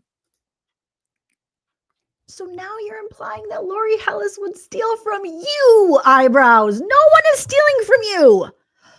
Good God. Good God. John, do you see this? Lori Hellis is an author and a lawyer. She practiced family, criminal, and juvenile law for 27 years, Lauren, before retiring to write. Oh, she lives in Mesa with her husband and her dogs and her cats. She's also served in the Air National Guard for 20 years. She has more credentials than you. She wouldn't steal from you. There's no reason. She existed successfully long before you, and she will exist successfully long after you. Stop thinking you are this important. Good Lord. Or keep doing it. Then we can just keep roasting you because you look like an idiot. So I sent it to the fact checker to say, hey, if you find anything you're like a jealous that you're concerned, fool. Let me know. Let me know. Well, if there's anything about Botox or, victimhood, then that's yours. But everything else is hers. And then if she has a husband with high blood pressure, then call it. I told you the reason sending it to my producer. So, and now this journalist that's my friend that I thought was my friend who originally sent it to me isn't talking to me. Yeah, because that's a shitty thing to do as a writer. You should know that. But maybe you're not.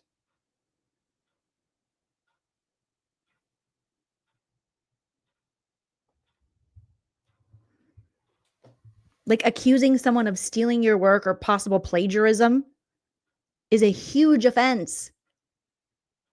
So of course this journalist is going to go, "Oh my God, she's cuckoo. I don't want to be around her." I didn't send it to anyone. Yes, you did. Yes, you did. You already admitted to some of them. I didn't send it to anyone.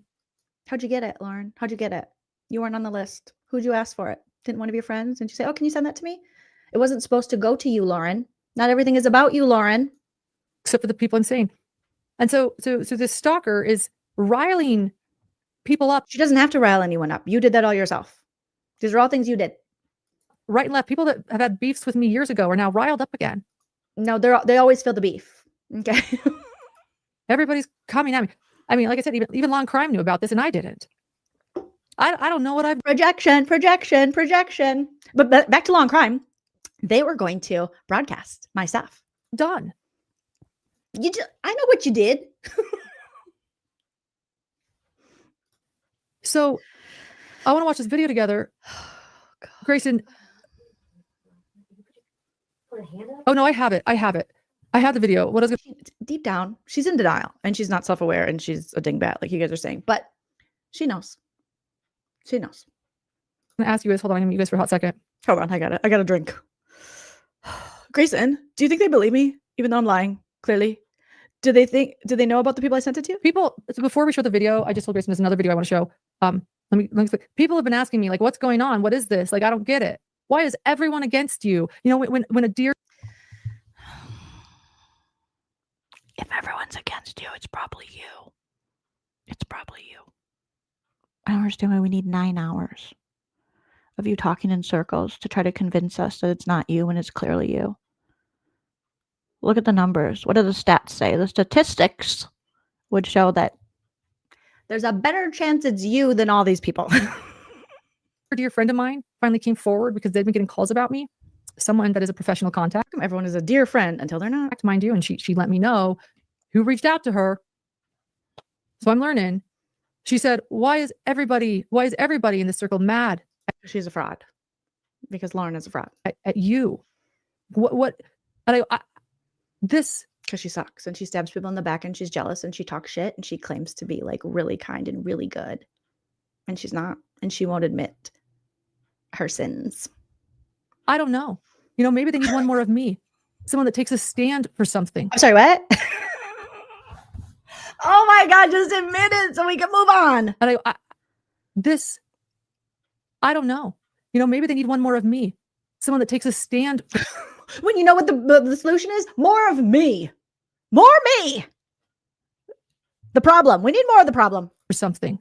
And says that's not who she is. Show me the evidence. No, you show us the evidence. You show us. You're the one taking people to court. Christina didn't take you to court. Lori Hellis should have. There's got to be something that she could do with her intellectual property and you taking that shit and passing it around. Now that could be an actual crime. Because I want to say this. I am proud of the work I did on the Lord. Oh my God. Shut up. Lori Chad Dable case. What did you do? What did she do, you guys? I'm sorry, I don't know. What did she do? Yeah, 2 Laurens. We need 2 Laurens. More me. You know what the solution is? More me. Good God. Honestly, come over here and take my whole computer, my Wi-Fi, if I'm ever like this. More proud about that than any other thing in probably my life minus my family. I feel like I did really good work. The more you have to keep convincing yourself, I don't think you are. I think you feel inadequate next to someone like Lori Hellis. Proud. And you probably should. Proud work. Proud. She's a proud boy with proud work from a proud girl. And as it ends, she solved it. I am being dubbed dark. Isn't that ironic? Like, what the fuck did she do besides make money off this? Like, what? She was like, today in court. Like, what?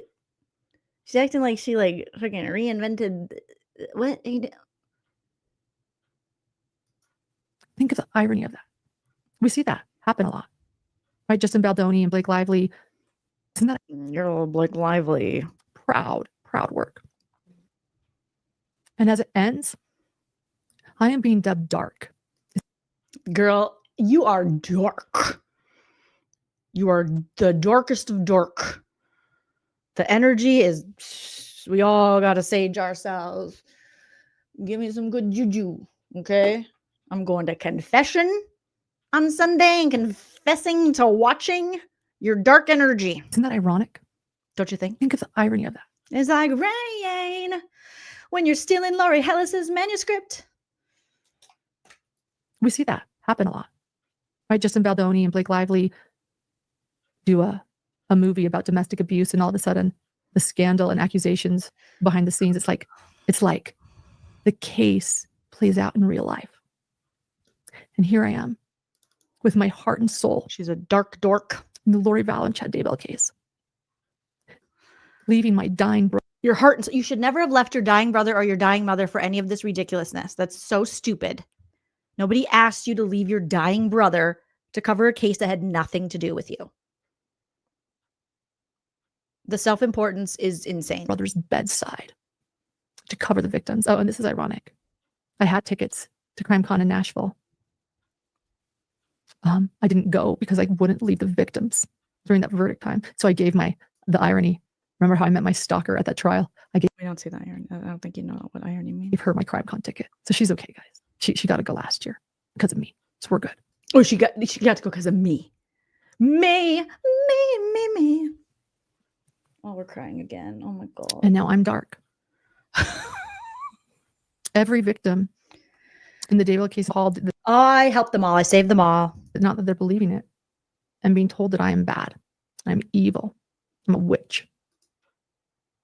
Girl, you are not cool enough to be a witch. Okay, let me just tell you, you are not cool enough to be a witch. You are not that powerful. Stop it. You just stop. I am not. And I'm sick of having to defend myself or questioning who Quit doing fucked up shit. I am. And it's true. My husband mentioned that. I question, what did I do? You should. And then you should answer it, because you just answered it in these 9 hours what you did. And your husband needs to stop lying to you and being delulu. You're not helping your wife. You're not being a good partner because she's delulu. I'm having Grayson spend 60 hours going over 6 years of text messages. What have I said? I'm writing apology notes into thin air, not even really knowing what for. Where are the apology notes? Or if I need to, but feeling terrible. Anyway, I'm not dark. You know who else was outspoken? Jesus. And said things as she called it?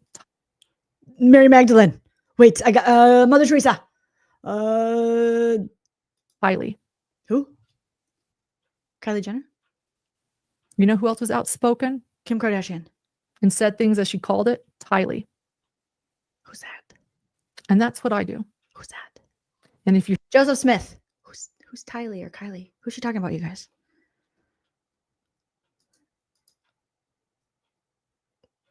No, Tylee's a victim of the Daybell. Who's Tylee? Tylee Ryan. Oh my God, lady, you are sick. Their baby girl.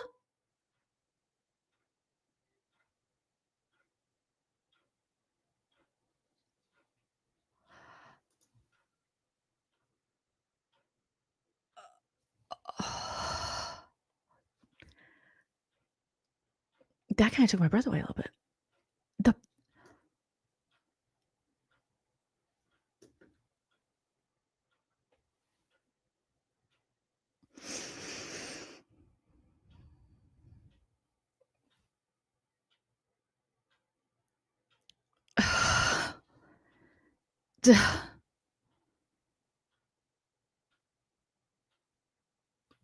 Oh my.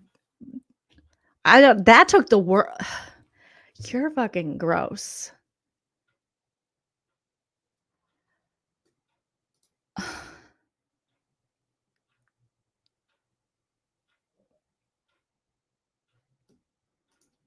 That's gross. That's gross.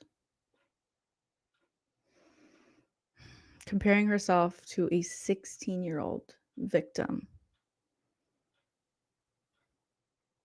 of a horrific crime.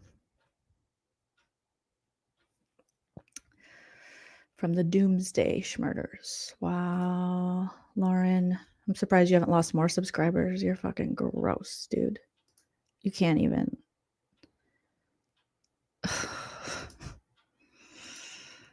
You're seeing some of my private message and text message, you're going to see it. Anyway.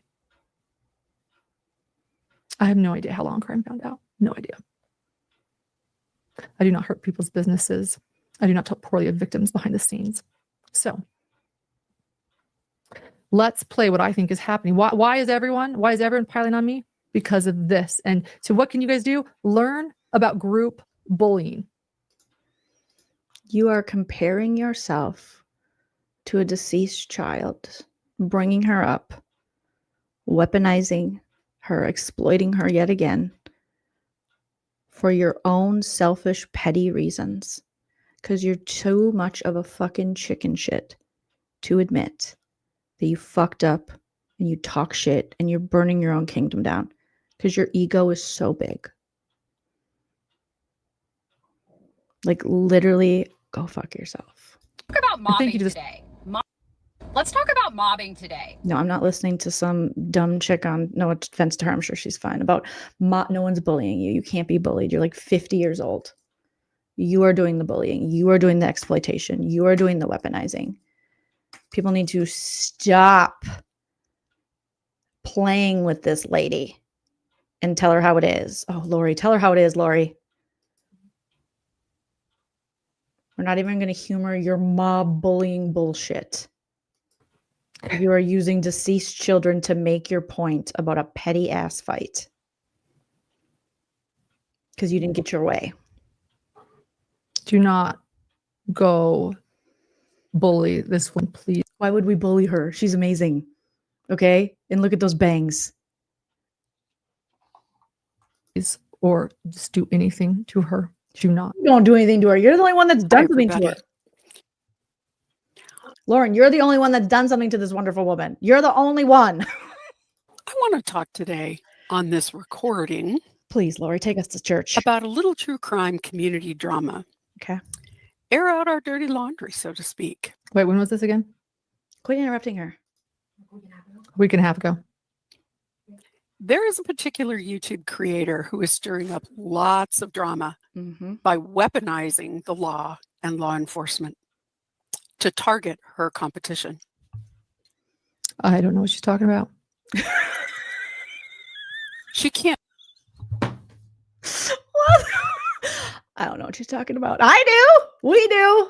The almost 500 people here know. We know. Put in the chat if you know. Oh, bitch. Why are you playing her calling you out? I don't know what she's talking about. Do that. You know how I know? Because I studied the Constitution and defamation law in law school. Remember, I'm a lawyer. So let's talk about defamation and free speech. The U.S. Constitution and all 50 states protect speech.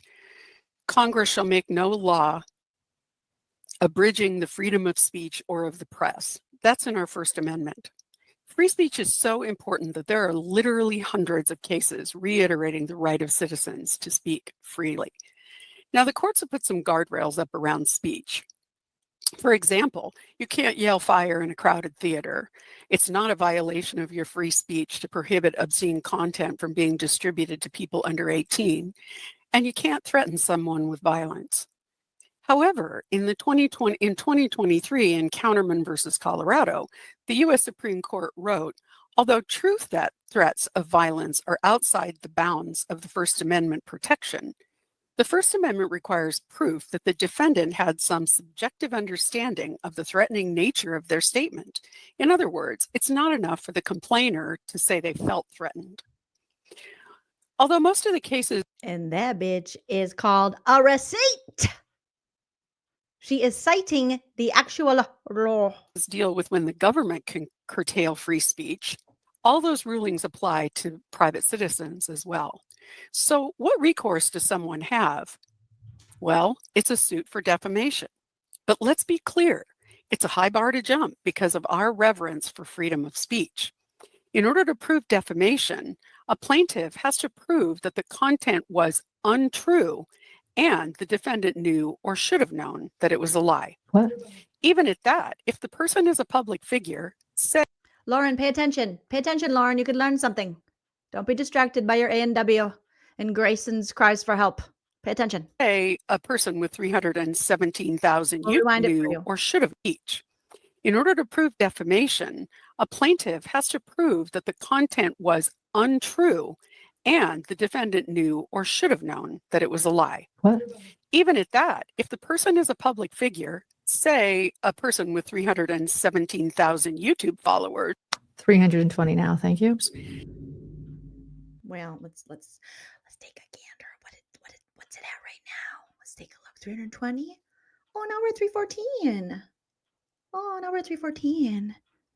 Oh, look at that, guys. There we go. 314. Actually, 314.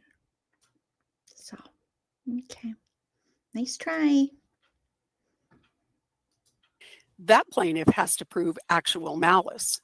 So here's a factual story. There's a YouTube creator who's a mean girl.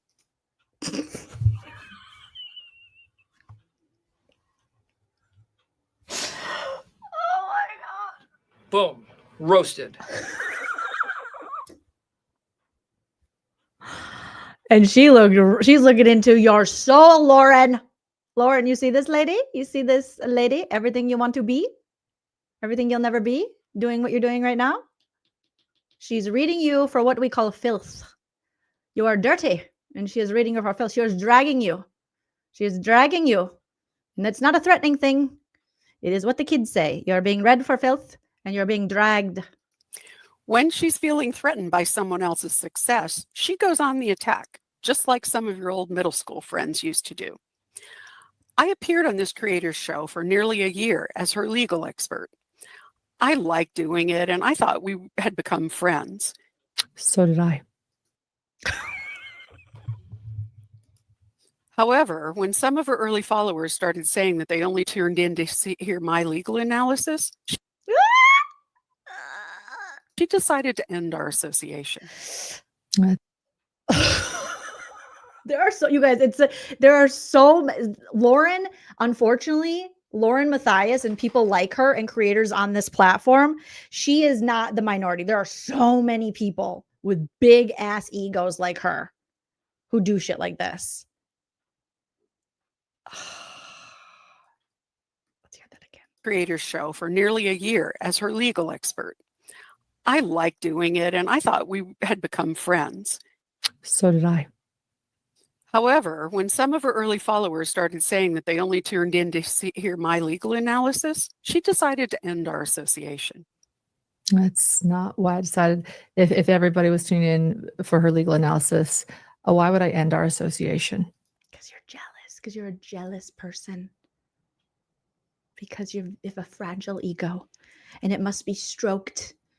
You can't even have the smallest criticism. People can't even lip sync songs to you without naming you or putting your picture there without you falling apart and calling the police and crying and stomping your feet and saying, the law must work for me. Make her stop. Make her stop.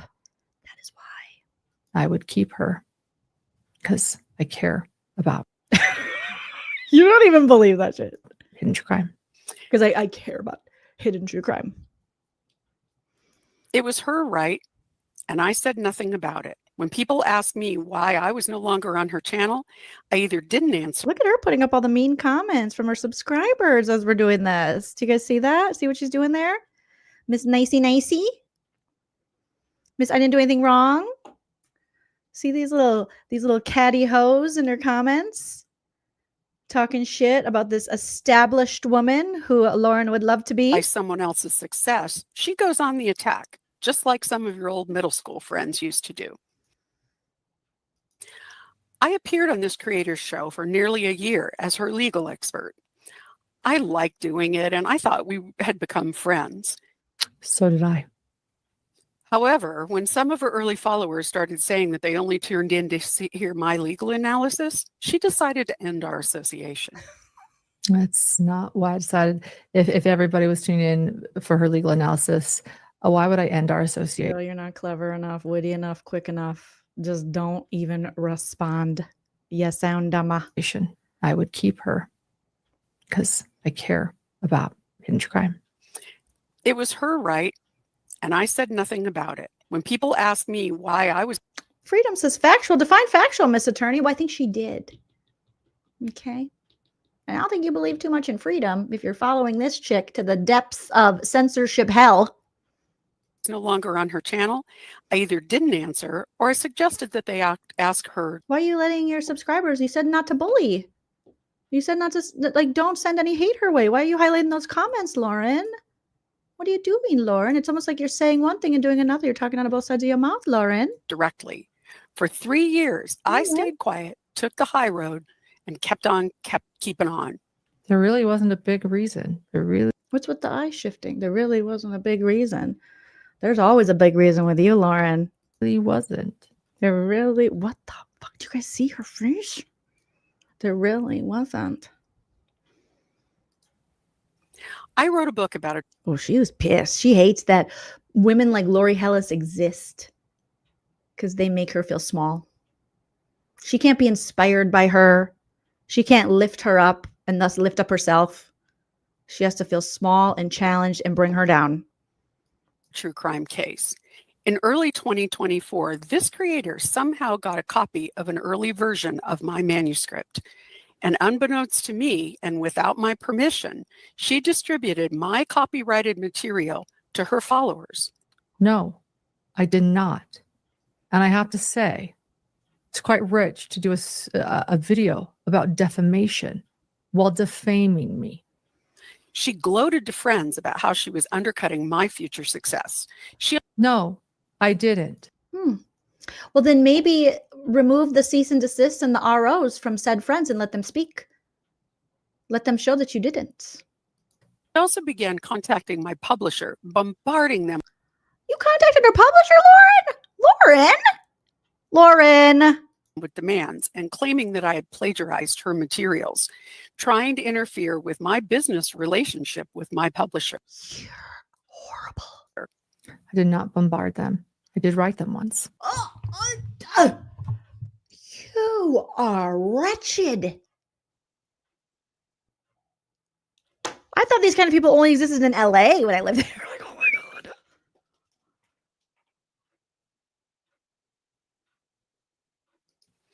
Then in May of 2020.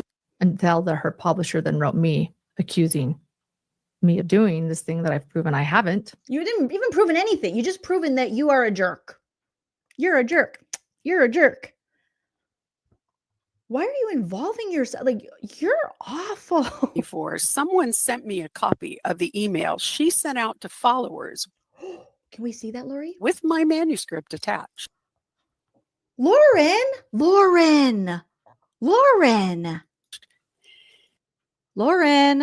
The person said they want. If that's my fact checker that did that. Oh my God. Remove your. If it might be my fact checker. I don't know. It might be one of these stupid people that work for me. I'll put a cease and desist on them and shut them up real quick. And okay. You're responsible for this. You sent it out to said people.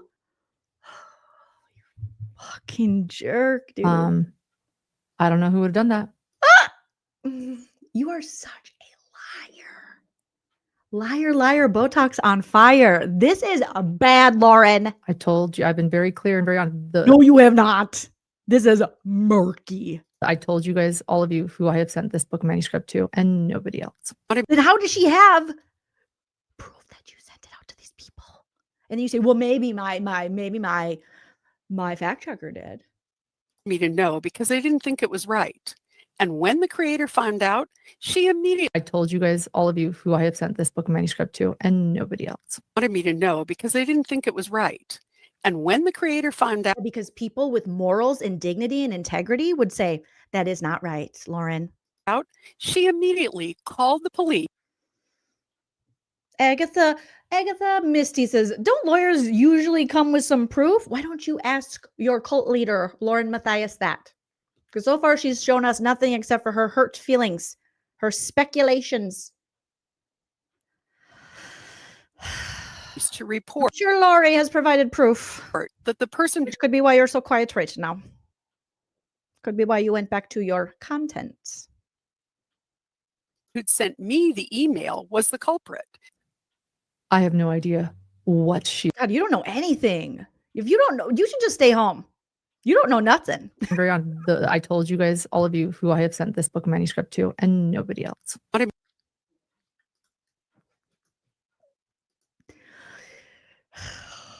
Fuck this lady. Fuck this lady. Fudge this lady. Oh my God. Cereal. Oh my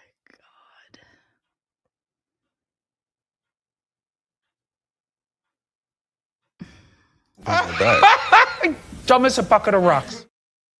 Dumb as a bucket of rocks. Dumb, da dum dum. Dumb. Jen! Jen! Jen! Jen! Lady. I was looking for my Alessi clip. What could be more egregious? Me to know because they didn't think it was right. And when the creator found out, she immediately called the police to report that the person who'd sent me the email was the culprit. I have no idea what she is talking about. I have never called the police about her or some random person that allegedly, supposedly. You call the police all the time. You call the police like it's just the thing you do when you're a little inconvenienced. When you feel as though someone has done something and hurt your fifis, you're on the horn with 911. Hello, police? Yes. So I 100% believe Lori Hellis, who didn't give us a 9-hour history lesson on what a liar she is. Sent her an email. I have no clue. This creator claimed that that person had hacked her computer. Lauren, why are you playing this? Oh my God. Meanwhile, Lauren's like, not my problem. Oh, she thinks I'm too critical. That's another fault of hers. It's her fault. It's her fault I sent it. Send out my book. No clue. No. Just, how convenient. No clue. I have no idea. I don't recall, counsel. You are the Oliver North of this case. I don't recall, counsel. Sorry. Nope. I don't remember. Don't remember. This creator's MO. When they realize that they've screwed up, they lie, they shift attention, they weaponize the police, and she plays the victim. God, Lori Hellis, I love you even more. I didn't think I could love you more, but I love you more, Lori. I want to give you all the headsets. I want you to have a rhinestone headset. Let's see. Now Lauren's like, I don't know, but let me put up this comment. She pre-wrote this, which shows she's not taking this from her memory, but a script. But what is Lauren done for these 9 hours? She literally did this, dumbass Jennifer. I don't understand. How do people become so indoctrinated into a cult with such shitty ass leaders?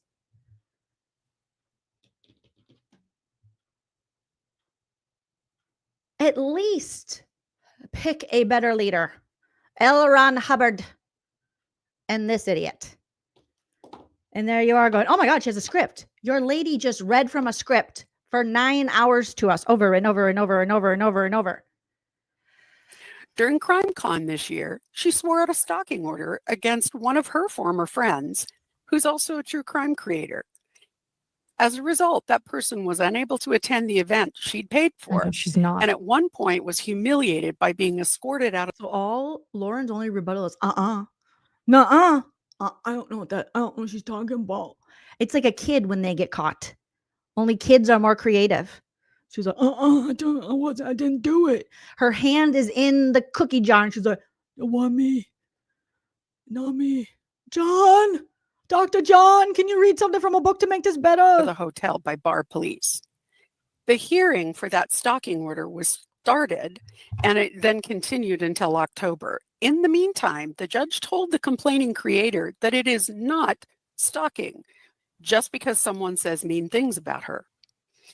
Lauren, why didn't you tell that to your fans? Why didn't you tell it to them, huh? Look how mad she looked. But that's true. That's what the judge said because I heard it on the JS for Justice channel when they had the audio. Why didn't you tell them that? Why'd you leave that part out? Why you leave the best parts out? Why you leave the best parts out, Lauren? Lor. This creator is not a victim. Hallelujah. Hallelujah. have any Hallelujah. phones now. Hallelujah. Hallelujah. Hallelujah. Hallelujah. Thanks be to Lori Hellis. Thank you, ma'am. Thank you so much. You're even dumber than I thought. To play this? Ooh, is this how we're going to end the video? With you getting taken to church? Dragged? Her followers are. The people who believe she is just because someone says mean things about her. This creator is not a victim. Her followers are. The people who believe she is a lovely person with a heart for crime victims are the real victims. Oh my God.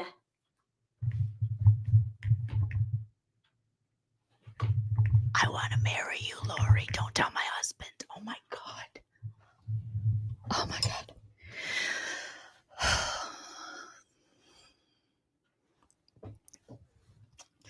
You give me something to believe in.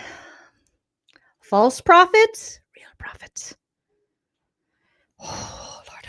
The real victims are the victims of the crime victims who trusted her while she said vile things about them behind their back.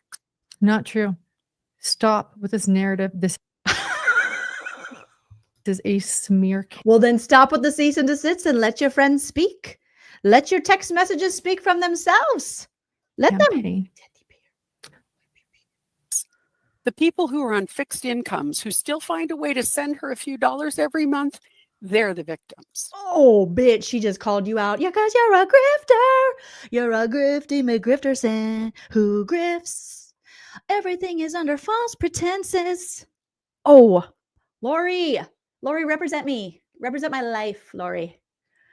Lori Hellis for life.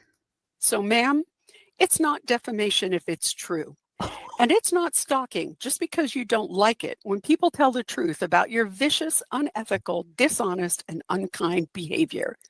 You're running scared because you're afraid that the 317,000 people who support your way of life 314 now, Lori. Might finally learn the truth about you, and you might lose your cushy lifestyle. And your Botox. You are a middle school mean girl. In an overfilled Botox grown woman's body. Grow up. There's an old adage that says, if you come for the king, you better not miss. When you start weaponizing the law to destroy your competition, you better be right, because there are a lot of us out there who actually know and understand the law.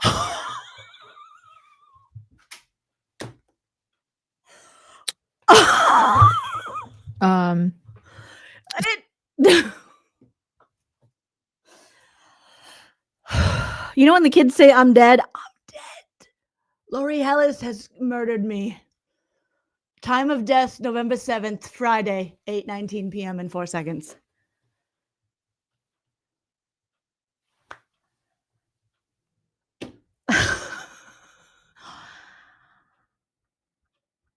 How? Look at her. I mean, if a verbal smackdown, oh my God. That is that. How do you show your face? How are you not embarrassed? I'm embarrassed for you. Oh my God. Yeah, she showed us. Lori, honestly, Lori for president. Lori for all the things. Lori, all day Lori. We need Lori merch. That was a choice, Lauren. And look at her little cult member. Thanks for describing yourself. Ooh, good one. Like what? She's like, I know you are, but what am I? You can see the intellect level is high in that crowd. So I do like Botox. I'm not quite sure why I'm here or what I'm doing, but there's a reason. Good one. Although I think I need, am I okay? The girl. Oh, stop up.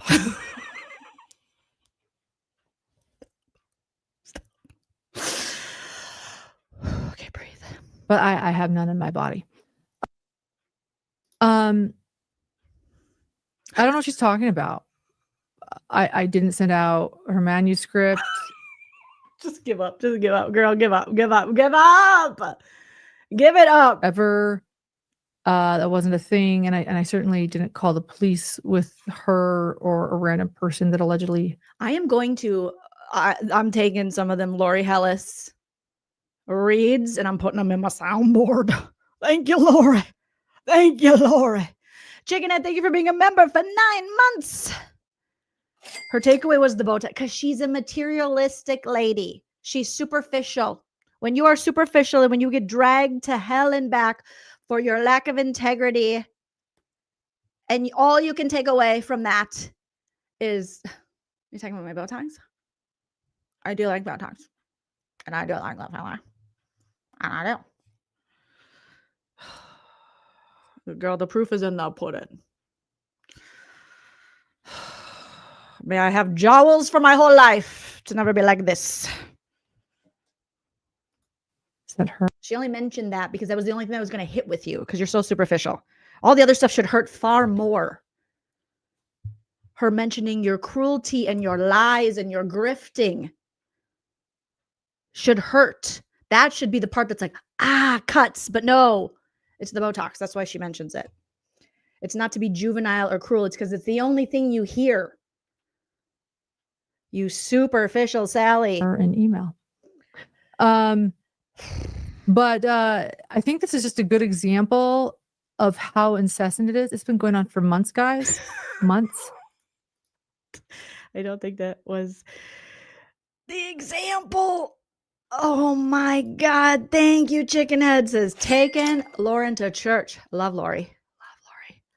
Lori, thank you. Wanda, 100%. Thank you for being a member for 18 months and said, Lori made this 9 hours worth. Yes. Holy shit. Thank you. Hype Man Husband Chell's calling. Hello, Hype Man Husband Chell. I'm live and oh my. Oh no, I've been 4 hours. We just got, I'm almost done with the 9-hour live. Say hi to everybody, but you're not on speaker, but he says hi. And no, you're not. And okay, my husband wants to go on speaker. Hold on. Okay. And hi, my husband, Chell, you're on speaker. So my giant wang, it itches. Okay. We hung up on him. I meant to unmute him and he talked about his giant wang.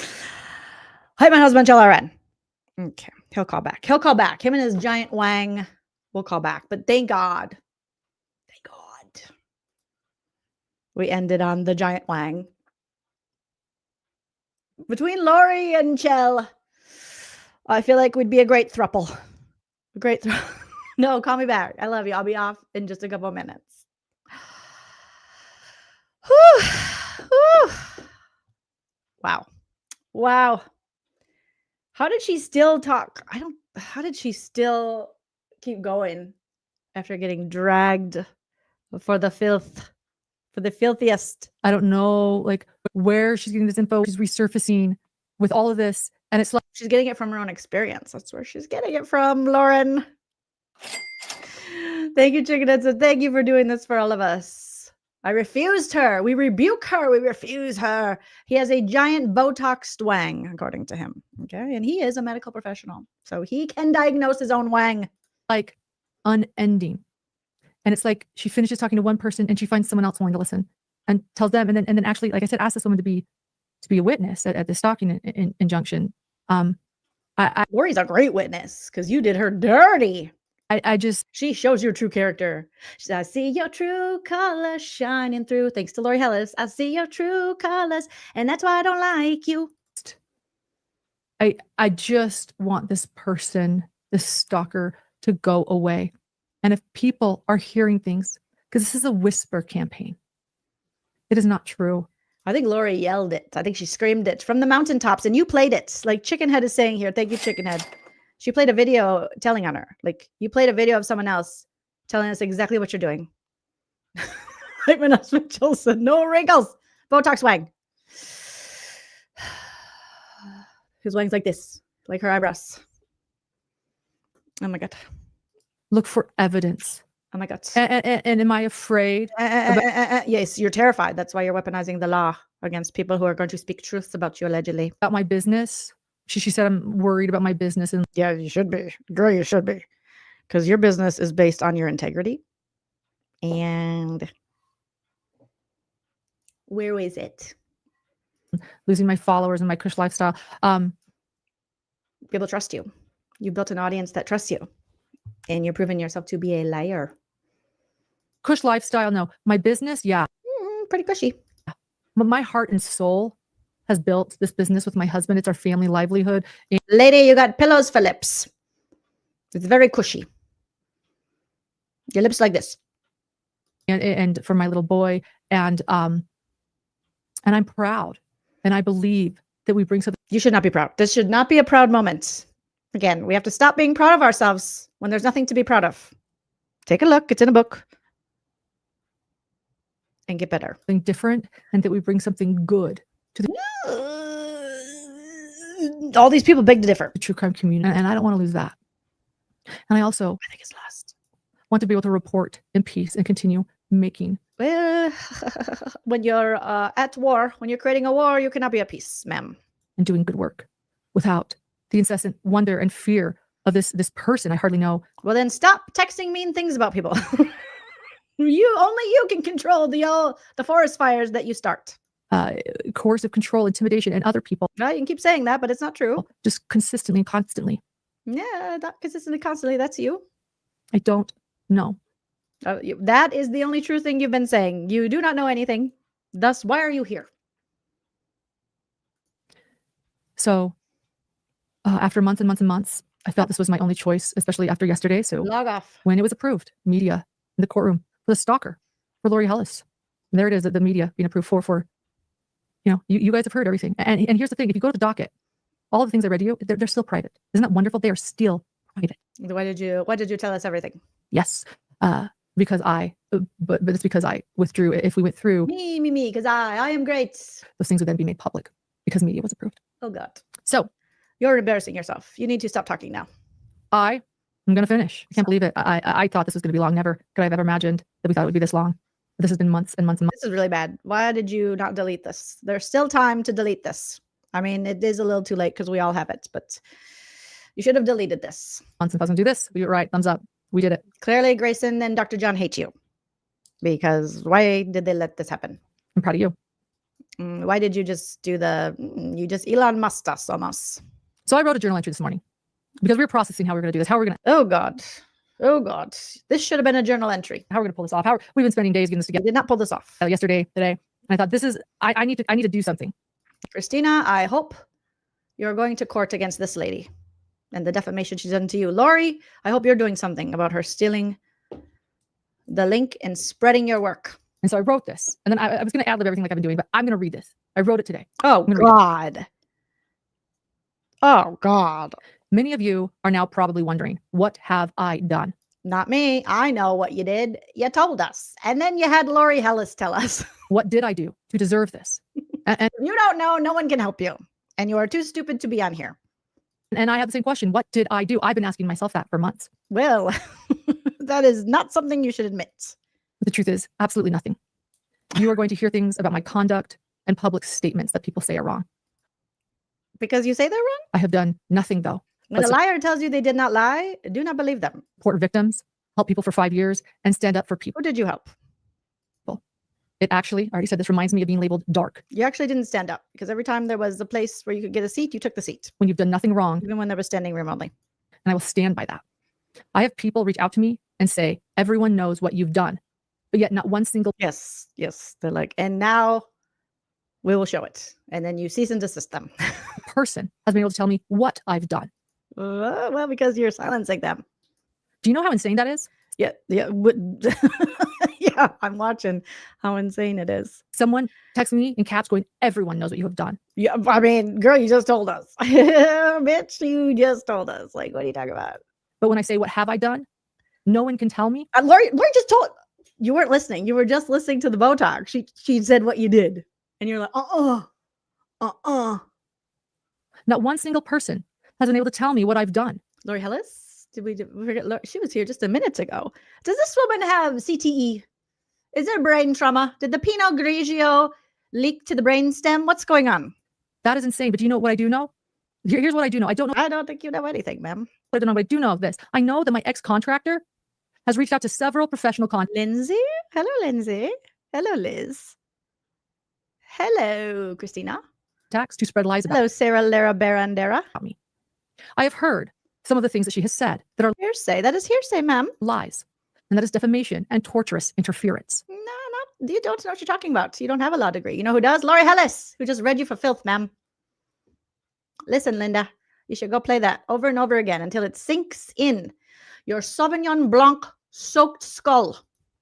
I have learned that they recruited this creator that I mentioned earlier. And this creator then reached out to several people. What in the Merlot stained teeth are you talking about? She just told us. In my professional circles to spread those lies and to say that I am not who I say I am. Cabernet Sauvignon lies. We know what you did last summer, today, yesterday, the day before, when you were doing your little crime update in your car today with your skull cap. And that is defamation. And that is torturous interference. And I know that some of these things, and I know she'll be the best of me. And I know, and we know she's a fan of The Weeknd. Know some of these things that this creator who calls I know. She told me don't worry. Herself a journalist has said to people in my professional circle, and they are simply not true. They are not even half truths. They are blatantly false. This person also says that they don't get involved in drama. And let me be clear. This isn't drama. That's all this is. This is defamation and torturous interference. And when all of these professionals... And a tortoise of interference. There is a turtle here. Difficult research says, I've had differences with Lauren, but look at where I'm at. I don't even know. What? And who I support. Actions are louder than words. Her and John have been lovely to my parents. Colby and Kelsey.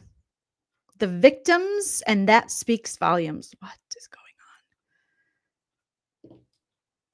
Contacts who are considering themselves journalists reach out to everyone spreading lies about me rather than reach out to the source itself to see if anything is true. That's not journalism. That's a smear campaign. You don't even know what journalism is. You can't figure out anything. You can't even investigate your own story. And it is group bullying. No one's getting good, girl. Shut up. You can say bullying. Look in the mirror. Don't look at the Botox, but look in your soul. Your dark soul that Lori Hellis just dug out and exposed for you to see. When journalists that I have supported and sourced and encouraged and who I thought were my friends believe these lies and spread these lies without coming to me, it makes me wonder what's happened to journalism as well as decency in this world. So you would rather question the whole system than look in the mirror. It must be systemic. It cannot be me. It can't be me. For I am great. Because not only have I been being stalked, but I have been the subject of a cyberbullying. No, but you've had tiki-takis made about you because you suck. Bullying and a relentless smear campaign. And not a single journalist, minus a couple actually. Oh, that should tell you everything you need to know. But not a single journalist has had the decency to reach out to me. There we go, except for yes, some of my lawyers. You aren't entitled to them reaching out to you, ma'am. That is your problem. You feel entitled to things that you are not entitled to. Real professional contacts who checked to see if it was true and told me exactly what was going on being said. But that's it. Your reputation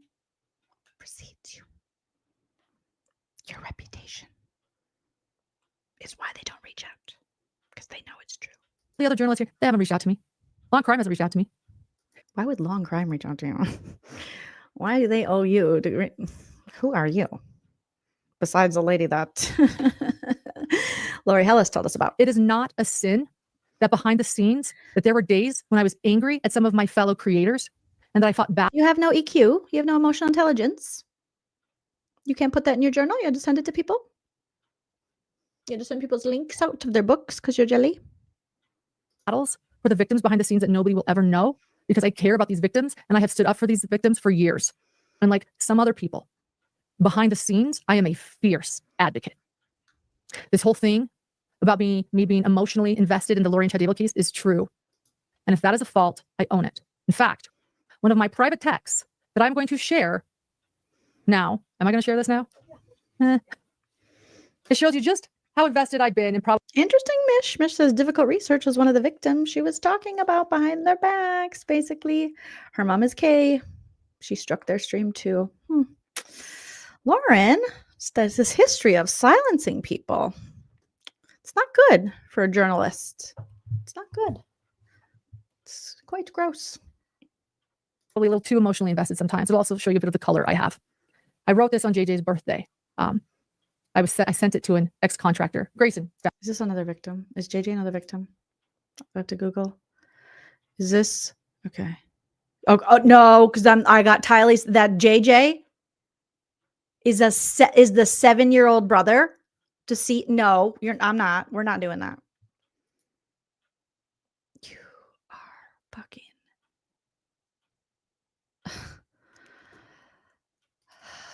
I still had Tylee's Google search up, and I looked, and I clicked it, and then I saw next to her Joshua Jackson JJ Ballo 7.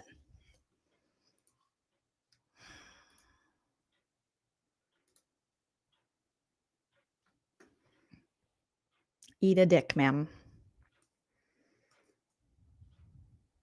Victor, no charges. Fuck Chad. Fuck David Warwick. Fuck Melanie Gibb. Fuck Melanie Pulaski. I thought you don't say the F word, and who cares? Like, of course, yes. F murders of children. When I'm talking to you guys, it means that there's a time and a place. And when I feel safe and I'm passionate and I'm angry. Just say that freely. It's not a novel idea. It's not like, ooh, you should say that. F them all day, every day. Behind the scenes and I feel something, I'm going to say it to someone I feel safe to and trust because they get me. And it helps me to release anger and feelings and emotion. Call it therapy. And if I'm writing to you something like that, it means I feel safe with you. And it means maybe I'm getting a little bit of therapy out of it. Quit crying. You're not the victim. You're the perpetrator. And you're gross. Because it helps me. We don't care what helps you. To process the shit that I have to hear and deal with every day covering true crime so I can deliver it. You know what the difference is? These people have to live it and they go through it and you can choose whether you show up for it or not. And guess what? I guarantee you wouldn't show up for it if it wasn't making you money and it wasn't buying your Botox and all the things. So stop it. You can walk away from it. They can't. Their children are dead. Yours aren't. Lori Hellis, come back. Professionally. Read this bitch. I am not unscarred by the things I have seen in true crime. How are you making dead kids about you? You insane in the membrane, self-absorbed POS. That's crazy. And I'm going to share some of those things and I'm going to vent behind the scenes and in text. Write it in your journal. You're too old for this. You're an old woman. Figure it out. For good and for bad. Figure out how to do it without hurting the feelings of the victims you exploit. She's so stupid.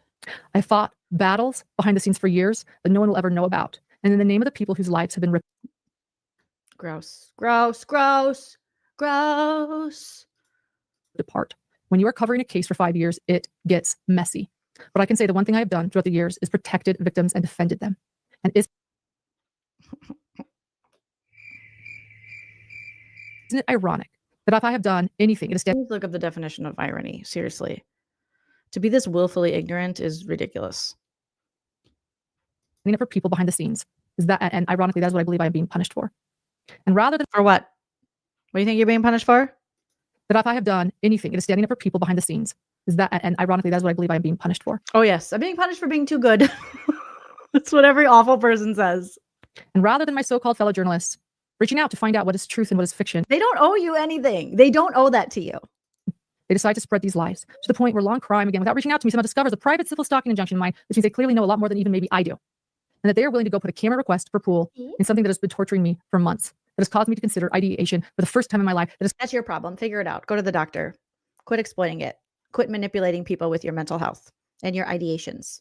Because people really have lost people due to that. And it's really sick that you're exploiting that so that you can be right in an argument with your frenemy. Can barely appear on my YouTube channel anymore. You've been wondering where he is. Now you know. You can. We don't care. I don't care. Are you talking about your husband with the high blood pressure? Find him on Patreon where it's safe. Oh my God. Sorry, I didn't mean to scream. So you guys are so traumatized, you're hiding your high blood pressured husband behind a paywall? It's inappropriate. That's fucking, this is the playbook of the problematic YouTuber, content creator, grifter, POSs. They always do this. Like, well, now I gotta put him behind a paywall because I'm in danger. So you're gonna have to pay for it now. I don't know how the media found out. Someone told them, and it wasn't me. But did a single one of their journalists, long crime journalists, reach out to me before doing this? No. In private text behind the scenes, I mean this sincerely, from the bottom of my heart. In private text behind the scenes, if something's going on, if you have seen something, and if I have hurt anyone's feelings, I am sincerely sorry. I am. That's not an apology. If you say if I have, it's not an apology. That's not an apology. If I did this, you did do it. You did hurt people's feelings. People are saying it. Lots of people. Like Lori Hellis, why don't you apologize to her right now? Instead of denying and going, I don't know what she's talking about. Why would a woman as accredited as that, as successful as that, make up shit about you? What does she have to win by doing that? What does she have to gain? You have a lot to gain to lie about it because you're losing a lot. What does she have to gain? I've thrown up over this. I've thrown up over this. You've also thrown up after Mommy Wino Bunko night, I'm sure, a few times. I don't like hurting people. Yeah, you're pretty good at it. You do it a lot. So I would beg to differ. And to think that someone would take private texts that are meant to be private and they would share them makes me throw up because I don't want to hurt anyone. I'm sorry. Oh my God. With the barfing. Oh my God. Valerie says you run a professional Chanel. She runs a professional Chanel. But you still have a private life, just like us all. Okay, that's not that. I don't understand what that. No one's asking her not to have a private life. They're asking her not to be disgusting, manipulative liar who throws her, fellow creators under the bus and tries to steal their work, but claim they might be stealing her work. I've hurt you with. Don't talk shit about victims' families that you're making money off of. My candidness in private texts. I know I've hurt people. I've already apologized to several people. Who? Where are they? Some have accepted my apologies. Others haven't. That's their right. And admittedly, those I still don't know what I've said. I don't know. I assume that some of you may have also have. I assume some of you may also have private texts that might hurt people's feelings too, especially taking out. Don't bring us into it. We didn't do this shit. That context. I do not judge you for that. In fact, for those who have called me annoying or a bitch behind the scenes, you are forgiven. Don't forgive me. You're an annoying bitch. I don't want forgiveness. I'm going straight up the elevator to heaven with the truth. Hello, Jesus. LaurenMatthias is an annoying bitch. Thank you so much. For those who do so publicly in comments, I might think that you are a jerk, but it is You're a jerk. You're a jerk. You can think I'm a jerk all you want, baby girl, but you are a circle jerk of lies. You and that husband with the high blood pressure. Your First Amendment right. And the assistant with the rotted mouth. But is it wrong for me to have a private opinion about any of you behind the scenes? Is that a sin? Does that mean I am now a witch? That I am now... Stop trying to be cool. You're not cool. You're not a witch. Witches are cool. That's not you. Dark. To be stalked, tortured, destroyed. Tortured? Oh my God. This privileged POS. What a cakey life she's led. She's a cake eater. That's what we call them in Minnesota. She's a cake eater. She doesn't know anything. Destroyed. Let's see who else is dark. Please send me all of your private text messages. If I've hurt your feelings. Don't come for us. I just showed you. It's my dad sharing blink camera videos of cats and raccoons in his yard. And me and my friends reliving our drunken days with dog shit nachos. I don't know what to tell you. I am sorry, but that it does not give you permission to start a smear campaign about me. You're a bitch. To You're an annoying bitch. defame me or get involved in torturous interference and lie about me. And it should not mean that you shouldn't come to me first to find out if any of what you're hearing is even true. Because that is what true journalism is, if true journalism even exists anymore. But it sounds like rumors and lies are more entertaining in this true crime community. How did you become a witch? But because of the people... I was born weird and stayed that way. Yeah. Freedom says, whatever that acronym is, I don't even know. Up for hysterectomies. You sound like me, breaking your brain to figure this out, and simultaneously knowing that you did nothing to deserve or ask for this. Feeling guilt and shame? That's the coercive control. Oh my God, you people need to put the Kool-Aid down. Okay? Okay.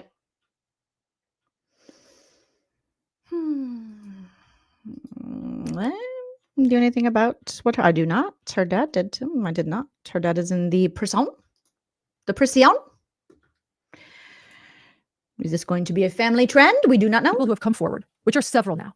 I am left aghast at the things that they are saying about me, which are completely false, malicious, and worthy of legal action. And then to think that I could solve this in a civil matter. That's not what the judge said. Quietly, silently, privately, behind the scenes. And now Law and Crime thinks that we should broadcast this for the world. I agree with him. So I guess the writing is on the wall. I have to do this live that I never, ever wanted to do. You don't have to. In that Proton email that you guys saw, there were a few journalists that could have reached out to me then. One of these people, like I said, is a dear friend. You knew it was false. You heard from her in her declarations. But did any of these other journalists decide to reach out if it was true or not? Oh my God, how many times are you going to say this? Like, girl, you're horrible at investigating. We've seen that. They don't owe you anything. Or did they all just decide, hey, let's broadcast her stalking injunction because we don't like her or because it's been a slow true crime month? Let's start streaming stalking injunctions. Is that why you did this, Lauren? Because if you look at your video numbers, these are the highest rated. These have the most views, like triple your normal views.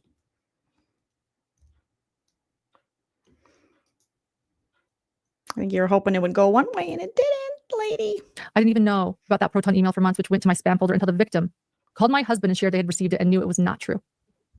For months. For months. But none of the so-called journalists who received it called me. None of the creators who knew called me.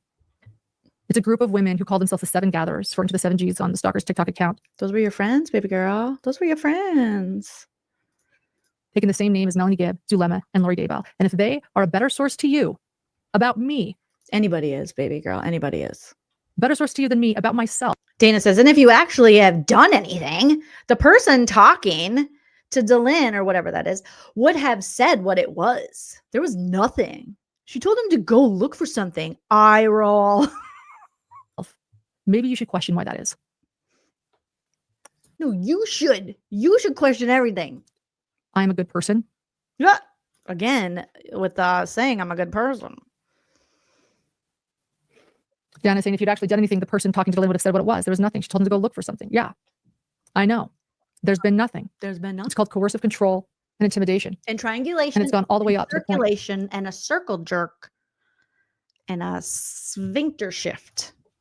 Where I had to dismiss my civil. There's a my civil stalking injunction. My civil stalking injunction in the circulation of the triangulation of the circle jerk of the sphincter. Sphinx. Stalking injunction because that's how far it went. That's how far it went. Understand the signs. Understand what group bullying is.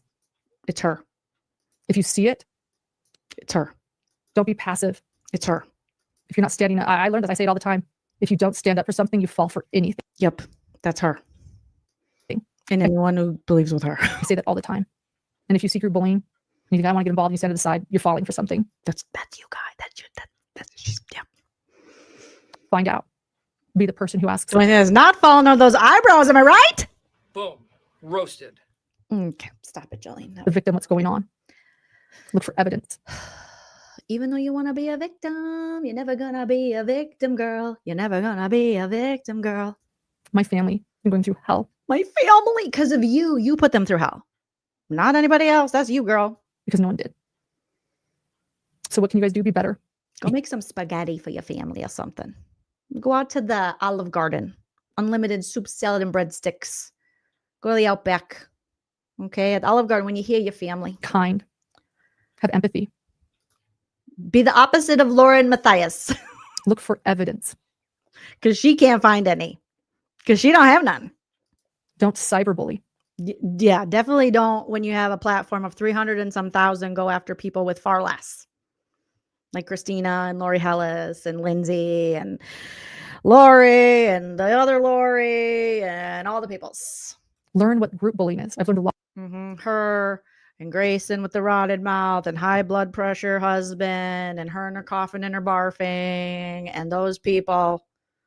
That's a group of them and they're bullying people into silence. Mobbing. Mob wives. Encourage people not to do such a thing. Encourage Lauren not to do this anymore. Help our teenagers. Where'd that come from? Help our teenagers. Okay, weirdo.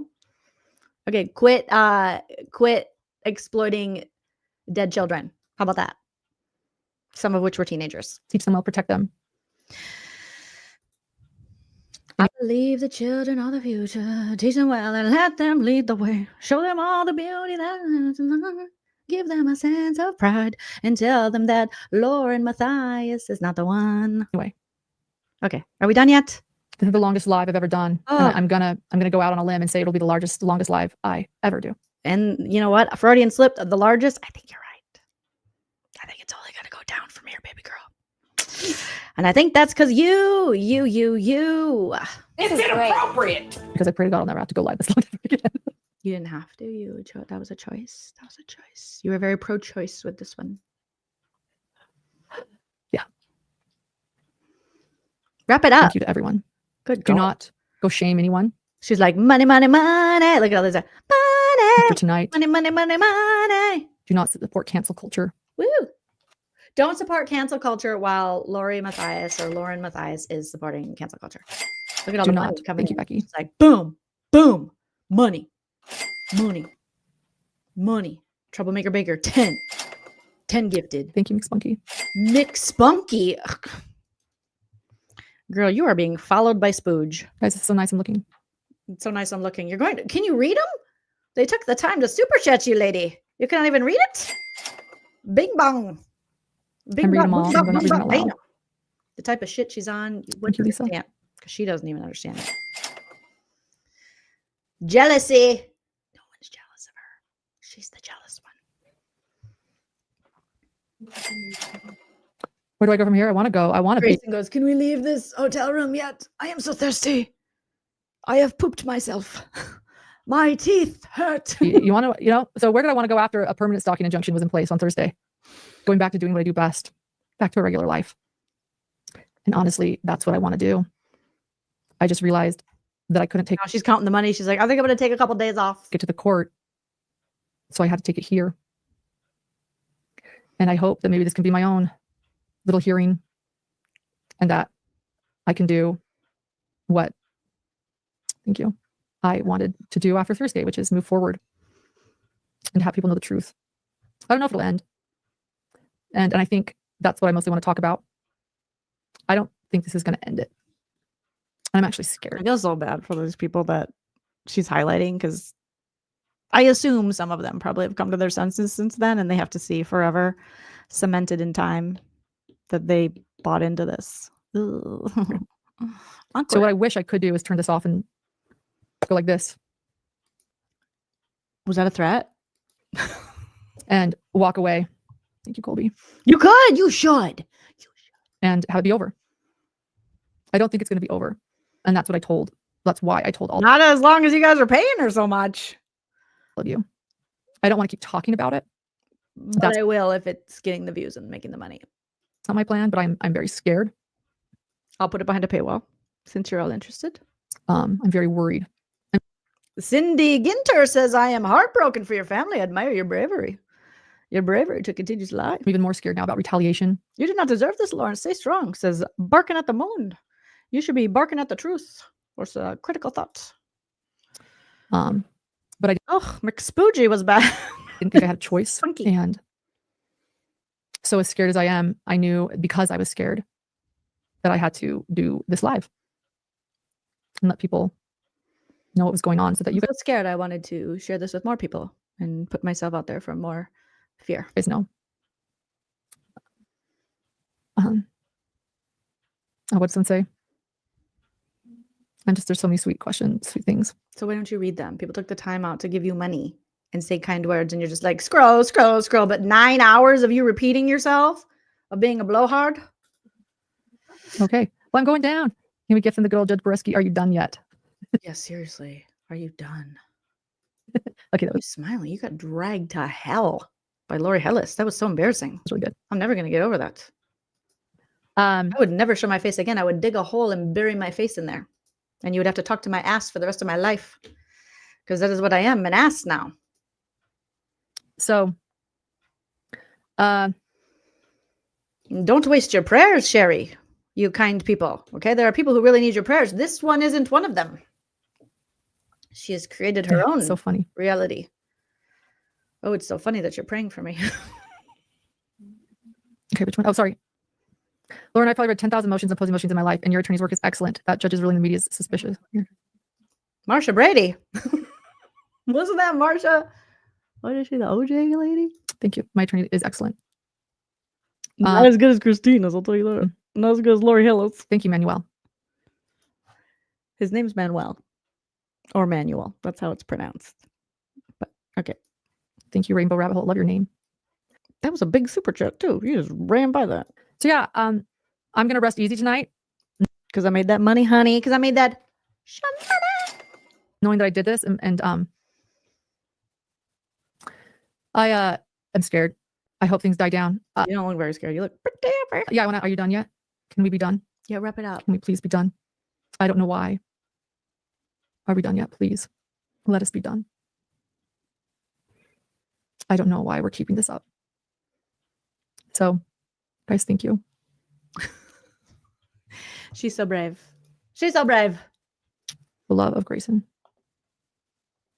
I don't have any foods now. Guys, you're the best. Is there anything else? I think we did it all, right, Grayson? We planned a show.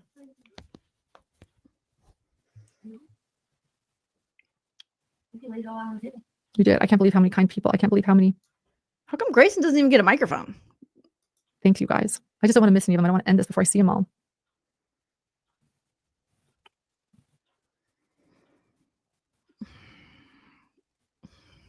She's so brave, counting her money, counting her tear money. You guys are so nice. You guys so are kind. so nice. Look at this big one. She's obviously not aware that many, if not most stalkers, when approached by something. Thank you. I want this to be done. You know that woman with the cyberbullying campaign page, Grayson? What's her handle? Because I got off TikTok because I didn't want to see stuff, but when I had to get on, my algorithm had changed, and she popped up. Life_with_KK. Rabbit. Just a K and a K. Go support her too, rather than spend. I bet Rabbit's like, oh fuck, why did she have to highlight that down the rabbit hole? Our time trying to get rid of people and cancel. I hate cancel culture. Poor Rabbit, take it down. Don't do that to. Don't do Rabbit so dirty. Don't do Rabbit so dirty. Go spend your time supporting people that deserve it. Life_with_KK. She talks about group cyberbullying. She really helped me. And then, oh, not Addie. Did I see Addie, the former long crime extraordinaire? Go spend your time. She's got a history of backing some real losers. Supporting people that deserve it. Allegedly. Life_with_KK. She talks about group cyberbullying. She really helped me.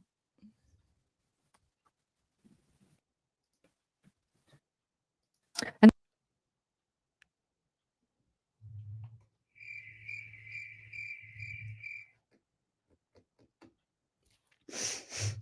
that's a former long crime lady who she loves a crybaby grifter. She loves them. It's like her thing, allegedly. Then, if you want to know who I am, we know. Watch my Mormon stories. No, thank you. No, thank you. Part 1 and part 2. No, thank you. I lay it all out there. No, I'm gonna watch the thing where your husband embarrasses himself about Brad Pitt and the judge schooling you. But no Mormon stories, please. So just be kind. Just be kind online. You first, bitch. You first, bitch. You first. We love you from Mexico. Don't. She can't even pronounce Manuel or Manuel. Don't bother. She's white.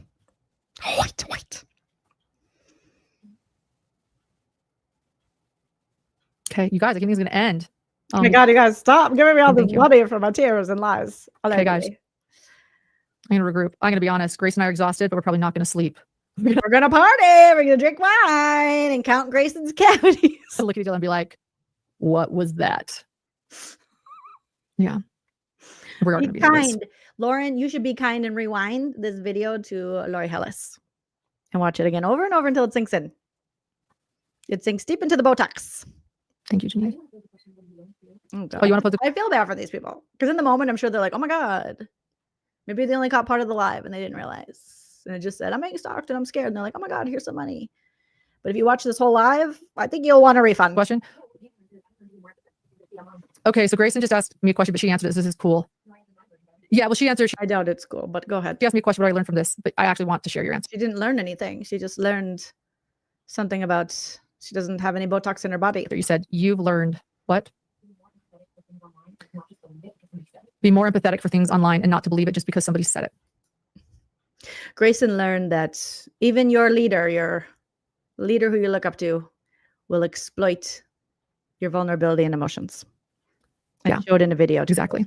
Lauren's lawyer is outstanding. Yeah. Go ahead. Oh, my question. I mean, I've learned a lot. Full disclosure, I think I'll be able to better answer that question later. She hasn't learned anything. She can't even answer one thing she learned because she didn't. She's like, I don't know. That's a real humdinger. I'll have to think about it some more. Because a lot of the things I'm feeling are actually negative. I feel like I can't trust. You know what I did learn? I learned that I look good with this lip filler. That's what I've learned. People. I feel like I can't talk to people. I feel like a question. So she's just learned that she's even a bigger victim than she thought she was 5 seconds ago. Myself. Oh my God. And actually, I've always believed in standing up for people if you fall for anything. And I feel like maybe that's one reason I got into this. So actually I question a lot of these moral strengths that I thought I used to carry. Wrap it up. So give me wrap some time it up. to answer this question, but I'm glad that you learned that. You can't trust anything you hear about someone. You don't know the full story. We do now. 9 hours later, I know more than I ever wanted to know. And you're awful. I've learned how important it is for stalking injunctions to remain private. But I think I already knew that. All right. Okay, come on. Come on. Thank you to our moderators tonight. Come on, you clearly Lord, had to go to now. bed. Wrap up your lying. We gotta get to bed because we're better people than you. Nobody knew this was going to be this long, including me. Nobody. So nobody. For those who stuck around, thanks. Thank you, Ozzy. Please don't thank me. I feel awful. People remember Lauren was just a journalism mom, a journo mom in a true crime group. Oh God, it's Jennifer McCabe. I'm just a mom. I'm just a mom. How come all the horrible women then go, oh, I'm just a mom. I'm just a mom making my way downtown. I'm just a mom screwing people over. And I love it. Do do do do do do do do do do do. Jen! Jen! Jen! Jen!